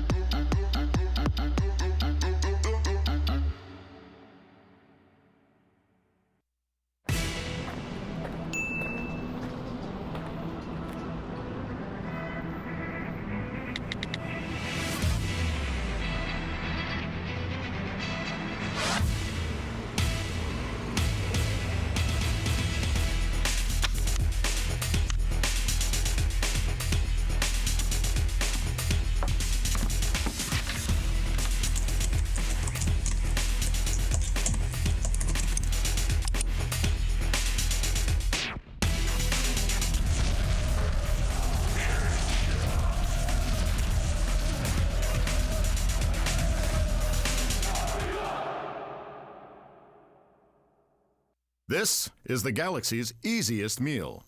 And this is the galaxy's easiest haircut. I absolutely love it. Soylent, the galaxy's easiest meal. This is the galaxy's easiest meal.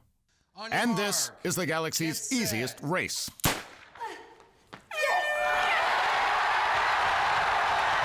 Soylent, the galaxy's easiest meal.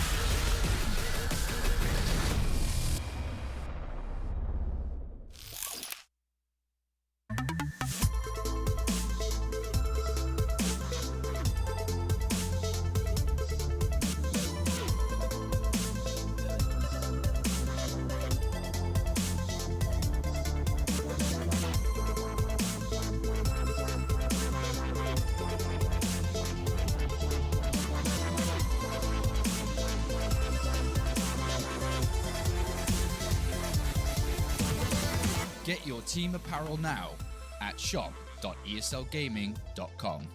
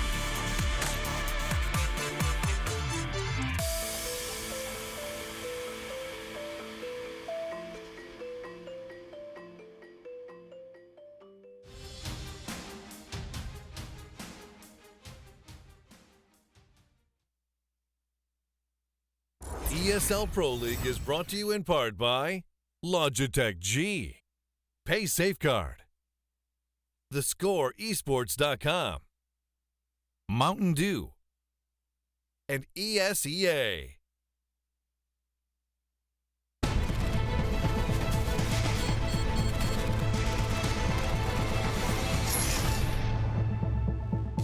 Welcome back to the ESL Pro League. T-Squared and Ryu hanging out at the Xfinity desk. We want to give a shout out to one of our sponsors, Kingwin, for making this season possible. Thank you so much for your continued support. Also, guys, the Intel Extreme Masters returns to the Bay Area for the third season in a row. Join us at the Oracle Arena in Oakland, California, November 19th through the 20th for some stadium-level competition in League of Legends and CSGO. For more information on that, IntelExtremeMasters.com is your destination. But we're talking about EchoFox and we're talking about C9. Are they finally going to be able to hand them their first loss? They're now 16-0 after beating Splice. Yep, so they actually had a tough map against Splice earlier in the night. That was on the other stream. They went 16-13. So a little bit closer than I think most people would expect, and they ended up 16-2 in the second map. So maybe just a little bit of slow start. I know jet lag and C9, those two things kind of go together as a previous issue that they had. And so maybe just getting back from overseas took them a little bit to get fired up. But a 16-2 win to carry up against, to carry into this next map against EchoFox is pretty good. And really, really hot team, really scary online. They've made it to the semifinals or finals of pretty much all of these offline events. I don't know that EchoFox is going to be able to put a loss in the column for C9. One could say when you're so high up in the clouds, it's hard to come down, I guess. They could say that. But let's take a look at the C9 roster overall. Again, you know, Stewie He's the best player in North America, as you say right now, but no surprises here. Nothing. Shroud, Stewie 2K, Skadoodle, and Automatic. Automatic really fitting in nicely. Yeah, I guess I do need to make an apology to ODeeg for calling Stewie the best player. As long as ODeeg exists, he's actually in the ODeeg League. He literally has his own league. It's a division above the Pro League. Obviously, I'm kidding. But Stewie playing incredible Counter-Strike.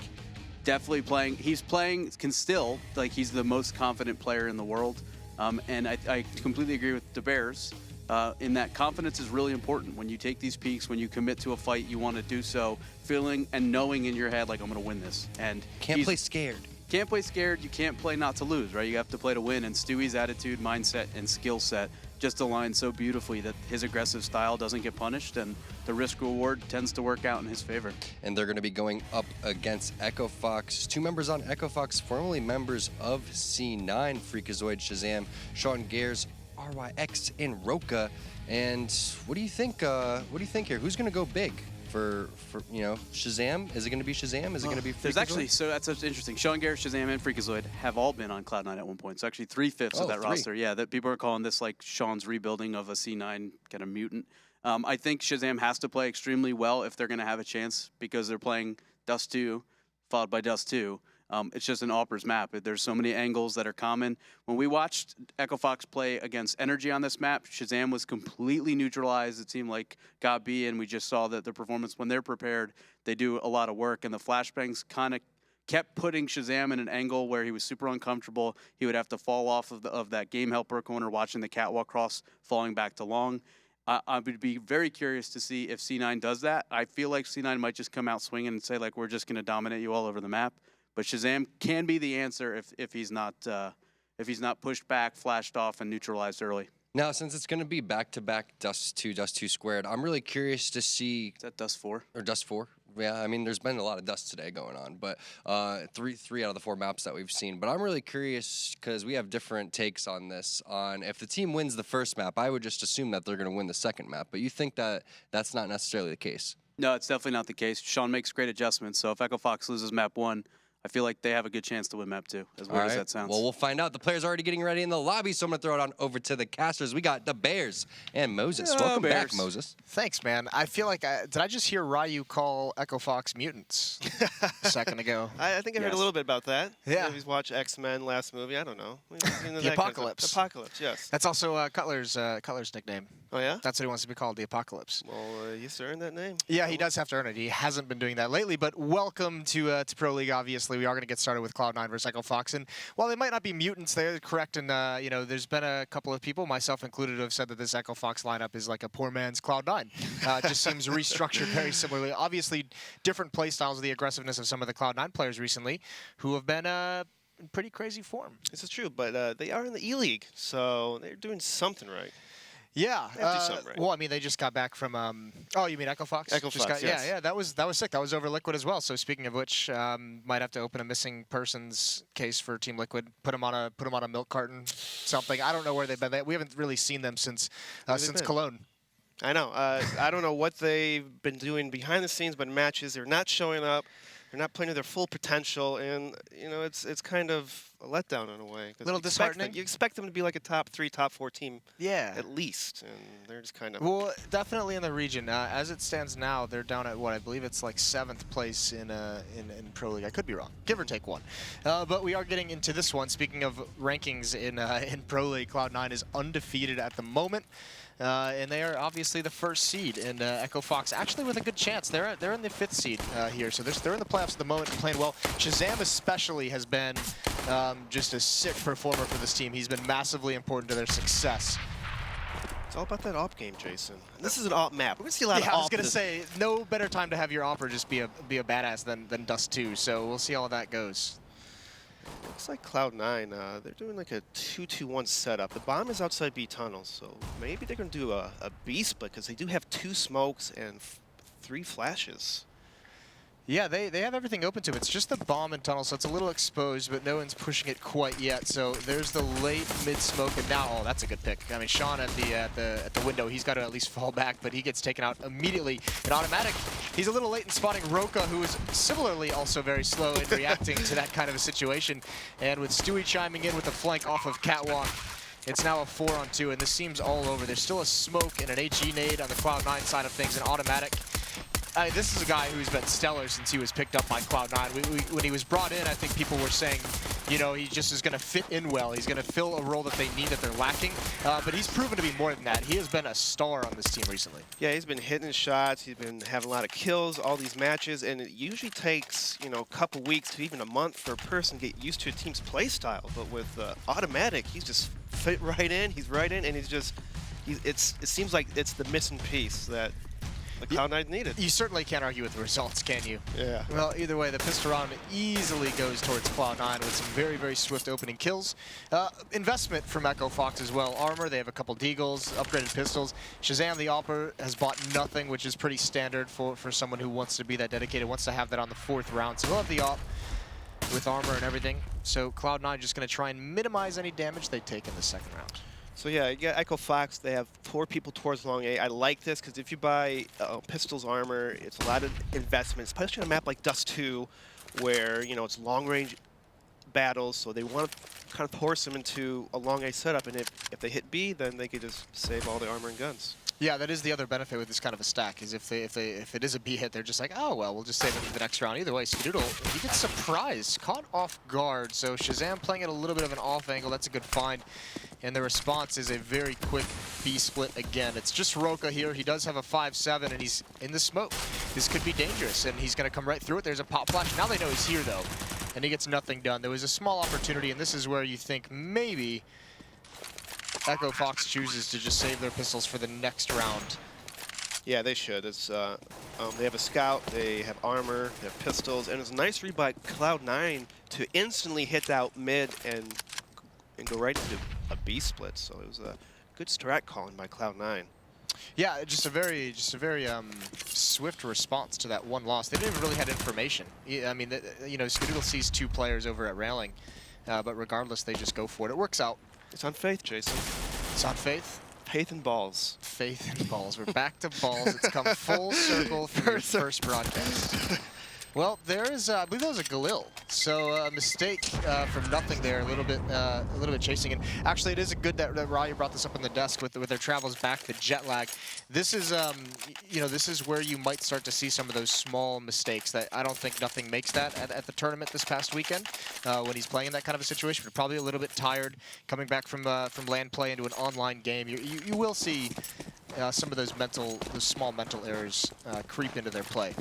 So actually, I mean, a pretty strong round it's looking like for EchoFox, all things considered. They still have a Deagle with armor, they have a Galil with armor, and Shazam has a scout. So they've got 3 pretty dangerous players on the field right now.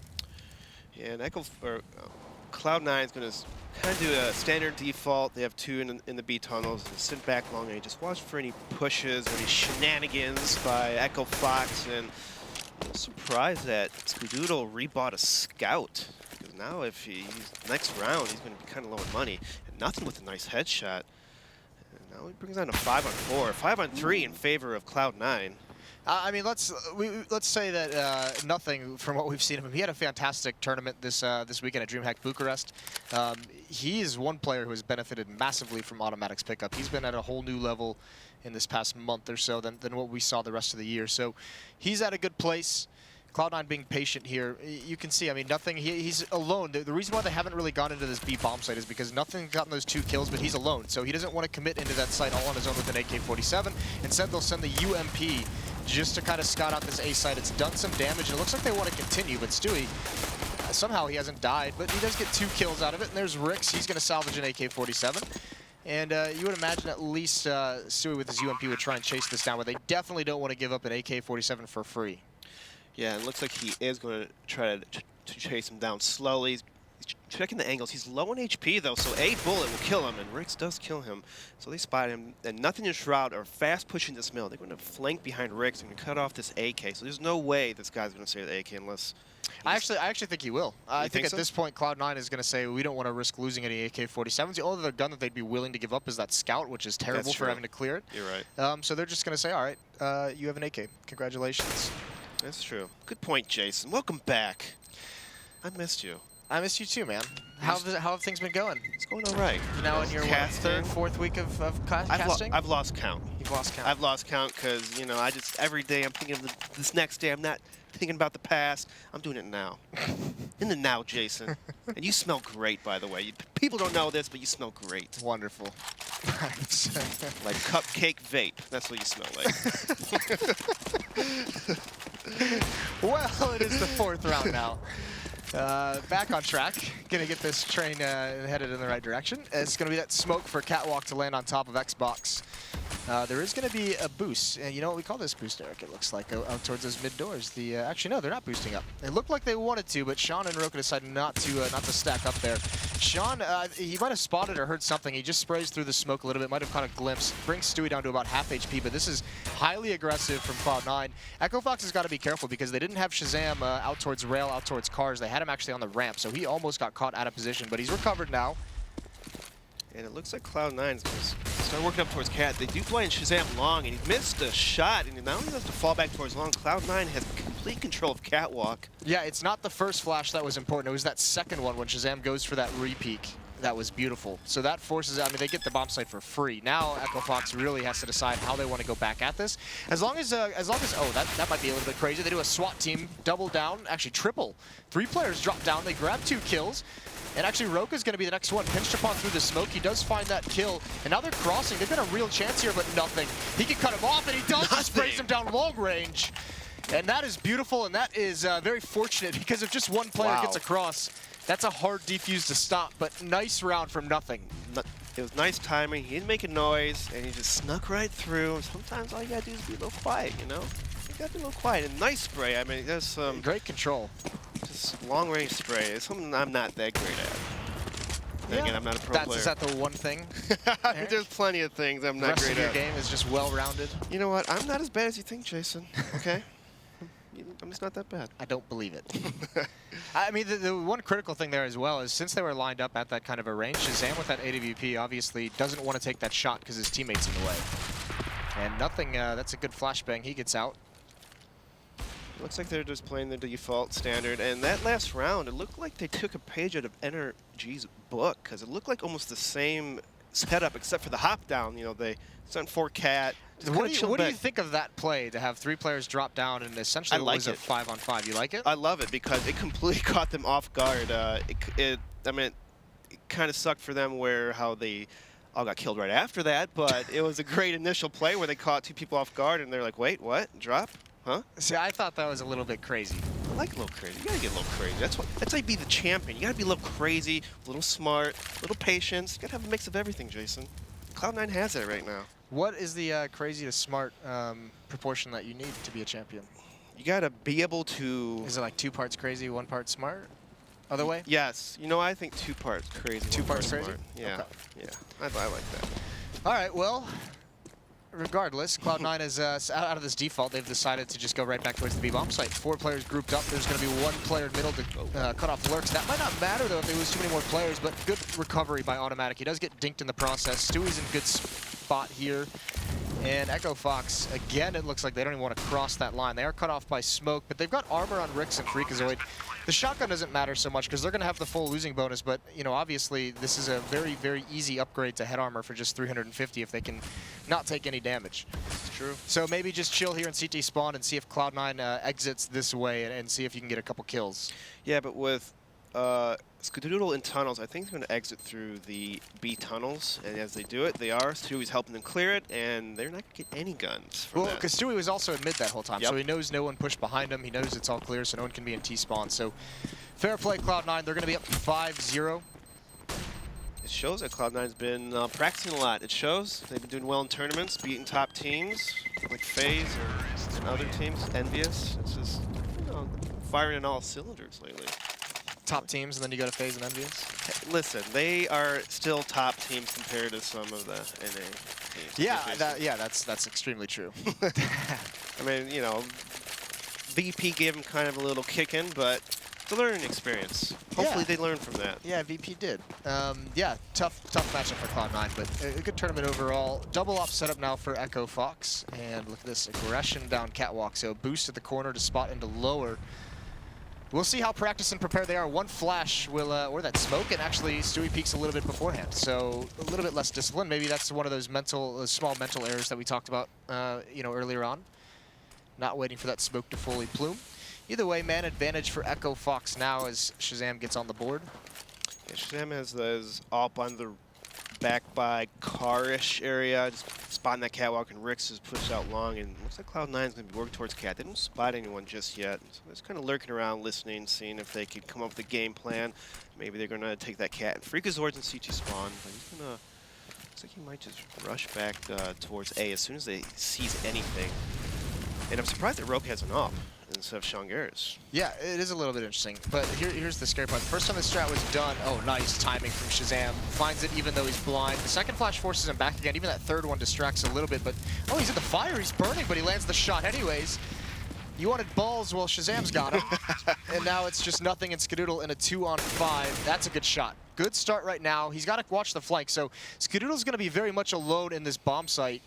He's going to be blind as well. He goes for the timing. It doesn't work. Now he's spotting for a jump, but no one's going to take that risk. Nothing gets one more, but his teammates fall. And oh, that's a nice shot with the op, but he can't stop this defuse. He's done damage. He should be happy about that because the economy for EchoFox is still weak, and he's going to go for it anyways. Can this land one more? And it doesn't. That's unfortunate. Oh, what? Nothing. Wasn't the diffuser, unfortunately, and he flicks over. Can't land the shot, but so much economic damage is done. Look at how many rebuys that forces. Why did that shot work and not the other 3 shots that he was doing before? It's that's like, what Nothing's got to be thinking at the moment. He's like, why didn't that work? Yeah. Works for everyone else.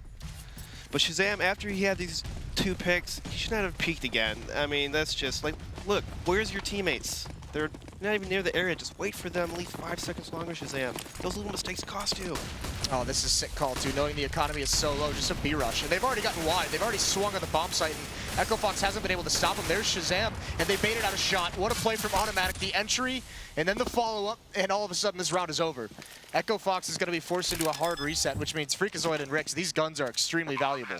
Yeah, and Cloud9 with a nice call of rushing B, they kind of caught EchoFox off guard right there. And well, there's no Molotovs or smoke like that. That's the thing. When they know the economy is that low, they force those 4 rebuys. I mean, you can essentially chalk that round win up to the fact that Nothing gets all those kills right at the end of the last round and just lets one player survive because they can't afford the Molotovs to slow down a B rush. Yep, and if they would have saved their guns, if Shazam would have stayed alive a little bit, not lost his up, could have saved more of his teammates' guns and armor and stuff, and they could have stopped this round. So even though they won that last round, his death may have cost him this round.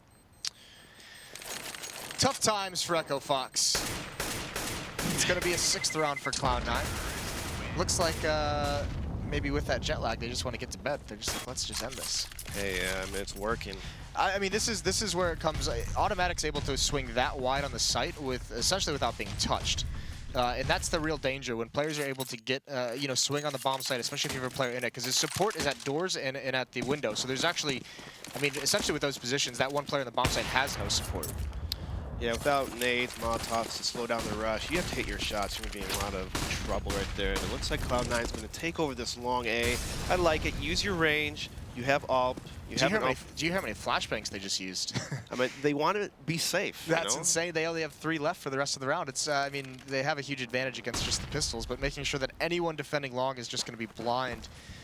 It looks like Stewie, he may have, I don't think he hurt anyone, but he spots Sean Garrett, and now they know that they push mid and lower tunnels. Stewie, though, with low HP, he does a smart thing and falls back. So smart by Stewie, but nothing. He was about to take bomb back to B. Now it looks like they're going to swing back towards long.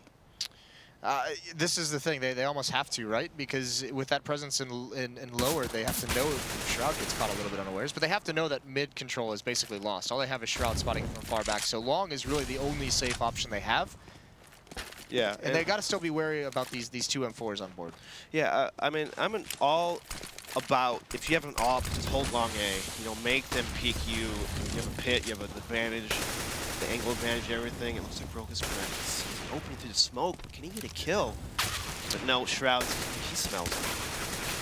He smells him a mile away. A mile away. Must be that beard oil that he uses. It's very strong. Roke has a nice beard. He does. It's very cut. All right. And I've, you know, I'm a fan of people with nice beards because I can't have one myself. That's why I have this mustache. Support the mustache. You do have that dirty Chicago mustache going on. You know, I got to. That's like, super. I want to support mustache. Blue. You know, if he's not 100%, I'm gonna be 100% with him. Okay, I want to band together. That's what we got to do. Band together. I think you're going to find these days there are very few people willing to bend into the mustache hype. Why is that, Jason?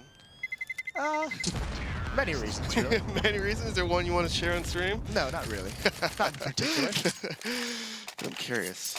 Well, I mean, here's the tough part for EchoFox. That reset, it wasn't just one round. That's a hard reset. So they're going to have to double save again. They do have this M4 still, but I mean, only one of them. They had 2 last round and it didn't really amount to anything. So this time, at least, they're going to do a small half investment. You see Rix buys up armor and a CZ. There's a Deagle purchase on Roka. A little bit of utility on Sean as well as that CZ. So they're trying to find anything they can do just to get a couple guns out of the hands, force some rebuys on the Cloud9 side of themselves. Yeah. One thing that I've noticed that a lot of top teams have not done that much, or I don't think I've even seen that much at all, is smoking out middle and crushing the B tunnels on a gun round. I'm a big fan of that. I think it's an old school kind of strat, and I think it could work well because these teams are just playing that slow default where they have 1 or 2 people lower tunnels. You want to kind of cut them off from the rest of the team so they can't just walk up cat, stack cat, you know, and be ready to toss all their nades. Well, is Rix going to be ready for this? A little bit of a vertical stack. There's one more, and Rix does trade it off. Nothing. It appears he didn't spot Rix at all, so he wasn't prepared for the second play. But either way, they're going to cross long. Good control. One supportive player out back of long just to throw flashbangs up on catwalk to prevent anyone from being able to pitch into the site. There goes Sean. Freakazoid now gets involved, but that's a nice snap from Automatic. Holds it down well. It's going to be a 3-on-2, and Freakazoid's going to push right through the Molotov. Shroud's watching this, but Freakazoid gets it anyways. He gets it blind, and there's Roka onto Automatic, so it's all down to Skadoodle, but he's getting aggressive. He's got to be very careful when he lands that shot. That should abate some of the danger, and now he's just got to be safe. Nice move by Sky right there. He was playing the bomb, he fell back, and he's just going to say, hey, come out and aim me with an op along. Do it, I dare you. Yeah, and he wins that battle. It's obviously when he wants to take that Molotov. You could see Roka here is jumping up to try and maybe take that peek, but that Molotov just kind of slows him down. Doesn't want to run into the fire. Either way, 8th round for Cloud9. Good win from Skadoodle in a 1-on-2. That got very scary for how dominant the start of the round looked. Yeah, it was a nice move by Freakazoid getting those kills and opening the team from help also Roka. This new op sound. What do you make of it? I think of like, this is my boomstick. Yeah, oh, I like that. I'm kind of whatever about it right now. It's an op to me. It should be loud and stuff. Freakazoid's pushing through smoke. Rick's getting a double kill at long. EchoFox turning on the flames right now. Yeah, this is look good for EchoFox in this round. Everything working out here a little bit. Stewie getting caught off guard by someone pushing through the smoke. Perhaps taste of his own medicine. I like it. You have to play a little wild. You know, you can't just play this. Wait for the smoke. 2 parts crazy. 2 parts crazy. You gotta be a little aggressive sometimes. Know when to be aggressive. Know when not to be aggressive. It's like wax on, wax off, Jason. Looks like Cloud9. They're just sitting up cat. They toss a couple smokes middle. Sean Garris, though, he knows it's not a B split because we have 2 people with EchoFox in middle. Shazam's perfectly lined up for this. I mean, in reality, this is the perfect call from Cloud9. They probably don't. They can't know it. But if Skadoodle wins that fight, they have the bomb site, and that's the thing.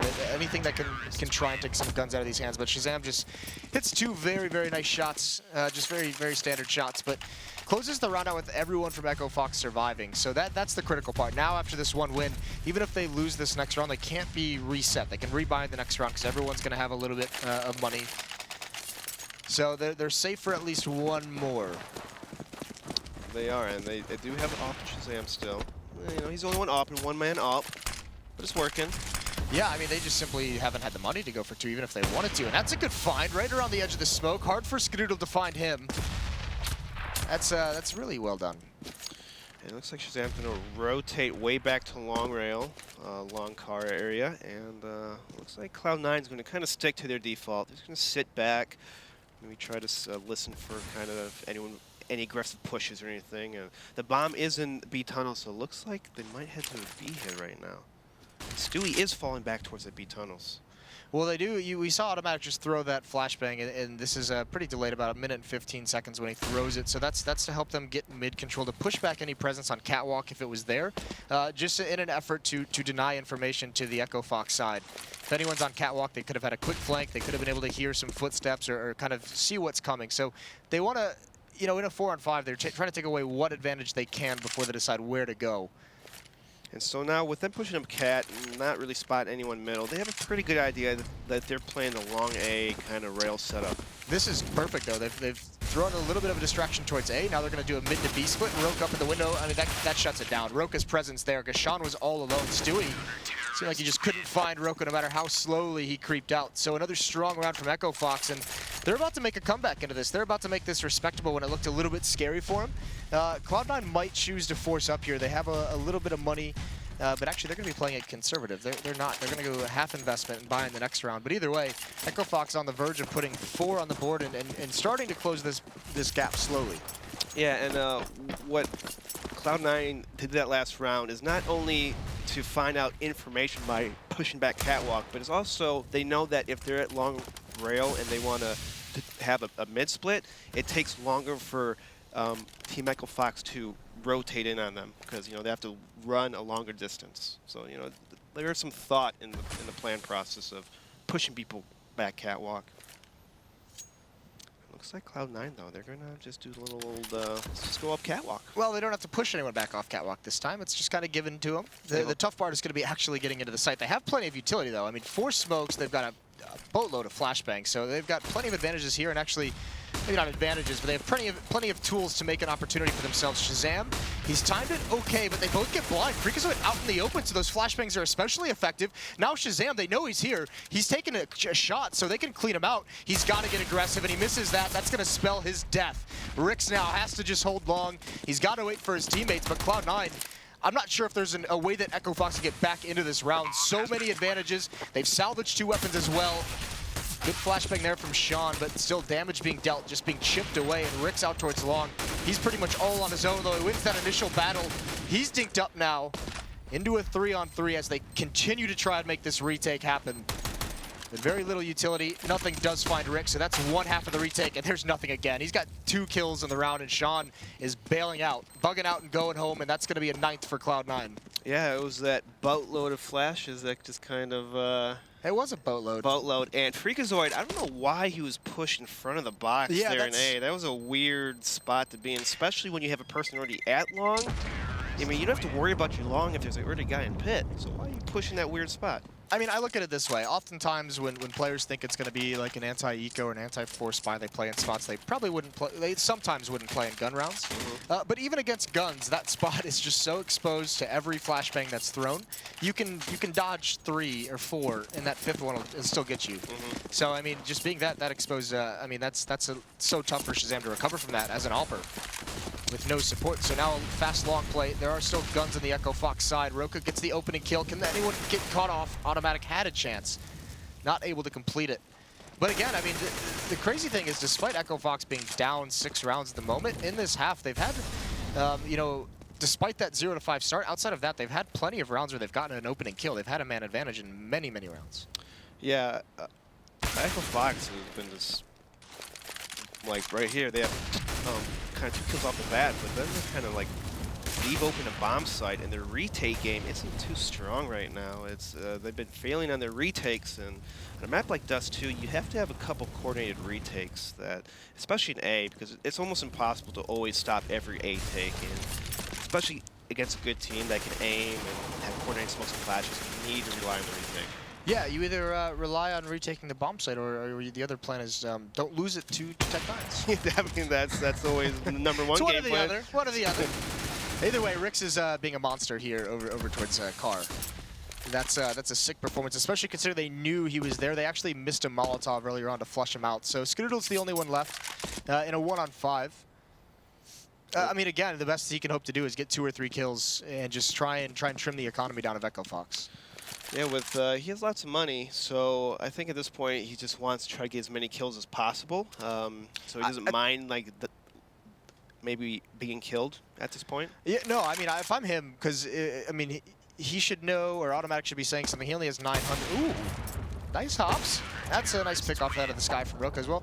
I almost would have liked to see him save that because, I mean, who was it? Only had 900. I think it was this is true. Nothing, or Automatic only had 900. So he could have used a drop. He could have used an AK, which Skidoodle had money for. So they could have had an AWP and an extra AK in this round. That's a very good point, Jason. Actually, I was kind of back in my mind, I was like, maybe he could have saved, but like. I mean, there was only 20 seconds left. Yes. Regardless, he makes the other decision. They still have 5 AKs. They're just, I mean, they still have 4 AKs in an AWP. It's just they're a little bit low in utility. And they're going to go fast aggression. This is some of the Cloud9 we've seen recently, how aggressively and how quickly they are willing to take this. And Sean's already under pressure. I don't know if he expected nothing to be that close, but he wins it anyways. Roka's blind, but they haven't made their way into the site yet. This B-head is slowed down massively. There's Roka, 1 kill for him. He's got to try and do more, and he does. Headshot onto automatic. He's still biding his time, and he picks one out of the sky. That's nicely done. Stewie is the last one left, but Roka has shut this down before he falls. But a nice defense on that B bomb site. Roka just coming up big in that site. Sean, I don't think he should have pushed through that smoke when you know, you have an AWPer in the back of B. You know, you kind of have to support him a little bit, and you kind of left him hanging, but Roka had to pull 2 amazing shots just to come out with a win. He had faith. He had faith? He had faith in Roka. Sometimes the mama bird's just got to push the baby bird out of the nest. That's what he just did to Roka. He's like, all right. What if they fall and just die?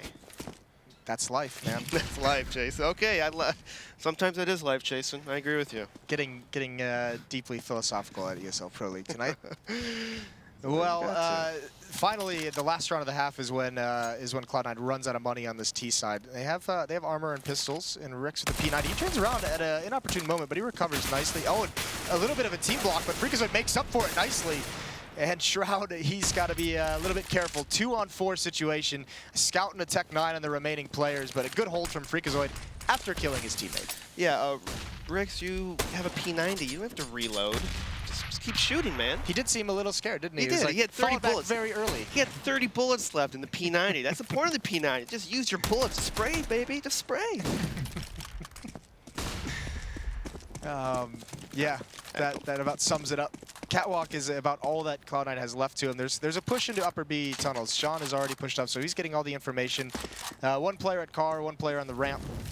So they're pretty well boxed in, and that Molotov is going to slow things down. And as long as EchoFox just plays contain, they should be all right. No reason for them to get too aggressive here.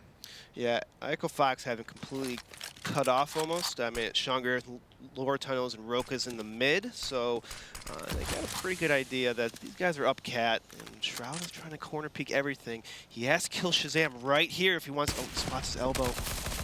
And he hits him. That was a nice flash as well. Unfortunately, there's nothing to take out Freakazoid at that headshot angle. Ooh, Freakazoid, AKing up. Give this guy an AK, please. Technically got 5 kills that round. Technically, yeah. So an unofficial ace. I think if you include the team kill. But either way, a good comeback for EchoFox in that first half. It was looking dire for a moment. We'll see if they can take the win in the second half. So stay tuned, and we'll be right back with ESL Pro League.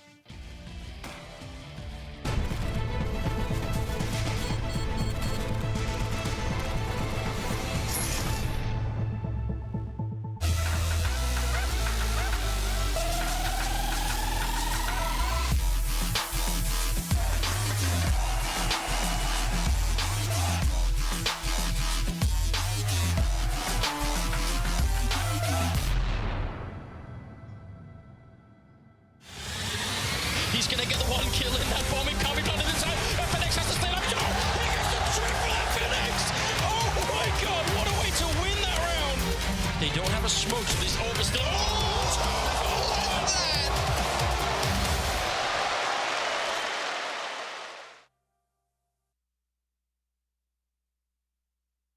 ESL Pro League is brought to you in part by Logitech G, Pay Safeguard, TheScoreEsports.com, Mountain Dew, and ESEA.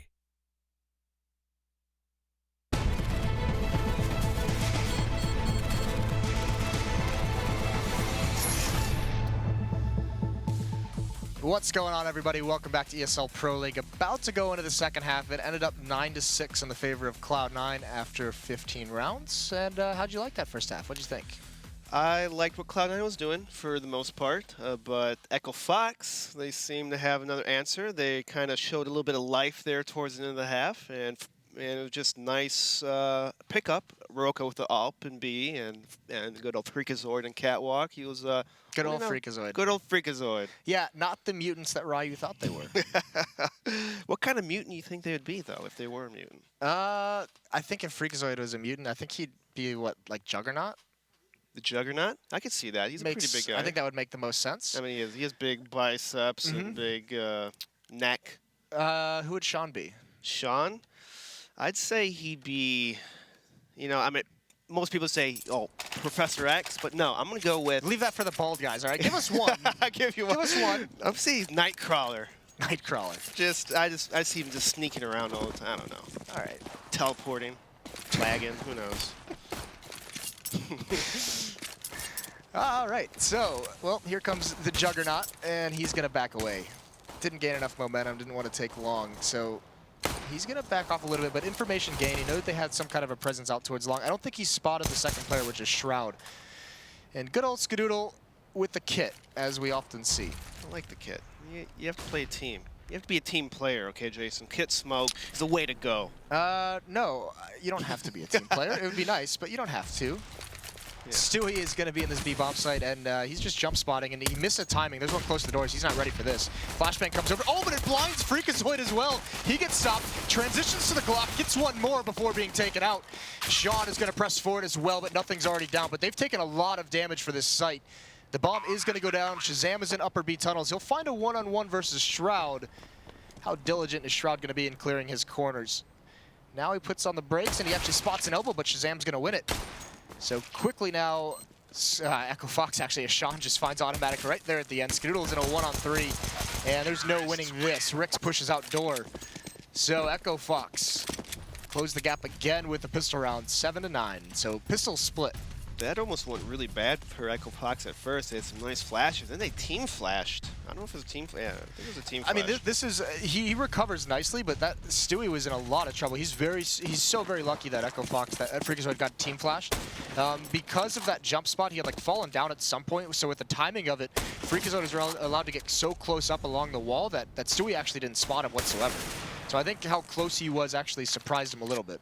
Yes, and it was a nice recovery by EchoFox. They did win pistol, and now they're doing they're already out long. I kind of like this. Roka is just pushed out long. Rix is kind of baiting him around, and now Roka's going to swing, and so he's kind of stuck though. He's behind the smoke, cut off his teammate. Nice flash by Rix. How did he get that kill? Yeah, well, flashbangs exchange, but there's no progress being made from Cloud9 until just now. Automatic, even with low HP, 13 health, he gets the Mac 10. But there's going to be cat presence. They're just basically rushing up. And Stewie's already dropped to the scout. He's got a chance to get one, but Sean ends that quickly. So now the A site is lost, and there's no way to get back into this round for Cloud9. All they can hope to do is a little bit more damage. Rix is watching for it. He gets dinked up. And nothing will know that. So he's probably saying, you know, automatic, with this Mac 10, just go out with the trigger down and hope a bullet hits him. Hopefully, and he's pushed out that long, and Freakazoid is flanking automatic right now. So he's going to look like he's going to get sandwiched. And he does. See, one thing to note about Vine pistol armor on the second round, especially on a map like Dust 2, as I said before, is a lot of long-range exchanges, and it's a big investment to just buy armor. Like, I prefer them to buy pistols, no armor, so then the next, if the next round happens, that they'll have more utility on the gun round. Yeah, that would be nice, right? Yeah, the fourth round, have some smokes, have some flashbangs to use. It'd be nice. All good things. It'd be nice. They're running deep right now in Shroud. You know, he decided to buy a nade anyways. You know, just trying to buy that lone nade. Hopefully that nade will kill 2 people. Automatic, though, has also a nade. They're buying to 2,000, looks like. Those 2 people. It'll save for an AWP. So they won't have much utility if they lose this round. Those nades are bought by Spawn because they just want to nade the cave. Since that's where EchoFox in the last round made their initial presence, was out towards long, that setup that you liked so much. So they try and counter it, but it doesn't work. And with 2 nades thrown out towards long, I mean, you can see this is going to be a little bit faster. Everyone's sticking together, just going into the B site. They have the information. 2 nades are thrown out towards long, so they get a site for free. Yeah, $600, 0 HP done. I don't know. I don't think that's a great investment. Well, I mean, you can envision a round in which there's 200 damage done. True. You know, I'm being a little pessimistic, Jason. I'm sorry. You are being pessimistic. You're not normally pessimistic. What happened while I was gone, Eric? you know. A young lady break your heart? No, not that. It's just reading Twitter and Twitch chat and everything. Why do you do that? You know, sometimes you've got to be positive, Jason. You got to look above it. You got to put it behind you. It's got to be a better person. Everyone can use improvement to be a better person. Even you. Even you seem so perfect, Jason. Oh, I would argue. Oh, Shazam just shuts down automatic. He actually hits Stewie as well through the door. So that's hitting Stewie through 3 surfaces. The door, two. The door and his teammate. I mean, I guess Flesh and Bone maybe for 3. Oh. But Skidoodle evens things up.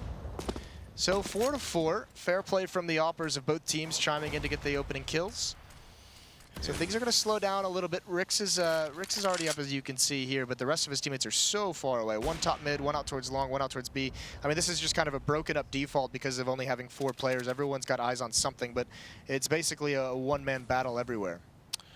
Yeah, EchoFox. Sean Garrys is leaving the B tunnels back to T-spawn, so it looks like it's definitely going to be working towards A. Roka's about to sneak out. He's holding the long doors. He's thinking twice about taking this long. And Cloud9 does have a long A set up right now, and looks like the bomb's going towards Cat. Yeah, I mean, this is one of the things afforded by the fact they have Skidoodle with that AWP out towards Car, which, I mean, obviously EchoFox is going to know he's in this area, but with the AWP, he can take a battle out towards A. Doesn't have to be super committed, but he's got to watch lower, and Rix is going to win that. No, he's not. Can't connect the spray. Does his best Lagia impression. And now Skidoodle's got the angle out towards Cave. Bomb is being planted, but Roka's got to time this well. He knows more than anything this AWP is going to be zoned in, so the tough part, Skidoodle with such low HP, it's going to be interesting to see how he plays this. Either way, 1 site, 1 cat, and 1 out towards long, and Skidoodle is going to be the one watching that flank, and it's going to be Shroud who's aggressive from long. And there goes Skidoodle. Rix wins that battle, and oh, what a nice shot from Shazam. Shroud now trying to find Roka. Timing's not quite there, and Sean's just going to be able to clean things up. So no avenue for the retake in Cloud9. All 3 players of EchoFox survive. They take the lead, the first lead they've had in this game at 10-9. Yeah, nice patience by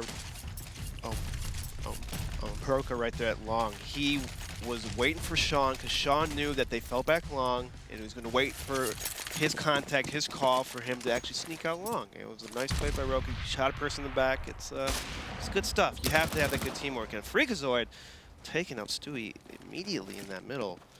And now Cloud9, I think they have 2 people in CT spawn, so if EchoFox does a B split, they should be in trouble. A little crossfire going. All right, so Shroud of the Scout. Ooh, and he tags Freakazoid through the door. Doesn't do too much damage, but dangerous. And there's Rix entering into B. There's that P90. This time he realizes he's got so many bullets, and he doesn't stop. 2 kills out of it for him, and that's going to be the round. So nothing close to the doors. Skidoodle and CT spawn. They get aggressive. He does find a kill. So does Skidoodle. Can they get anything else? Ooh, that was a very, very narrow miss there, but Sean's going to end it with the pistol. If he had 5.7, he probably would have headshot him through the door, killed him. You know, 5.7. You know, you preach this big game about positivity, but all I've heard is cynical things from you these past couple rounds. All right, Jason, Where's the DeBears that we know and love? The one who is talking about how you can go to Mars if you just believe. Maybe it's the update. Maybe the update kind of made me a little sour with the jump boosting by yourself and, you know, jumping shots all the time. You know, it's gotta be better about that, Jason. You sound so old. Back in my day. Back in my day. We didn't have self-boosting. You could even AWP and shoot and move, and back in my day. Well, Skidoodle, oh, Shazam misses a shot. The timing again works out in his favor. It did seem like Shazam had the jump anyways, just missed it. But a huge find for Cloud9 is Shazam being down, that AWP. And now look at this, the repositioning. You don't normally see that out of Skidoodle. He goes towards mid, and he does great damage on Rix. A leg shot down to 20. Yeah, that was a nice reposition by Skidoodle. A fast mid shot. He does hit him low, and now he's going to fall back to the rails. So I like that move by Skidoodle. He's usually a turret standing in one area, but he's mixing it up right now, and that's something you got to do. You got to evolve as a player to, you know, keep people guessing. If you do the same thing every time, people are going to counter you and just run you over, especially against top teams. Well, Cloud9 trying to, keep this close. Got to sting a little bit when you lose that first lead so late in the game, or you lose the lead for the first time so late in the game. So, I mean, EchoFox with firm control, they've been fantastic. They've had a very good stretch. Sean's going to try and peek up towards this B bomb site, but neither Stewie or Automatic is peeking. double up setup on this T side right now. Obviously going to slow things down. It's going to be tough as well to entry into this B bomb site. If they lose an AK and don't get a return, you can see Sean even bringing out the Deagle. Nothing, trying to find any damage he can. It doesn't work. Freakazoid blind, but he gets the kill anyways, but there's Stewie. Cleans things up. That's the bomb as well. They've got to come back for it, and nothing now has come through the smoke. Just down to Freakazoid. Only 11 HP. And actually, he's got to go. He's got to go hunting. He's got to be the aggressor, else he will. They'll just let the time run out before killing him. So wisely, he goes and gets himself killed. 10 to 11. But still, look at all the money that's built up on Roka and Sean. Both of them over 10K. But I mean, Freakazoid's very poor, so he's going to need to drop. So this money's actually going to dwindle pretty quickly, all things considered. Yeah, he buys an op and drops it for Shazam, which is smart. You know, lead opper. Primary opper. It was a nice move last round by Stewie to hop out that window at that time. I mean, if you play against a person like Stewie, you just got to expect the unexpected with him, because he's always pushing, he's always doing crazy stuff. And it's always good to just kind of like, maybe just be random like him at that same time that he does it, you know? Just like little mind games, like, oh, you think you're going to push me? No, I'm going to push you, Stewie. Do a little dance, you know? Do a little dancing. You got a tango. Well, that round win from Cloud9 ends a 5-round streak for EchoFox. So 5-1 and 1 loss in the last 6 rounds for EchoFox as they've returned to make this comeback and take the lead. Bomb is dropped top mid. I'm not sure if they realize it quite yet, but that'll slow things down if they have any success. Very, very far away. So actually, you can see Roka's coming to get it now. And this one mishap, normally you'd see him as the lurker just watching out towards long. He'd come out late to kind of assassinate those players as soon as they turn to help to defend the A bomb site. But because that he had to pick up the bomb, that might leave an interesting part of this this attack. You know, it's gone now. They have no one at long. So it's looking like it's going to be 5 players up catwalk. Yeah, it looks like they might do the smoke drop down, though. Let's see if they do that, because they have all 5 people there. So it does drop down. Pushing through the smoke, pushes long. Skadoodle's blind, and he does get a pick off. Nice play by EchoFox, but Cloud9 does have 2 people long, so it is possible to retake, but it needs big plays from Nothing and Shroud at this long retake. Nothing now. That's a good recovery on Freakazoid after missing the initial shot. They know there's one at single box. That's Roka. They're just trying to spam through, make him feel a little bit uncomfortable. Ooh, what a find. 1 tap on a Nothing. Ends him, and now you can already see it's a save for Cloud9. Stewie and Automatic, they know with 1 player out towards long, they don't have any grounds to retake because they have no one, they don't have enough manpower to support them coming up that ramp. So a good take from EchoFox. Cloud9, I mean, they lose another one, and with 3 guns, at least in the next round, they'll be able to buy. Nothing and Skiddle have pretty good money in the bank, and even Shroud can drop if need be. So still a chance here to have another buy late, and they have to stop this run that's going on, because EchoFox, I mean, they're on the verge of taking complete control of this down the stretch. Yeah, smart move by Cloud9 by saving the guns, not losing any more at the end of the round. You need all the money and guns you can get, and, you know, have another chance to win a round. It's a cheeky little tap. Yeah, you know, like this little 1 tap. That's Roka's known for. He loves to do that tappity-tap, tap. Looks like Shazam. He has a spawn. I like when an opera has a spawn. You take this fast op long, see if you catch a person. And I don't know if he spotted Skadoodle that pushed towards long, because I don't think he spotted him. This is one of the rare rounds I think we've seen Skiddle not have an AWP, so no op on the defense. That'll be pretty interesting to see how they adjust over towards A. Although, to be fair, even with the op, we've seen that A-take has been pretty successful for EchoFox on this T side. Yeah, with that nade angle, Shazam now knows he's in the pit. And so now they know that they're playing kind of a pit long setup. Nothing's playing in the... You know, he's playing on cat wall. He's going to spot the cat stairs push. Back, looks like. Well, that smoke has done a decent job of mimicking what a defense would look like if they were playing on catwalk. So you can see there's a Molotov used, there's some good nades, it slows things down just a little bit. So buying a bit more time. Nothing's going to just try and guess when he can throw this nade. See if there's going to be maybe waiting for a pop flash from the T side. But no, he's just going to throw it now. It does decent damage. Rick's down to 70, so softens him up a little bit, but Shazam's already out mid to try and peer up towards the B bomb site. There's a smoke there, and Sean somehow just takes the shot and wins it. Why not? Kill through the smoke, and I mean, already you have to look as well. Shroud and Skadoodle with these 2 M4s are already playing dedicated out towards long, so it's going to be another free A bomb site. And again, I'm not sure if Cloud9 is going to have what it takes to retake this. We haven't seen it too successful. They've got a backstab coming in from the B site. That's Freakazoid on alert. It looks like Sean Gary's going to sit back. He's going to get flanked by Stewie right now, but he's ready for it. No, he's not. He was ready for it. He was ready, but you know, you got to be ready when it happens. I think Freakazoid was just spotted there. Oh, this retake. Shroud just throws a flashbang up a Hail Mary. There's Shazam. Finds one down into a 2-on-1. And Shazam peaks a little early. He's trying to whittle it down into a 1-on-1, but Shroud wins that. A critical round for Cloud9. They're going to get up towards 11. Yeah, Sean Gary's right there. He should have been holding that long angle. He kind of played that little weird, because, I mean, the point of being long A when you have people up catwalk is the late push behind the long retake. And if he did that instead of going towards middle, he might have killed Shroud in the back, and they would have, you know, not won the round. Freakazoid not known for his lurks. No, not that I know. That is kind of funny seeing him lurking a little bit, just because he's known as like that pure entry fragger, the guy who will run through any situation. As soon as Sean says it, he'll do whatever. He's a soldier. Soldier of war. He's the juggernaut. He just runs. That's what he needs to be doing, running, not walking. Juggernaut does not walk. Shroud, he's playing the lone A right now. They're Cloud9 has kind of a. They have two there. They threw one out towards the long. They had it looked like nothing in Scoodle were both on the ramp, but they've fallen back. Scoodle is now at his home by those cars. And EchoFox does have all 5 people towards middle in the catwalk area, and it looks like they might try what's been working, and that's the smoke drop. So I think they're going to fake the B pinch right here. Oh, no. They're going to pinch right to CT spawn. The smoke to block it off, and nothing's not ready for it whatsoever. That's a good find. A nice call as well. A new look onto this A hit, and Cloud9's not ready for it. Rick's with another one, down to just 3. Scoodle's already low. They have to give this up. And they can't. They've already lost too many players, so it doesn't even matter if they wanted to. A couple nice shots from Shroud. 1 on 3 now. He's looking for that tap, and it could have been doable if he found Shazam there. He's brought him so low, but he's not ready for Sean just to run right up around that Molotov.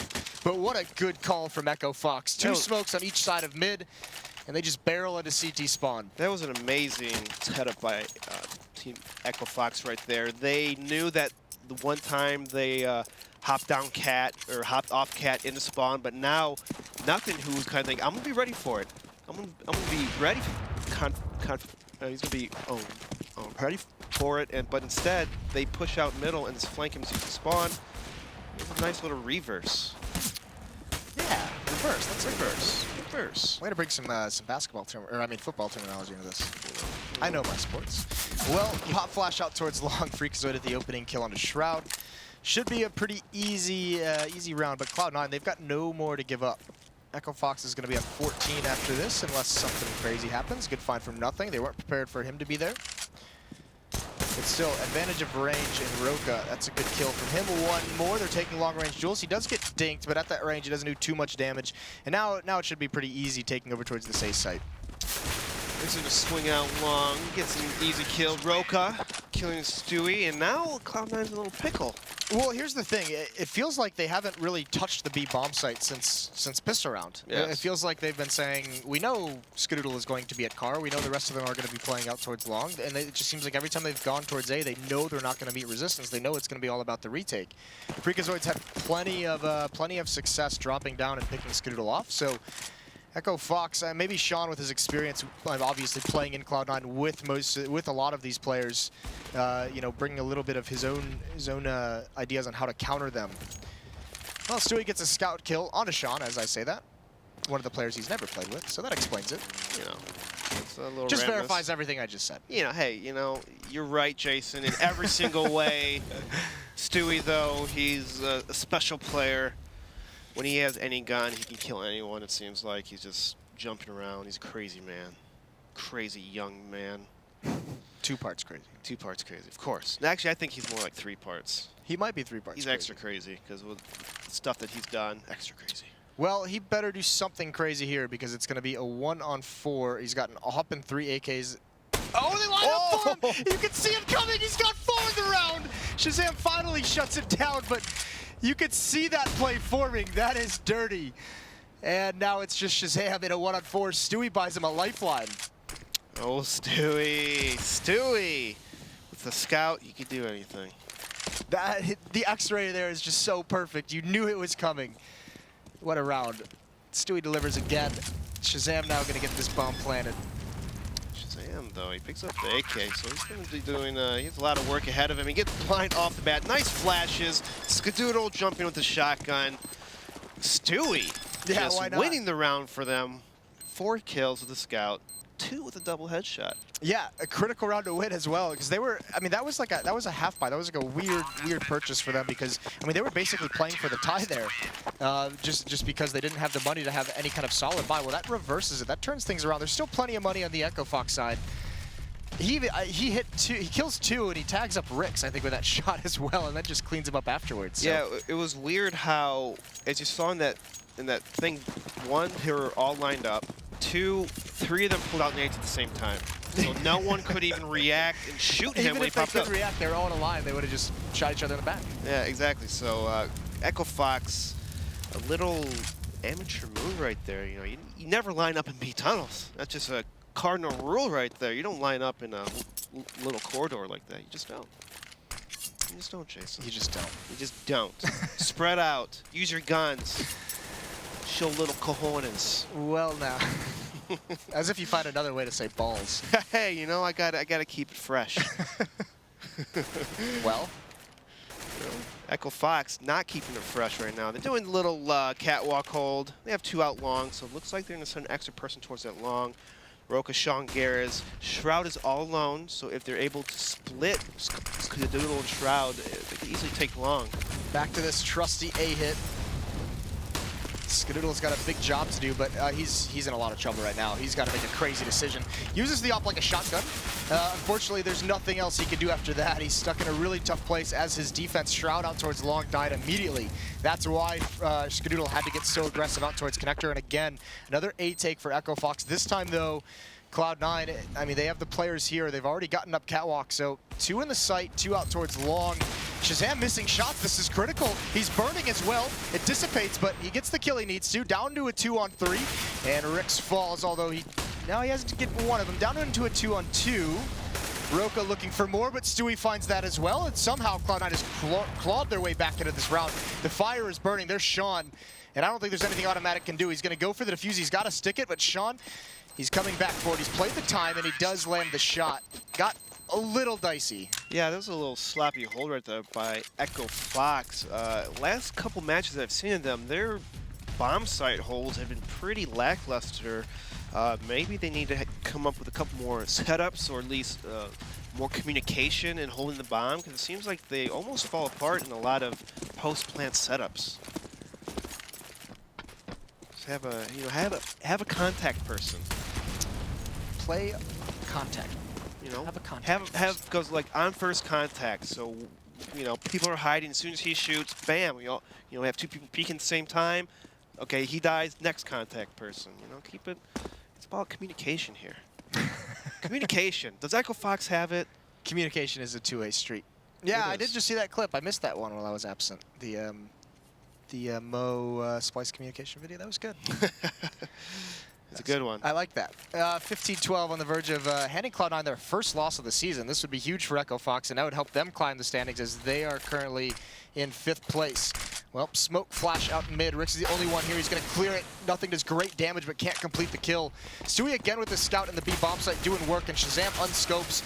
Although Freakazoid does clean things up, but now they've still got to get into this site. Cloud9 is starting to rotate over. They've got a bit of a jump. They've delayed a long time to have teammates close by. And Shazam and Rix are so low. There is a nade and a Molotov on Automatic. Those could be game changers. That Molly probably didn't hit. I don't even know if that hit anything. That's just blocking off anyone's passage up towards the window for the moment. The question becomes, where does Automatic use this? Molotov in the back. There's no one there, but that would flush a player out of that back platform. There's a flashbang up. He's not going to use the nade. They're just going to go in with this flashbang. Shazam's blind for just a half second, but recovers in time, and he's covering Roka so well. There's Rix, and it's all over. EchoFox. They've taken Dust 2 away from Cloud9, and that means Cloud9 is now 16-1. People were wondering if they were going to go undefeated. It's hard to go undefeated. But the revenge of Sean.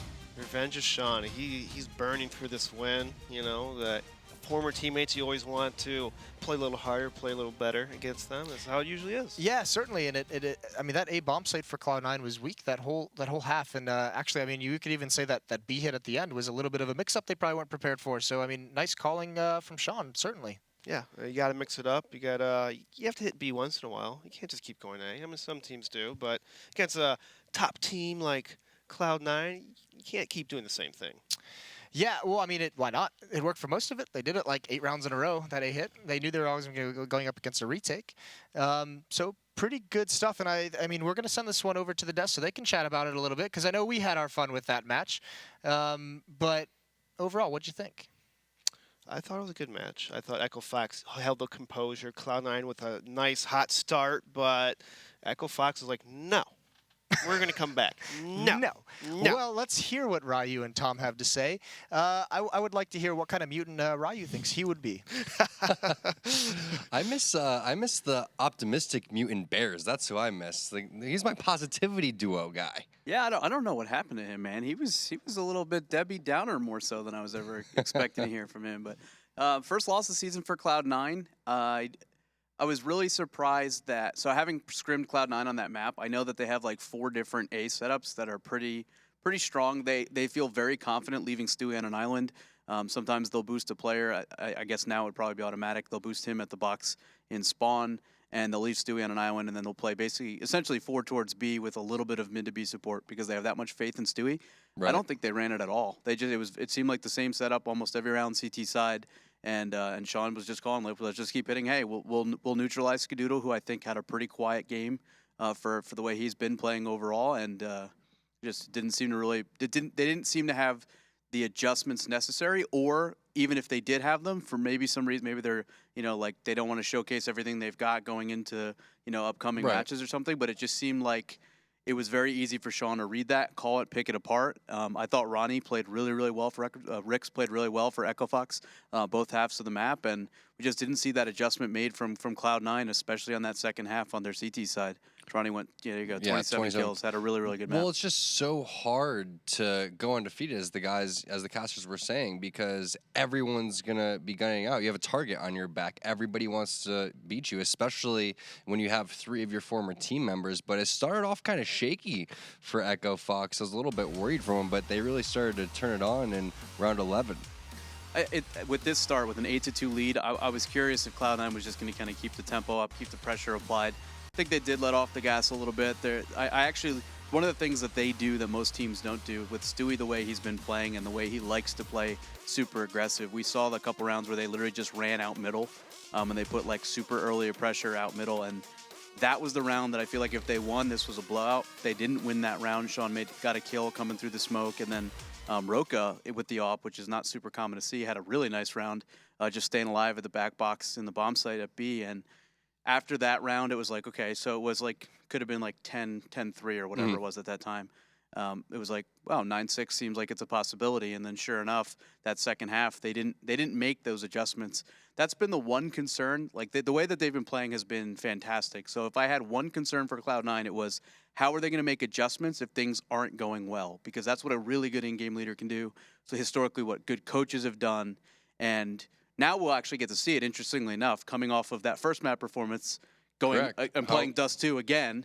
I said that I thought if EchoFox lost map 1, Sean would make good adjustments and it would come out and we'd see a little bit of a closer map 2. Again on Dust 2.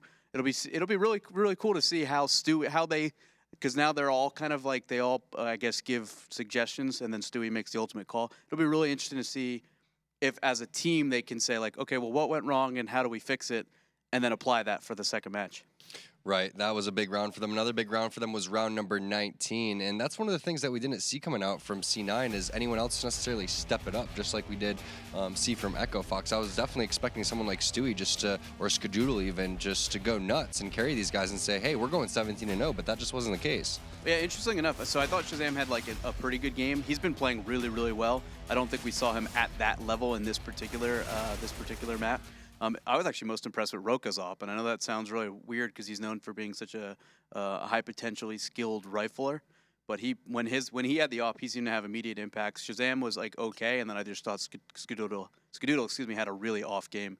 And when your AWP on Dust 2 isn't that effective, and you're literally playing like the same positions over and over, and it's clearly not working, and you don't make a change to that, a team led by someone like Sean's going to run over it, and that's exactly what we saw. What type of adjustments do you think is going to happen in this next game, and do you think that C9 is going to be able to make the necessary adjustments to take down EchoFox? I wouldn't mind seeing them. I wouldn't mind seeing them be a little bit more aggressive on the periphery of the map, maybe a couple tunnel pushes, something to just change it up. They know that they have player to player, they're going to be more skilled, so it'd be nice to see them say like, okay, we're just going to take fights. Not disrespect them, but play a little bit more loose on that CT side. It felt like it was the same setup round in and round out, and they didn't make any adjustments. So maybe fight catwalk a couple times, maybe a tunnel crunch, or maybe a push up middle, catch them off guard. I think if they do that, they can definitely win enough rounds CT side. And then T side, I liked the aggression. It seemed like EchoFox was prepared for it. So maybe we'll see them with a little bit more structure, maybe some better utility use. The executes that they have, everybody kind of runs the same thing. We did see a really cool execute from EchoFox, is one that I'm super familiar with because we've got several different modifications off it where there's like 2 smokes at middle, on the one on the left side, one on the right side, and you can kind of mid B off of it, you can mid to A. And we saw them run a mid to A. I don't know if Cloud9 has that in their playbook because it's such a buggy map, but if they do, it would be a good time to pull it out. Well, we'll find out what they're made of. Probably not going to hang their heads too low. It's bound to happen eventually. You're 16-1. There's nothing to hang your head it's about. probably actually a relief for them, so they don't have to be thinking about it in the back of their minds. But either way, that's a huge win for EchoFox. They're definitely upping their stock, trying to make their way towards the top 6. We'll find out what's going to happen next on Dust 2 again. But guys, I want to give a shout out to the Score Esports. It's that time. Take out your phone, your iOS or Android device. Go to the Google Play App Store and give it a download. Again, it is the best place for news and stats. And we have Dust 2 for the 3rd time. So if you love Dust 2, today is your day. It's C9 taking on EchoFox after the break.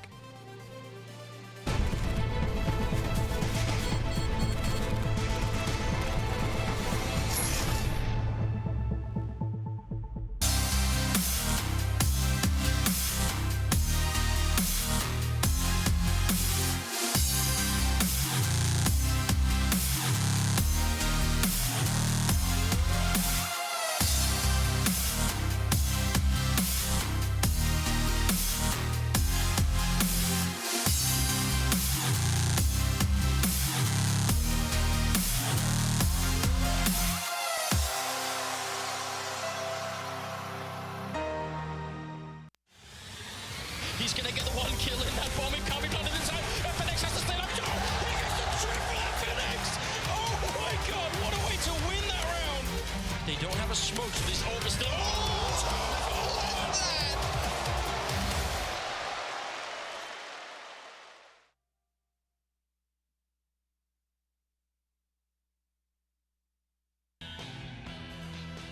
that. I'm back!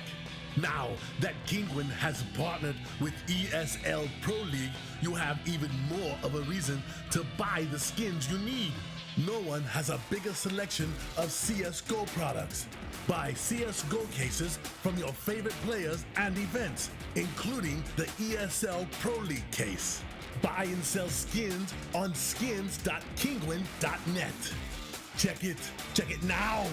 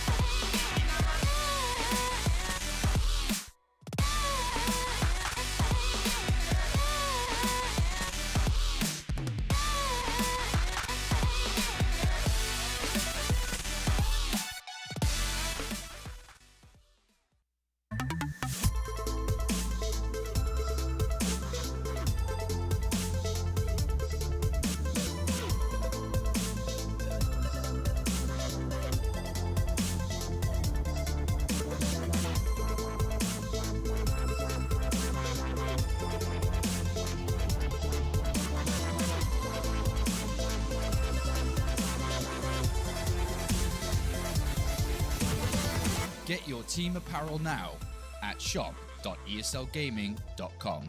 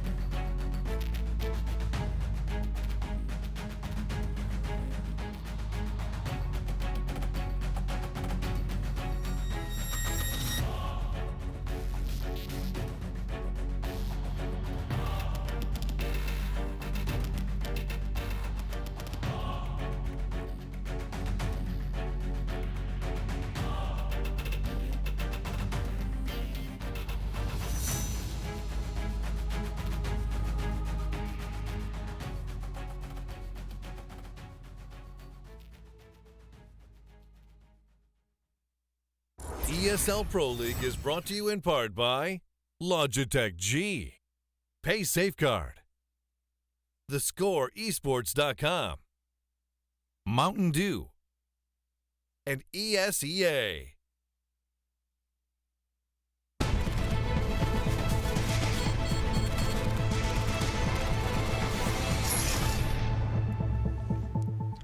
Hello, everybody, and welcome back to ESL Pro League. Last map of the evening here, and it's going to be Dust 2 again. Wow, my favorite map to cast and watch of all time, and even play.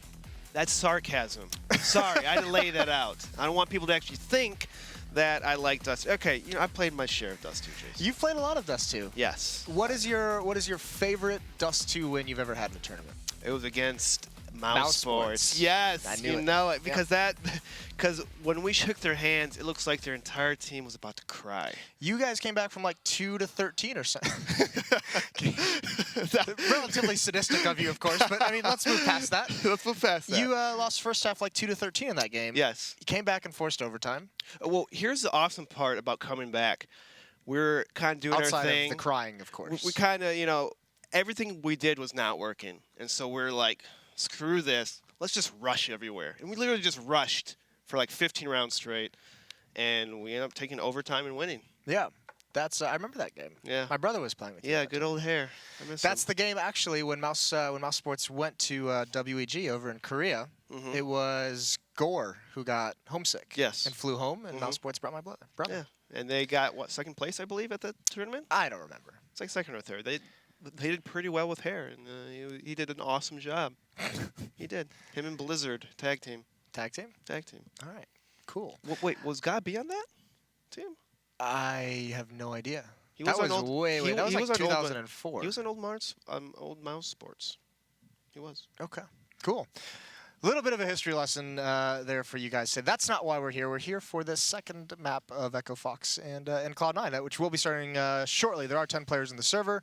I mean, okay, so as a player, have you ever had to do something like this, where you play the same map twice in a row against the same team?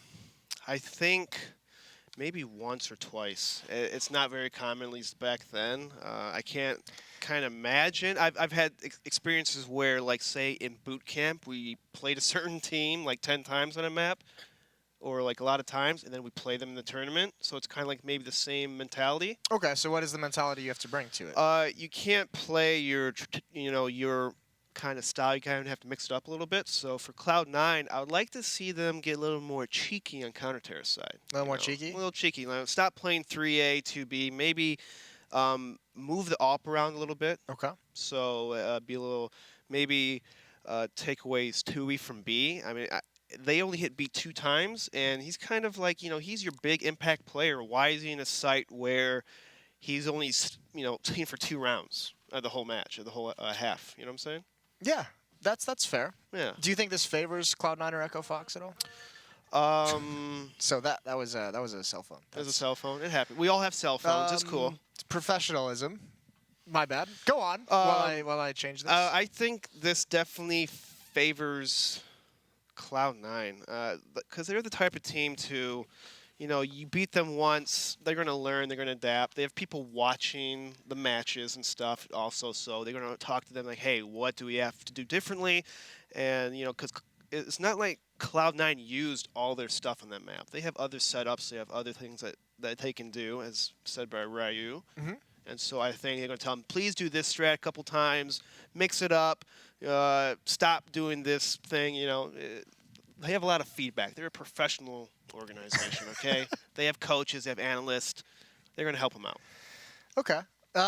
Yeah. I mean, you'd hope so. You'd hope they just come in, and it did seem like they were just kind of running out of gas there at the end of that game. They really lost control of that. They had a big lead, and even I think once EchoFox gained the lead, I didn't see any ways Cloud9 was really going to get back into it. They seemed to be just kind of lost at that point. Those A hits. I mean, for me, what I want to see Cloud9 do in this second map of Dust 2 is actually defend that A bomb site, because obviously that retake was not working. Yeah. Not working well at all. So I would like to see them put a little bit more bodies there, have a little bit more of it dedicated to at least chip away at the player count of EchoFox as they enter the site. Maybe just flat out defend it and just crush a hit. But Skadoodle playing at car every single round, EchoFox just ate that up. Yeah, they knew it. They kind of had a really awesome idea that, hey, this guy plays this spot, majority of the map, let's just work up catwalk. So maybe have the AWP more in catwalk sometimes, because you saw a pattern. Teams love taking up catwalk. They love holding it. So why not just have an AWP? Be something different. Be something different. Be something different. Push out on cat. Take cat. Have a nade set up cat where you just throw a bunch of nades and Molotovs that they're about to execute. A lot of teams are just smoking and throwing 10 flashes off. It's not really like a on contact. Let's just all hop out and catch them off guard. So you could actually kind of cheat it a little bit by having a person with a nade out and have a guy spotting.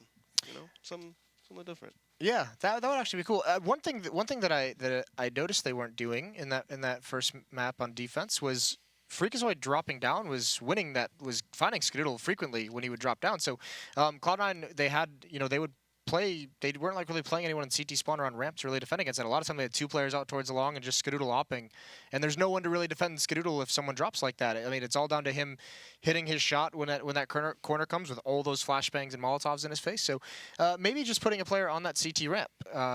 Someone who can just turn from a flash and then turn around and kill Freakazoid as he drops down. That would be cool. That's all. Yeah, that'd be cool too. Simple solution to these problems. Simple solution sounds easier said than done. One also thing is maybe instead of having Shroud in the pit all the time, maybe have the Auburn pit and have 2 riflers on the rail kind of crossfiring, because EchoFox love hopping the person down. You've seen in many maps. They're going to do it again. They're going to do it this match most likely. It worked. It's going to happen. So you gotta kind of change it just a little bit. Just a little tweak. Can you? I want to go in depth about this mustache you're growing. Okay, yeah, you like that? I like that dirt on my lip. Yeah. Not that in depth. Okay. But let's scale it back a little bit. Let's scale it back. Okay. Is this like a? Is this like a Chicago sports thing? The mustaches. I mean, you have a lot of sports commentators. Obviously, the super fans from SNL are wildly popular. Oh, yes. Mike Ditka, very famous Chicago Bears coach. Powerful mustache. He has a very powerful mustache. Is that the kind of the style you're going into? So it's kind of an influence. You know, I'm coaching a team as well, and so like I feel like I have to have a coach stash. So you feel like Ditka is going to be like your main source of coaching inspiration? Yeah, I think so. I'm a big fan of him. He won a Super Bowl for the Bears. The Bears are bad, but they're bad now. They won the Super Bowl a long time ago. They're one of the best teams in history, as they say. But 85 Bears. 85 Bears, best defense. Hurricane Ditka. Hurricane Ditka. I want to transfer his essence into me. You know, like just I want to. You know, maybe it's all in the stash. Maybe it is. You see coaches with that mustache, you're like, why? That looks weird. Yeah. So you thought you'd go down that same route? Yeah. You know, I don't mind looking a little weird. So I could, you know, it's for winning. Speaking of weird, have you talked about the glasses on stream yet? No, I haven't. I don't think so. Because I know everyone's wondering if those are gunners or not. They are not gunners. Okay. I've got these tinted for $5 at a glasses store. You could do it any color you want. You guys should check into that if you have glasses. Blue, yellow, purple. And you should grow a mustache. And you should grow a mustache. It looks really creepy. Well, the first step to recovery is admitting there's a problem, and I think we've got you on the right track. Thank you, Jason. Appreciate We are going to go live now. Thank you for the mustache story while we buy some time. And the Cloud9, they're not doing their B setup right now. Actually, I don't even know if they even rushed B. I already forgot. I'm sorry, Jason. But it looks like what they're doing, they left bomb and T-spawn. So hopefully one of them will get it before they execute a strat. That's always tragic when some teams do that. Yeah, I mean, Skittle's right there, so he's definitely going to grab it. Good. And let's see. Yeah, nothing has a Molotov smoke. And Shroud just uses one as well. So flashbang up catwalk. There's a pretty decent mid presence. You can see Freakazoid towards CT spawn. Roka's there as well. So I mean, they did get mid to B split in the last maps pissed around from Cloud9. So you can see EchoFox adjust a little bit to make sure that doesn't happen again. Try to like gamble, play those mind games. There's a smoke. That's going to block off CT spawn. Molotov into the site. Flashbang blind Shazam. So he's going to burn a little bit before he's able to recover. He does fall. And there's Long. Freakazoid gets one kill, but the site is lost. And that's a good find right through the smoke, Freakazoid. The fadeaway as he's running back. And this bomb is going to get planted for Long, and Stewie's on that side of the cross with the USP. So he's got to just stay alive. He's the insurance policy. And here comes the retake. Oh, Freakazoid, a jumping shot. He's having one hell of a round, although nothing finally shuts him down. Stewie's here as well. He can't fall back in time. He's got to take this duel. That's a good find because Roka got his teammate down into a one-on-one. Sean's got no armor and no kit. I don't even know if he knows where the kit is, and it won't matter. Stewie with another tap negates all the work Freakazoid did. And another terrorist pistol round on Dust 2 for Cloud9. That was a nice little retake shots by EchoFox, but unfortunately Stewie he's on fire right now. Don't keep him in B, please. Please, just spread him out. Spread his wings, let him fly. Let him fly. You can't cage up Stewie. You can't cage him up. Can't cage the beautiful butterfly. Well, there's a face. Yeah, that's that nade that you were making fun of in the last map. So look at 2 nades, it still only did like... No, it was only 1 nade that time, I think. Was it nade? I don't know. Could have been 2, I doubt it. Sounded like 2. Well, it definitely hit him in the leg and just dropped at his feet. So 55 damage to Skadoodle. Looks like they're just going to set up Long. Cloud9 do have the rifle range, but Roka does have a scout, but he's in B, so that's not going to help. The tough part is Stewie's going to be all alone. They're going to push on him. That's a nice shot for him. He gets dinked up, gets a second kill, but now he's got the intel. He knows there's 2 more players in mid, and he also took out 2. So at most, Cloud9's going to encounter 1 player in the site. They actually meet no resistance. So bomb's going to get planted. And once again, it's that kind of situation where does EchoFox decide to just save this Mac 10 and armor, save the scout, and it looks like that's the decision they've come to. Yep, that's the smart thing to do. Save your armor for next round, because you never know. Next round, you might be able to kill 4 people with a scout, just like Stewie did. That was pretty cool. I highly doubt that happens twice in the same map. But either way, speaking of which, it's less likely now that the scout has been taken off the map. Where did he? Oh, he died from... I think he was trying to... I didn't actually see where he got killed from. But either way, the scout's gone. 2 players for EchoFox and T-Spawn, just looking for exits or just trying to stay alive. So everyone's going to get away with what they've got. Good start for Cloud9. Good start, but again, this happened last time. They got Yeah, they that got early out to lead. 5-0, I think it was, or it might have even been more. Yeah, I think it was a little more. I mean, they were pretty hitting their shots. They were just destroying EchoFox. I think at one point it was like 8-3 or 9-3, and then EchoFox just comes back. But they do have a Mac 10. They have 2 armors. You know, CZ. 5.7. Ooh, better watch out for that 5.7, Jason. It's a good gun. It's OP. Please fix. Please fix. Why not? And Stewie now, he's going to turn the corner. He finds Shazam. Freakazoid does trade him off. There's that 5.7 coming into play. Another flash comes out. Automatic, he gets blinded up. Another kill with the 5.7. Finally, Shroud shuts him down.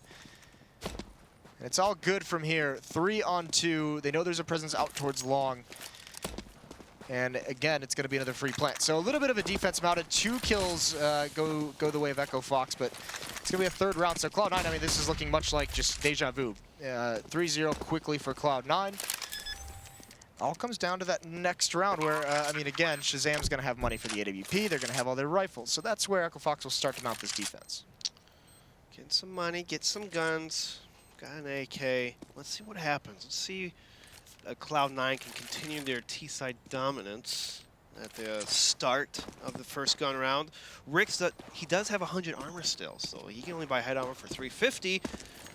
What a deal. Which is a plus. What a deal. It's a plus, you know. You gotta take all the money you can get, all the discounts you can get, you know.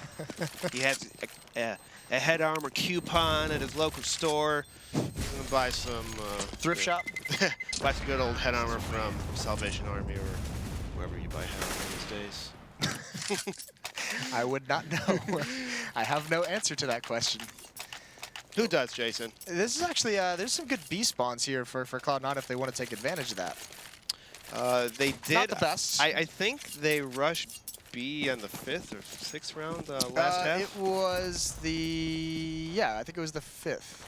I think it was the 5th. Yeah, it worked perfectly that time, but this time they don't go for it. They're going to do a fast long presence, and actually, I think nothing might have spotted Freakazoid as he runs through the fire, but he's blind now.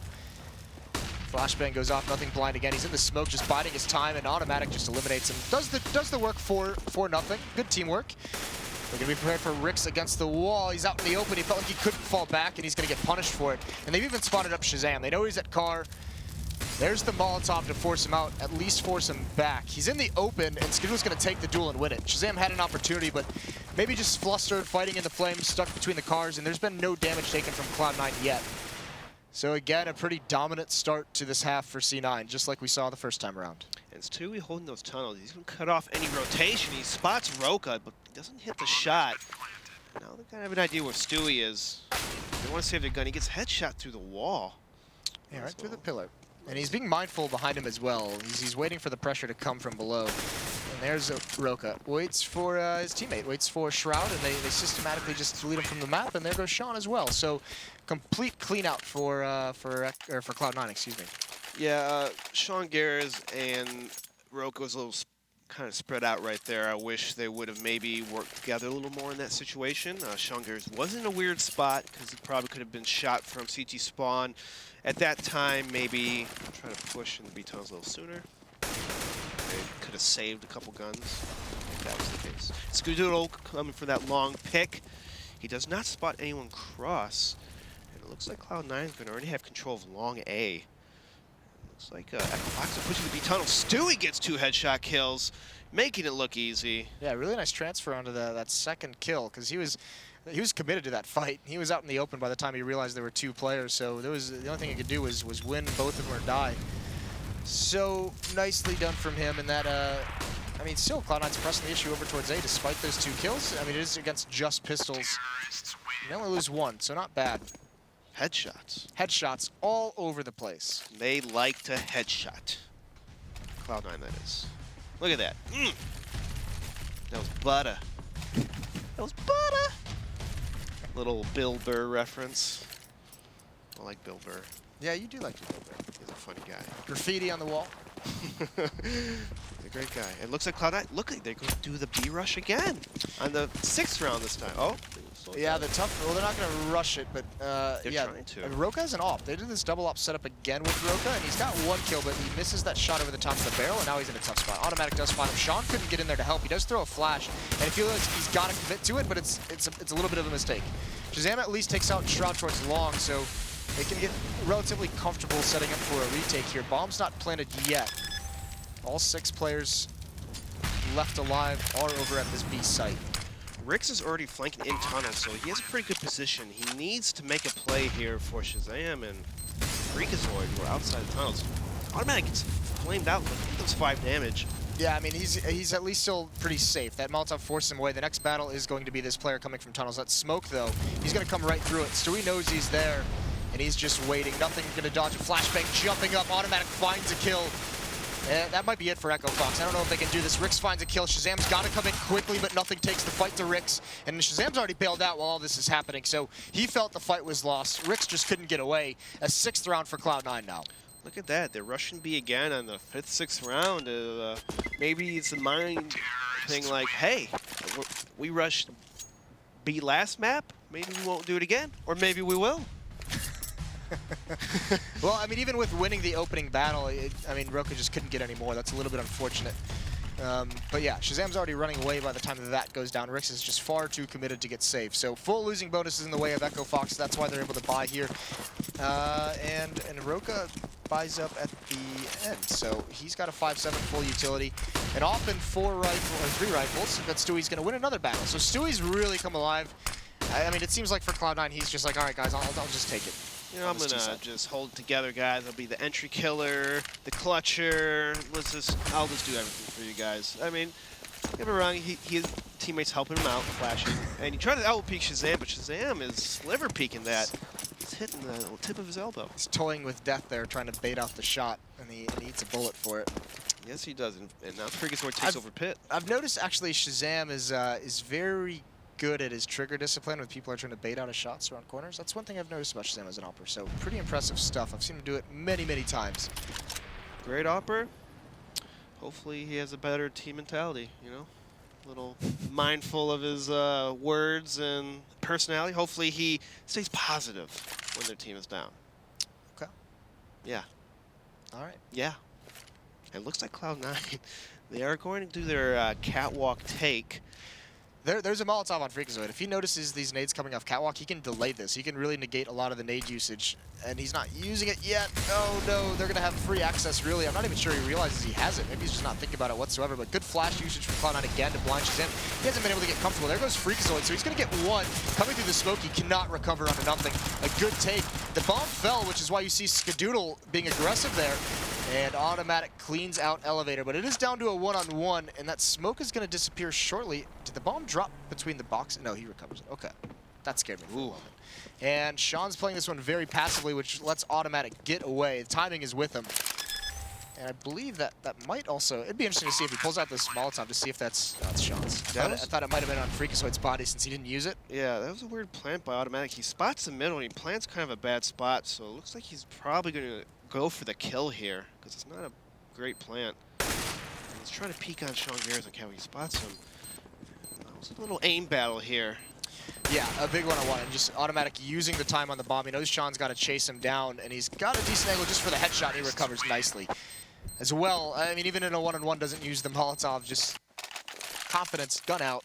I mean, sometimes people make a lot of mistakes by pulling out nades in a 1-on-1, and I just say, you know, sometimes a nade will kill a person, but a headshot always kills a person, most of the 99% of the time.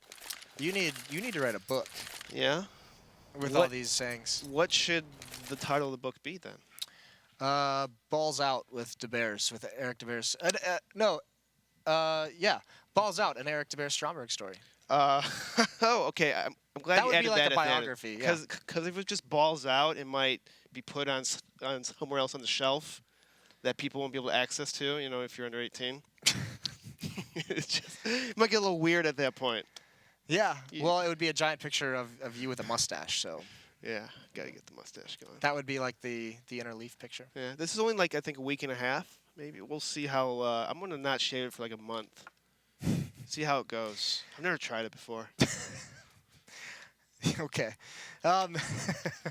Let's circle back. Let's get this back on track. So Focus. It's 7-0 for Cloud9 now. EchoFox, what's the big difference? Is what's the change that EchoFox needs to make? They were trying to play more people on Catwalk, but that was on an eco round. Maybe if they play it on a gun round, they'll have a little more success. Okay. Shazam's not hitting his AWP shots. I mean, he'll hit one shot, but then just get completely rolled over. It's almost like Cloud9's doing exactly what EchoFox was doing to them on the T side by hopping down spawn, tossing the smokes and stuff like that. So definitely having the AWP on the rail by car area seems to be a very big weakness to the strat that they're doing, hopping down, smoking stuff. So maybe have 2 riflers in A, and maybe the AWP towards middle, maybe have like a 2-1-2, kind of like if they take A catwalk, let's push through middle, let's push through tunnels, let's cut off a whole side of the map, you know, just kind of try something a little different. So lose map control at A and just take it back elsewhere. Yeah, take it back somewhere else, you know, because if you don't have a really good retake A strat, you're just going to lose every round if you just keep getting run over trying to hold for those angles, which EchoFox has been trying to do, and they have not succeeded yet. Well, there's so much money built up for Cloud9 now as well. That's the tough part. And against just pistols, if they can get out of this, you know, if this is a pretty clean round for Cloud9, which it could be, although they are basically rushing Catwalk. There's 3 players here now, and there's 2 out towards long. So this could get scary. And Freakazoid with that 5-7. You said they were danger. Oh, what? 5-7. All right, Roka. That's, well, it's pay 250. Pay 250. But it's got them dollar bills on it, so he goes for another one. Can't land that. Skadoodle with the up, trying to use this range, and Shazam with the deagle is just trying to grab that headshot, that 1 bullet headshot. Nothing's got to be very careful. It seems like he knows Sean pushed long, like they were in some kind of a duel. He's being very, very careful. And yeah, it's got to be, because Sean is so incredibly passive with his positioning in T-spawn. So Bomb is down on Catwalk. It's a 2-on-3, but it's basically a 2-on-2 at this A site. And still no rifles have been salvaged for the EchoFox side. And Rix might not even be aware that nothing's coming long. There's a Tech 9 kill for Skadoodle, and nothing finds his. So quickly, the danger is stopped, abated. Yeah, that was a mistake in EchoFox right there. They had a man advantage, and they were pretty spread out. As you saw in their little setup, they had one person, like, they weren't together. You know, just use your numbers, try to work one way. You know, you can't just stop and hold an angle and hopefully they walk there. You got to make a play in those kind of situations. Either all play together, let's play for the bomb, because once they have to put down the bomb, it's pretty much a 1-on-3, because one guy's planning, the other one's having the gun out. Well, Sean, off the back of a Skadoodle miss, Sean grabs the AK and just bails out. So, I mean, they've done a good job, at least in this round, EchoFox, of they get 3 kills, so that they put a little bit of a dent, a minimal dent into the Cloud9 economy. And they get an AK-47 for themselves into the next round, so that's money they won't have to spend on a rifle, on an M4. So, not bad, all things considered, but, I mean, that's just not fair. 2 jumping shots. Yeah, it's, there you go. CSGO for you. Jumping shots is what we like to do. Cloud9, I would like to see an auto sniper. You're at that point in the game. You got money. Let's just burn them a little more, okay? At 8-0. Let's just keep it going. Get the auto sniper going. I want to see that. Well, it's a double up setup again for EchoFox. We saw them try this earlier, and they haven't had the money to go back to it. So, see if it's successful this time around. Shazam, he's playing that AWP in the rail. And Roka, AWP and B again. If they have an AWP and B, I would like for them to cheat a person towards A. You know, because the point of having AWP and B is like you kind of leave him alone, and maybe Sean Garrison can play more towards middle, and then have like a heavy A setup, heavy fast rotate A, because I mean they've been hitting A so many rounds in a row. You know? Yeah, they certainly seem to have gambled towards like a mid and B centric tactic, and it doesn't look like it's going to work out at the moment. So here's the A hit, flashbang. Shazam's forced back. He's been so uncomfortable with the flashbangs that Cloud9 has been throwing in both maps that both times we've seen this team play Dust 2 tonight. Cloud9's did a great job of minimizing damage taken from Shazam as an AWPer. So it's again a 5-on-5 retake. Barely any damage has been dealt. Here's the SWAT team again. Gonna go for it one more time, and Shroud gets 2 kills. Sean and Freakazoid fall, and Roka right behind that smoke. And Shroud is just waiting, but I feel like, I mean, this is down into a 2-on-2. This has gotten very, very close very quickly.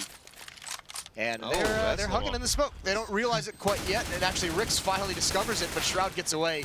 Ninja Vanish And Skadoodle with the AWP is going to peek out. He misses. That's a critical miss. That's a little bit scary now, but he recovers nicely through the edge of the box, and Shroud wins his fight.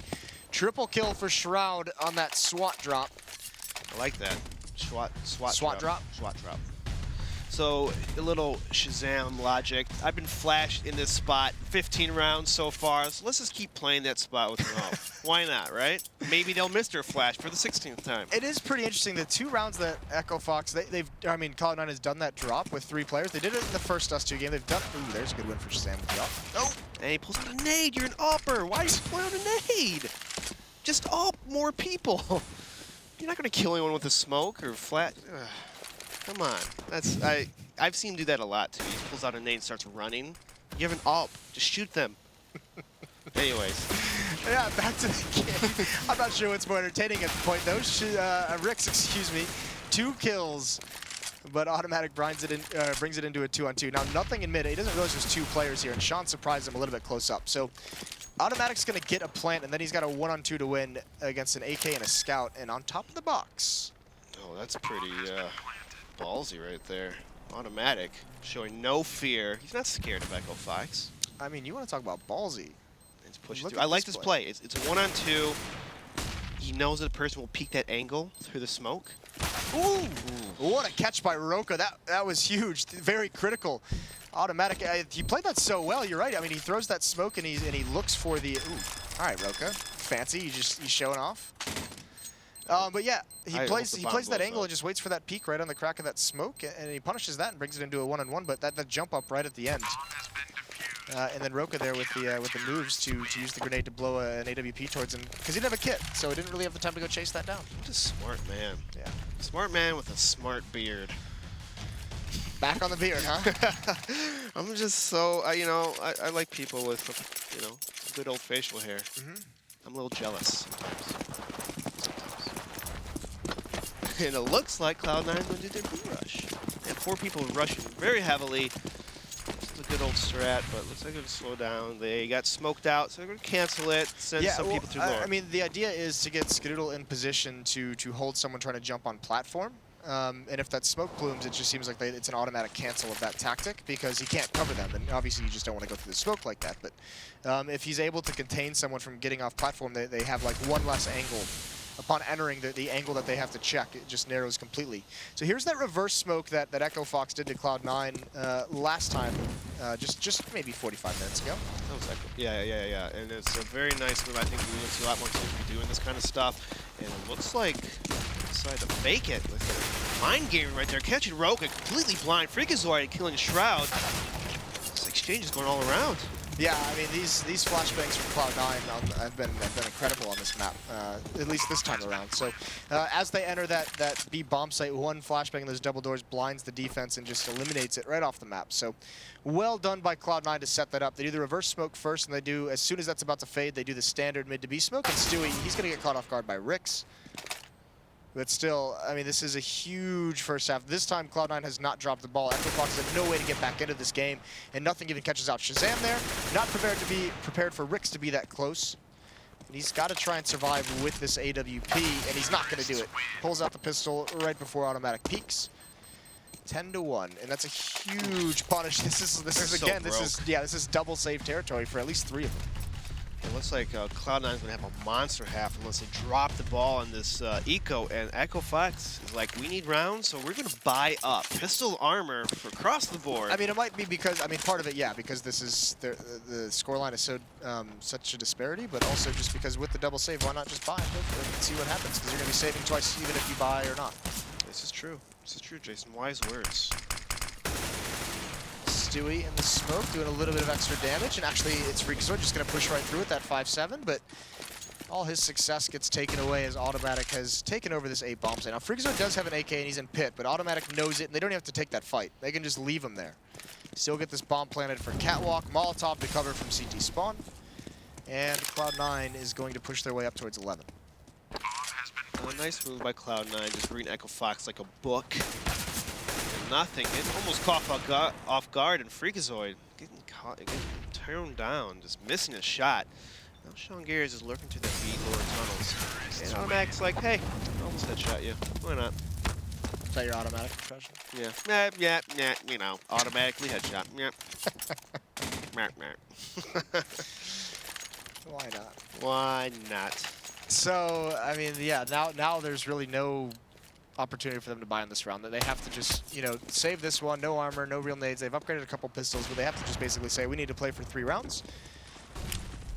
Cloud9 looking angry after taking their first loss of the season. Yeah, people were speculating if they could go undefeated the whole way. Tough task, but it looked like it was going to be likely with the way they were playing and the fact that they didn't have to play SK until I think the last 2 matches of the season. So everything seemed to be in the cards for that to be a possibility. But EchoFox played spoiler, not much else in this second map. Yeah, EchoFox just really not adjusting on their CT side. The one round they won was when they had people in catwalk. When they pushed catwalk. But now they decide they don't want to do that ever again, and so they're going to keep losing rounds. I mean, this always begs the question in this kind of a scenario: is there an advantage to either the team that loses or the team that wins when you have to play them on the same map back to back? Not necessarily. I thought Cloud9 would be better because they're a team that would adjust a lot better than most teams. They seem like they have a lot of different play styles and everything, and they're a well-oiled machine, Jason. They could do whatever. They could rush. They can take things slow. They could do default. They could mix it up. I mean, Cloud9 is a top team for a reason because they have all the aspects of the game right now. They have it all. They got it all. Yeah, and actually, again, it looks like they're just going to get just like a blind tactic win here because there's only 1 player over towards B, although unfortunately Stewie loses that battle, but still it's going to be a 4-on-1. And Roka, they know exactly where he is. He's trying to win that Molotov. That's going to seal it. Going to force him to the open. He gets 2 dinks, but no kills. That's unfortunate, but he's still done so much to help his team win this round. Automatic through the smoke. When is he going to pounce it? It's perfect. Shazam again with the nade out. I know that's going to trigger you. Sean outside B can do absolutely nothing, and this is going to delay rotations as well because automatic, they have to clear him out of position. Actually, fortunately, they spot him. Freakazoid sees him jumping in lower B tunnel, so they can cross without having to worry. They only have 2 flashbangs. They do have a kit onto Rix and 2 very low Cloud9 players. Cloud9 does have a couple more flashes and grenade. They're not going to go for this. Yeah, the Molotov's going to force Sean away, and they've already called for the save. Freakazoid's already out towards long. So an early decision not to go for that retake. So for Shazam right there to kind of pull out his nade, there's 4 people alive left, and they're almost already in B bomb site. You always have to expect an anchor, like in middle or just top middle, anywhere. Like you got to expect, like in this game, people love to push through smoke, or flash push smoke. It's just what a lot of people do, and so like you kind of have to expect things like that, especially at a high pro level play. Like, people are going to do a little risky things. You're up 13-1. You're going to be a little riskier than if they were down 13-1. You know, you have to play safer. There's the auto sniper. Yeah, there's 2 auto snipers for you, and they do minimal. Sean gets hit down towards 75. But at least he's in the bomb site this time with Roka. 2 players here. But again, nothing finds the opening kill. Roka's inside the smoke. This is what the timing he chooses. He gets 1 kill, but Scoodle trades it off. Stewie, that top flash over the top. Is he going to... Oh, he gets 1. That's a good shot. Rix is close up, and he didn't realize it so far. But, I mean, they can afford to throw a life away for... They can afford that trade, basically.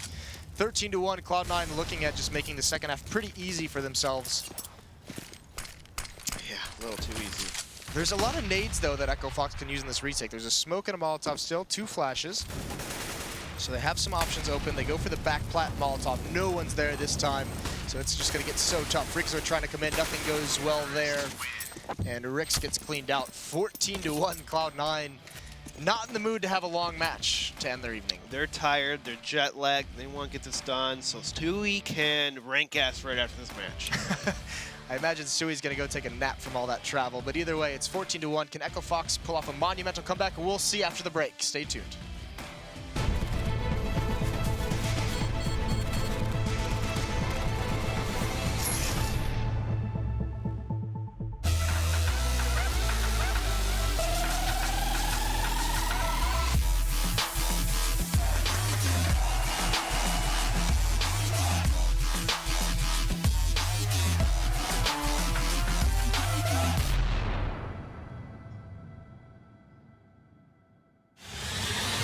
He's going to get the one kill in that bomb incoming on the inside. FNX has to stay up. Joe, he gets the triple FNX. Oh my God, what a way to win that round. They don't have a smoke, so this over still.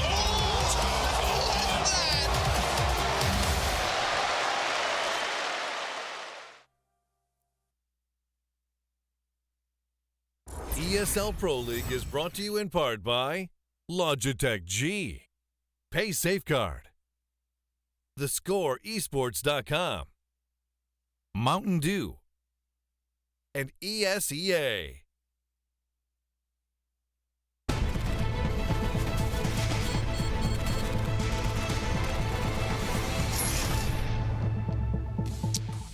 Welcome back to ESL Pro League for the last half of the evening. It could be a short one. Shorter as the man with the mustache here. Could be shorter than your mustache, is what I try to say. My mustache is short? I thought it's pretty standard size. It's regulation Pretty size. average size? Yeah. Well, it's getting late. We're all going a little bit insane, but we are going to get started with the second half. It could be very quick. It could be. It could be quick. Yes, it could be. We'll find out. But what a dominant first half from Cloud9. Very dominant.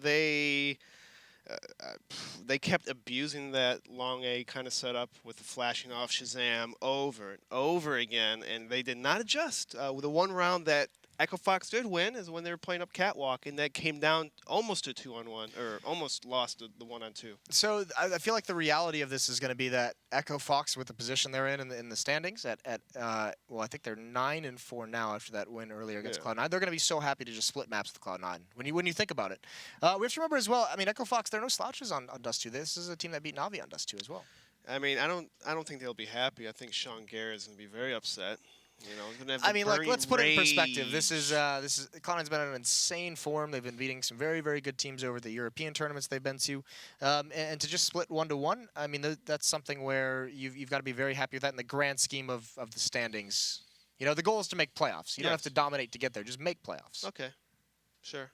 I agree with you halfway. I'll halfway agree with you on that one. Okay. I'm kind of mindset where I want to dominate anyone that I play. You know, give them just. Destroy people, win every game. If I lose 14-1.5, I'm going to be pretty upset. Even if I win split 1-1 with a top team. I play to be number 1, Jason. Okay. I'm sure they're playing to be number 1. Even though they're not number 1, they got to play for number 1. Yeah, well, I mean, now they speaking of one, they only got one round. Yes, they did. Yeah. So now they've got a big comeback to make it. And this is the thing. I mean, I guess maybe they're just saying, let's see if we can make this massive comeback. How legendary would this be if we could come back from 1-14? It'd be pretty legendary. You think I've seen it before. I've seen it happen before. Yeah, we all have. Usually on Nuke. Yes, Nuke is definitely one of those maps. It's happened to me a couple times on the map. Still stings to this day? Actually, I'm the one who came back, so I feel good about that. Yeah. Nice. We were down like 13-2. And they were like, okay, let's just win 14-1. And that's what we did. We won 14-1 and we won the map. It was great. Who was that against? Was this like a against tournament? Punkville's team. Way back. That's a Punkville, old name. And it was a good time. No one knows what that means. So we are live into the second half of this round. No one. Moving on. Bringing it back full circle. Reel it in. So... Looks like Doodle, being the team player that he is, Smoke Kit. Very nice. And boy, here's interesting by EchoFox. They have 2 flashes, and they smoke off the cat. Flashback, automatic. This is scary. They've got to bail out much quicker than they currently are. Automatic gets caught. Still manages to get one. He's still alive. Shroud recovers nicely. Automatic with the reload. He goes for another one, but he can't do it. But this has stopped EchoFox cold. Nothing going the way of EchoFox on this second map of Dust 2. It seemed like they had such an opportunity to punish those 2 players, and actually 2 still very low. But Shroud plays hero this round. Automatic with that opening kill buys the time for Shroud to get away and get one more kill, and that's huge. 15-1 now. So it looks like that comeback just might not happen. I mean, they're gonna have to start winning now if they want to come back. But the flashes that they toss in Catwalk, it initially flashed them, but then once they were turning the corner, they were not blind, and then that's where the kills happened. And so maybe they got to time their flashes a little better in that setup. Double nade long. This time the double nades do work, but Sean wins that. Shroud really is trying to just end this game at the moment. I mean, still, they lose Shroud, but it's no huge loss. It's just an MP9 that Roko recovers, and still, I mean, look at all the damage that's been dealt. Roko and Sean are very, very soon to die. Still a massive advantage in terms of weaponry. Nothing all alone in pit. He's going to peek up, but he gets destroyed by Roka. Yes, very nice. Now they have to cross long. They do smoke. So Cloud9 has a pretty good idea that they are taking A at this moment. Yeah, but there's the scout chiming in, and there's a big gap in that smoke. Shazam's tagged up. He can't even get across. Bomb is going to get planted, but how does EchoFox think they can hold this? It's going to be so difficult. 2 Deagles, a Famas, and 2 very, very low HP players, both of them on 10, so can't take a single point of damage. Molotov is going to go into the bomb site, so Freakazoid jumps out preemptively. Flashbang's out as well, so Freakazoid can even try to do no damage, but he's got to be the one to take point here with this HP. Shazam trying to get a headshot, and he does. Finds the angle on Skadoodle. Freakazoid jumping into the smoke. This might be the play to make, and he comes around. He finds Stewie, can't get the next one, but there's the jumping scout. Shazam and Roka survive, and EchoFox get their second round. Nice try by Freakazoid right there. It's hopping up. He made a big play right there. And nice shots. Shroud, though, he may have lost his team that round by being so pushy like that. Yeah, you're up 15-1, but, you know, why not just win 16-1? You know, why not just finish the game strong instead of being so aggressive? One of those crazy plays, perhaps, where he just says they're not going to expect this at this level. This is true. Scout battle going on, and Shazam wins it pretty clean. Nothing's tagged up as well. He does find a Deagle kill. Freakazoid out towards long. And there's Rix with the P90 again. So, I mean, investment from Cloud9, I think that's a full buy from them. They're all, yeah, they all invested into this round. So they're going to have to double save after this. They went for it to try and just respawn it in the game right away, but it doesn't work out. No, it does not. Stewie has a scout. He's in a little trouble, trying to take shots, but not hitting. Well, you know, they're not lined up for him this time. They're not coming at him one by one. This is true. They played that a little smarter. They're like, nope, not going to get scouted again by Stewie. And now, yes, a double save coming up. Cloud9. That was pretty mad, though. It was. They were just like lining up single file. I'm like, all right, let's go. Let's all pull our nades at the same time. The nades and EchoFox players is really, really tilting you tonight. I mean, it's. We don't have to go into it. I just wanted to let you know that. Thank you. Thank you. I didn't want to get into it. Yeah. I think you're saving me. Some anger issues with nade usage. I see it too much. Well, Jason. you've got to be happy about that nade. Stewie down to 8 HP. And even Skadoodle down to 23. That's really dirty. So catwalk in mid stack, but the nades make it pretty much ineffective. Rix does get dropped by Automatic, who is one of the mid players. But there shouldn't really be any more damage that EchoFox can take here. Bomb is in upper B tunnels. They left it there, so that's why there's no plant yet. But not a huge deal. It should just be a simple matter of cleaning things up. Easy round for EchoFox. Taking that, only losing one person, and this guy with the P90. So not too bad. Not too shabby. Not too shabby at all. Let's see the AWP. Let's see what you can do with the AWP, Shazam. See a door shot. Double save again for Cloud9. This time they bought. Okay, so they bought. I think they bought 3 nades. I think 2 players threw theirs for the cross. So a little bit of miscommunication. Maybe trying to just, you know, make the perception that they've bought in this round with that nade used to cross, and maybe just trying to mask how many actually cross. But it's nothing. Who's going to be pushing up catwalk towards mid. Pop flash in the air, and he sees nothing. Shazam is far back with that AWP as well.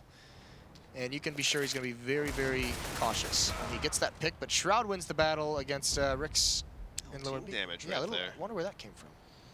I don't know Either way, the A bomb set is lost. A bomb set's lost. Freakazoid's about to plant the bomb. Roka, nice nade kills. Okay, so they're having some nice nade kills. Okay, but, you know, you gotta pick and choose when you're gonna pull out this nade. Well, Stewie, the last one left. So 5 to 15. Can they do it, Eric? No. All right. Yes, you know what, Jason? They could, but I don't think they will. Okay. Okay, I'm not gonna complete. I'd say it's a 5% chance. 5% chance. 5%. What about you? What do you think? Oh, I don't think it is. No, not at all? Not at all. Not even close. Not even close.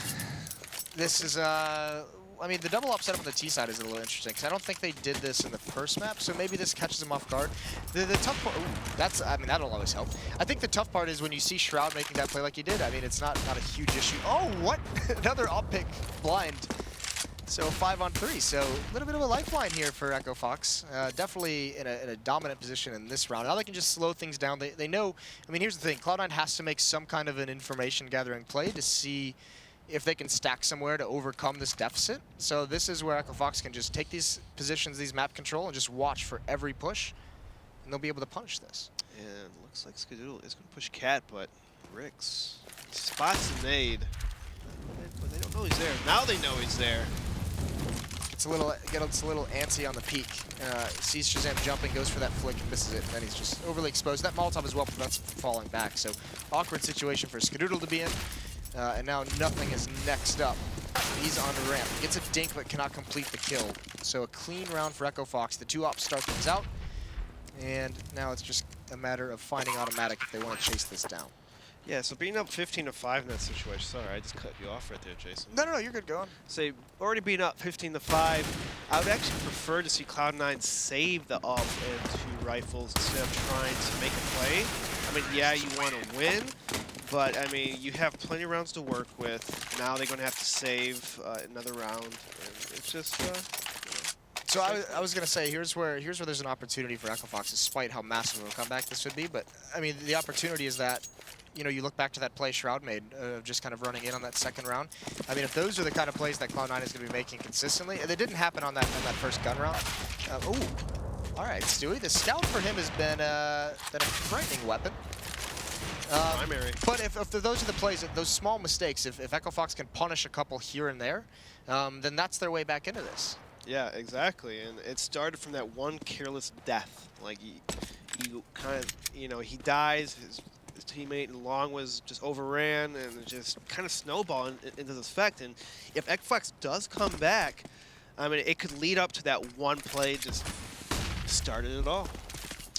Started it, but I mean, didn't, you know, get stuck. There's nothing. He had the angle, but couldn't land the shots. Skadoodle gets a deagless shot, and he's tagged up Shazam a little bit. So Automatic is an AK, so it's not inconceivable that he could win this. He doesn't have a kit, though, so he has to... Yeah, it would have to be very, very quick. And he's going out towards Long, so he might... You know, he could... I believe Sean had an op in T-spawn. So actually that nade, he's just going to try and distract him, make him give their attention to Catwalk, and it works at least for the initial fight. Now he spots Shazam. I think he saw Shazam peek out like that. He knows he's in the site, definitely hears these footsteps, but can Automatic close it out for him? Shazam, this is an awkward fight for him to take. Automatic's going to push forward, but nice control. Shazam recovers and just uses that box perfectly. Sprays through the edge. It's going to be a buy this round. Anyways, I was going to say there was an opt-down at T-spawn, I think, that Automatic could have gone to grab, unless maybe EchoFox hit it, but could have gotten opt at the next round. Either way, goes for the win. Not a bad idea. He had the time for it. He did. And they're going to buy this round anyway, so it's not like they lost out on anything. So overall, not a bad idea. 15-7, still 8 rounds for Cloud9 to play with. Wow, being a little cheeky here.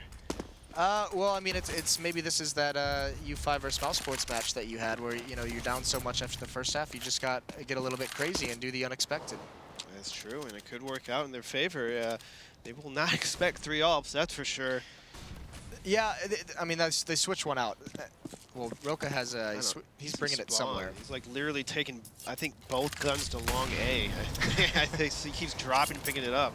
I mean, if you use 3 ops, if you actually go for that tactic, it's going to slow things out very much. But yeah, the benefit is that Cloud9 might not expect you to have ops on 2 different locations of the map. This is true, and EchoFox does have their 4 people towards that mid area. They're going to try to do the strat that works so well is that cat drop, but nothing is by that CT spawn, so oh no, looks like they're going to back off from it. They might toss a fake, so Freakazoid might toss the smokes and flash up there. No smoke though, never mind. It would, I mean, he doesn't have a smoke. He has a Molotov and a flash, and it seems like even EchoFox is a little bit confused on what they want to do. Now they're going to come back over towards Catwalk. This could still be a fake, but it's looking more and more likely. There's a lot of Molotovs on the CG side as well, and everyone's at the same bomb site this time. Shroud's actually in the site. You have Skadoodle with the AWP at car, and you have nothing in CT spawn. So Shroud's going to be the big player behind this smoke, and they can't wait for it to subside. So this could be a huge play for him, but it does actually disappear, but he still gets 2 kills. Skadoodle's turn. He misses that shot, and that's critical. And even Shazam chiming in on nothing. So good play from Shroud, but the defense just can't hold. Automatic coming up the stairs. He loses his fight as well. And this is all turned in the tide of EchoFox. They're lined up for Stewie again. He gets 1 kill, but thankfully They adjust right at the last moment. Skadoodle missing that off shot. That's like one of the easiest shots to hit in this map, especially if you're not even blind or anything. It's like it's just unfortunate that he missed a shot. It could have been a round win right there if he hit that kill. Could have ended it, but he didn't. All right, so now we're getting a little. Now this is getting a little sketchy. Now we've got a little bit of a game on our hands here. So back onto the pistols for just Cloud9, as they're letting this one slip pretty far. Cloud9, they're just pushing right out B tunnels right away, so they know it's going to be an A take without a doubt. Stewie is already pushed up B tunnels, automatic, still in the tunnels area, and now looks like they're going to fall back. I don't agree with this too much. Sean Gears is watching T-spawn, so I guess it is pretty smart by Cloud9. But I would like for them to keep the people in B tunnels and over-rotate towards A. Well, they have the information, right? So if they spotted the op way back towards T-spawn. So someone watching from that deep of an angle, that just lets you know that there's no one in B tunnels whatsoever. Yes. Still keeping 2 players there in case they come back, just being honest, but they could cheat or rotate if they had wanted to. With these guns at range, doesn't matter for that Deagle of Shroud, and he's got an angle around the smoke now where this still could be dangerous. Nade comes out, Shroud, he finds one more, and another one. Oh, those might be right through the smoke. I think he just jumped over and saw someone, and now nothing's there to boost for him as well. This is so sketchy, so dangerous for EchoFox. Good nade, though. Brings Shroud down low. This boost will give up that there's 2 players here. And he finds another one. Shroud going for the ace. He's got 4 kills. That Molotov might just do it. Shaw, the last one left, and he gets another kill. Down into a 1-on-2, but he's got no HP. And he's going to have to walk up long, and they're just going to peek him. As soon as they hear the footstep, 2 players there, and he misses the op shot, and that does it. Shroud, 4 kills with the Deagle. It closes things out. So Cloud9, they lose their first match, but they go 1-1. Or EchoFox goes 1-1, whichever way you look at it. I think EchoFox is going to be happy with that one. But a good night all around for them. Good night. They did all right on the first map. You know, they won against Cloud9, had their first loss. It's huge. It sucks to lose on an eco, though. It's like the worst way to lose. Especially what they were on, I think, a 7-round run at that point, or 8-round run after starting off 15-1 after losing that second half pistol. So, yeah. That's a good recovery from Cloud9 if they started to let a couple rounds slip away, but just so many opportunities. We're gonna chat with the analysts here, see what they have to think. The night has been closed out, boys. How was it? Was a little nervous. I was a little nervous for C9. Thought that EchoFox was going to come back and do it. But all in all, if you're EchoFox, you got to be feeling pretty good. You know, splitting games with C9, giving them their first loss, they did it. Yeah, they gave them the first loss. They got a much-needed win to help their case, you know, to climb up the rankings, to get in that top 6. The second Dust 2 match, it seemed like it felt like it was a blowout the whole way through. Obviously, it was like a dominant first half. It started to slip a little bit in that second half, but I think maybe Cloud9 just let off on the gas a little bit. That first, or the 15-1, we saw like Shroud just kind of like fooning around, like getting close to long doors. It seemed like they weren't taking it super serious with such a huge lead, knowing that eventually they would close it. Automatic had a really good game for Cloud9. I think overall they played pretty well. Skadoodle was a little bit quiet. We saw him there on the CT side miss like an op shot that he's characteristically not going to miss. 90% of the time he's going to hit that shot on the guy crossing if he's not blind at Game Helper. And then on the other side for EchoFox, that first half, I think Sean really struggled to get it going. After 15 or 16 rounds, he had like 1, maybe 2 kills. Picked it up there in the half, but it was not enough real estate for them to reel that back in. Yeah, not at all. And you called it. You said that C9 was most likely going to make the necessary adjustments, you know, based on scenarios that they faced in the previous Dust 2, and they did so, and EchoFox was unable to counter. It seemed like they were just like, all right, Stewie, just go run and kill everything. That was what they did for the first 6 or 7 rounds. They had a huge lead. Automatic ended up playing, like, I think with the 24 kills that he had, was statistically their best player, but Stewie was just opening up sights.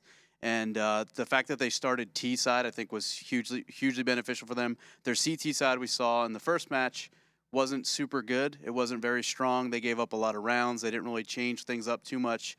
So to have a huge lead like that, your CT side literally needed to get 2 rounds. So when you have that big of a lead, they obviously loosened up. They kind of played a little bit, probably had some fun, and it was starting to get in that territory where they were probably like, all right, guys, let's dial it down. Let's focus. Let's just get this last round. But at the end of the day, it's a 1-1, and they're 16-1, 3-1 on the night. Yeah, and at the end of the day, not a good day for Team Liquid. Not the best day ever for C9. But if you're EchoFox NRG Esports, got to be feeling really good, especially if you're NRG. I mean, these guys really boosted their stock to make their way into those playoff finals where the top 16s are going to be making out. If you're, Optic, Renegades, you got to be a little bit worried based on what you saw today. But again, Liquid, they're probably the team that is most likely, going to be on the outside looking in. They're going to have to really step it up. I know that they do have ESL 1 coming up. They're probably looking forward to that. But for as much as in the Pro League, it's not been the Liquid that we were expecting. Yeah, I mean, we talked earlier in the pregame. There's 8 or 9 teams that are going to be vying out for 6 spots. So there's going to be some teams that are going to miss it. This is a huge win. No other team, obviously, has been able to beat Cloud9. So for EchoFox to get this win is very important for their hopes at the playoffs.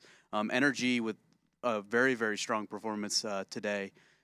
That's the two wins they had over Liquid were huge. They were, I would imagine, underdogs, even maybe just slightly in that. And if you're Team Liquid, you're kind of back to the drawing board, scratching your head and trying to figure out what it is that you're missing right now that's not allowing the skill that team has to show up come match day. All right, well, let's take a look at today's results and just see how everything panned out. If you missed our first 2 matches of the day, that was Dust2 and Cobblestone. The two teams battling it out were Team Liquid and NRG Esports. As you can see, NRG walking away with that 2-0. And then the matches that we just saw again on Dust2 back-to-back, C9 and EchoFox splitting games. First map on Dust2 was super weird, 13-2 half, followed by I think a 12-3 half. Very rare that you see that kind of a one-sided on both halves, and like on the T side for both teams. Yeah. But NRG was able to hang on and get that win, and then just completely blew Liquid away on Cobblestone. Looked really strong. We talked to God B in the interview afterwards, and he said they were very prepared on Cobble, and it absolutely showed. And then the loss for Cloud9 on Dust2, the EchoFox gets that win. It seemed like Cloud9 CT side was the real big issue there. Not dynamic, didn't really change stuff up. They seemed to stick with that same setup round after round, and just didn't have enough rounds T side to have that poor of a performance CT side. And then the last Dust2 of the night, 3 out of 4 maps being Dust2 today. It's kind of unique. Just a huge T side from Cloud9. Gave themselves so much room to work with in their CT side that even though EchoFox was able to string some rounds together, it was just not going to happen. Yes, so some pretty interesting matches today. But tomorrow we're going to have another handful of good matches for you. It's going to be Optic Gaming taking on EchoFox, and then EchoFox going up against SK. All 3 of these teams, Ryu, they're up in there for that discussion for top 6. I mean, just a critical day of matches. If you're any of the teams listed right here, which is only 3, because EchoFox is playing a lot of Counter-Strike apparently for ESL Pro League the next day, today and tomorrow. Dust2 was only 2 out of the 4 maps, so we get sort of a little bit of a break, but we know EchoFox is actually playing both those Dust2 maps.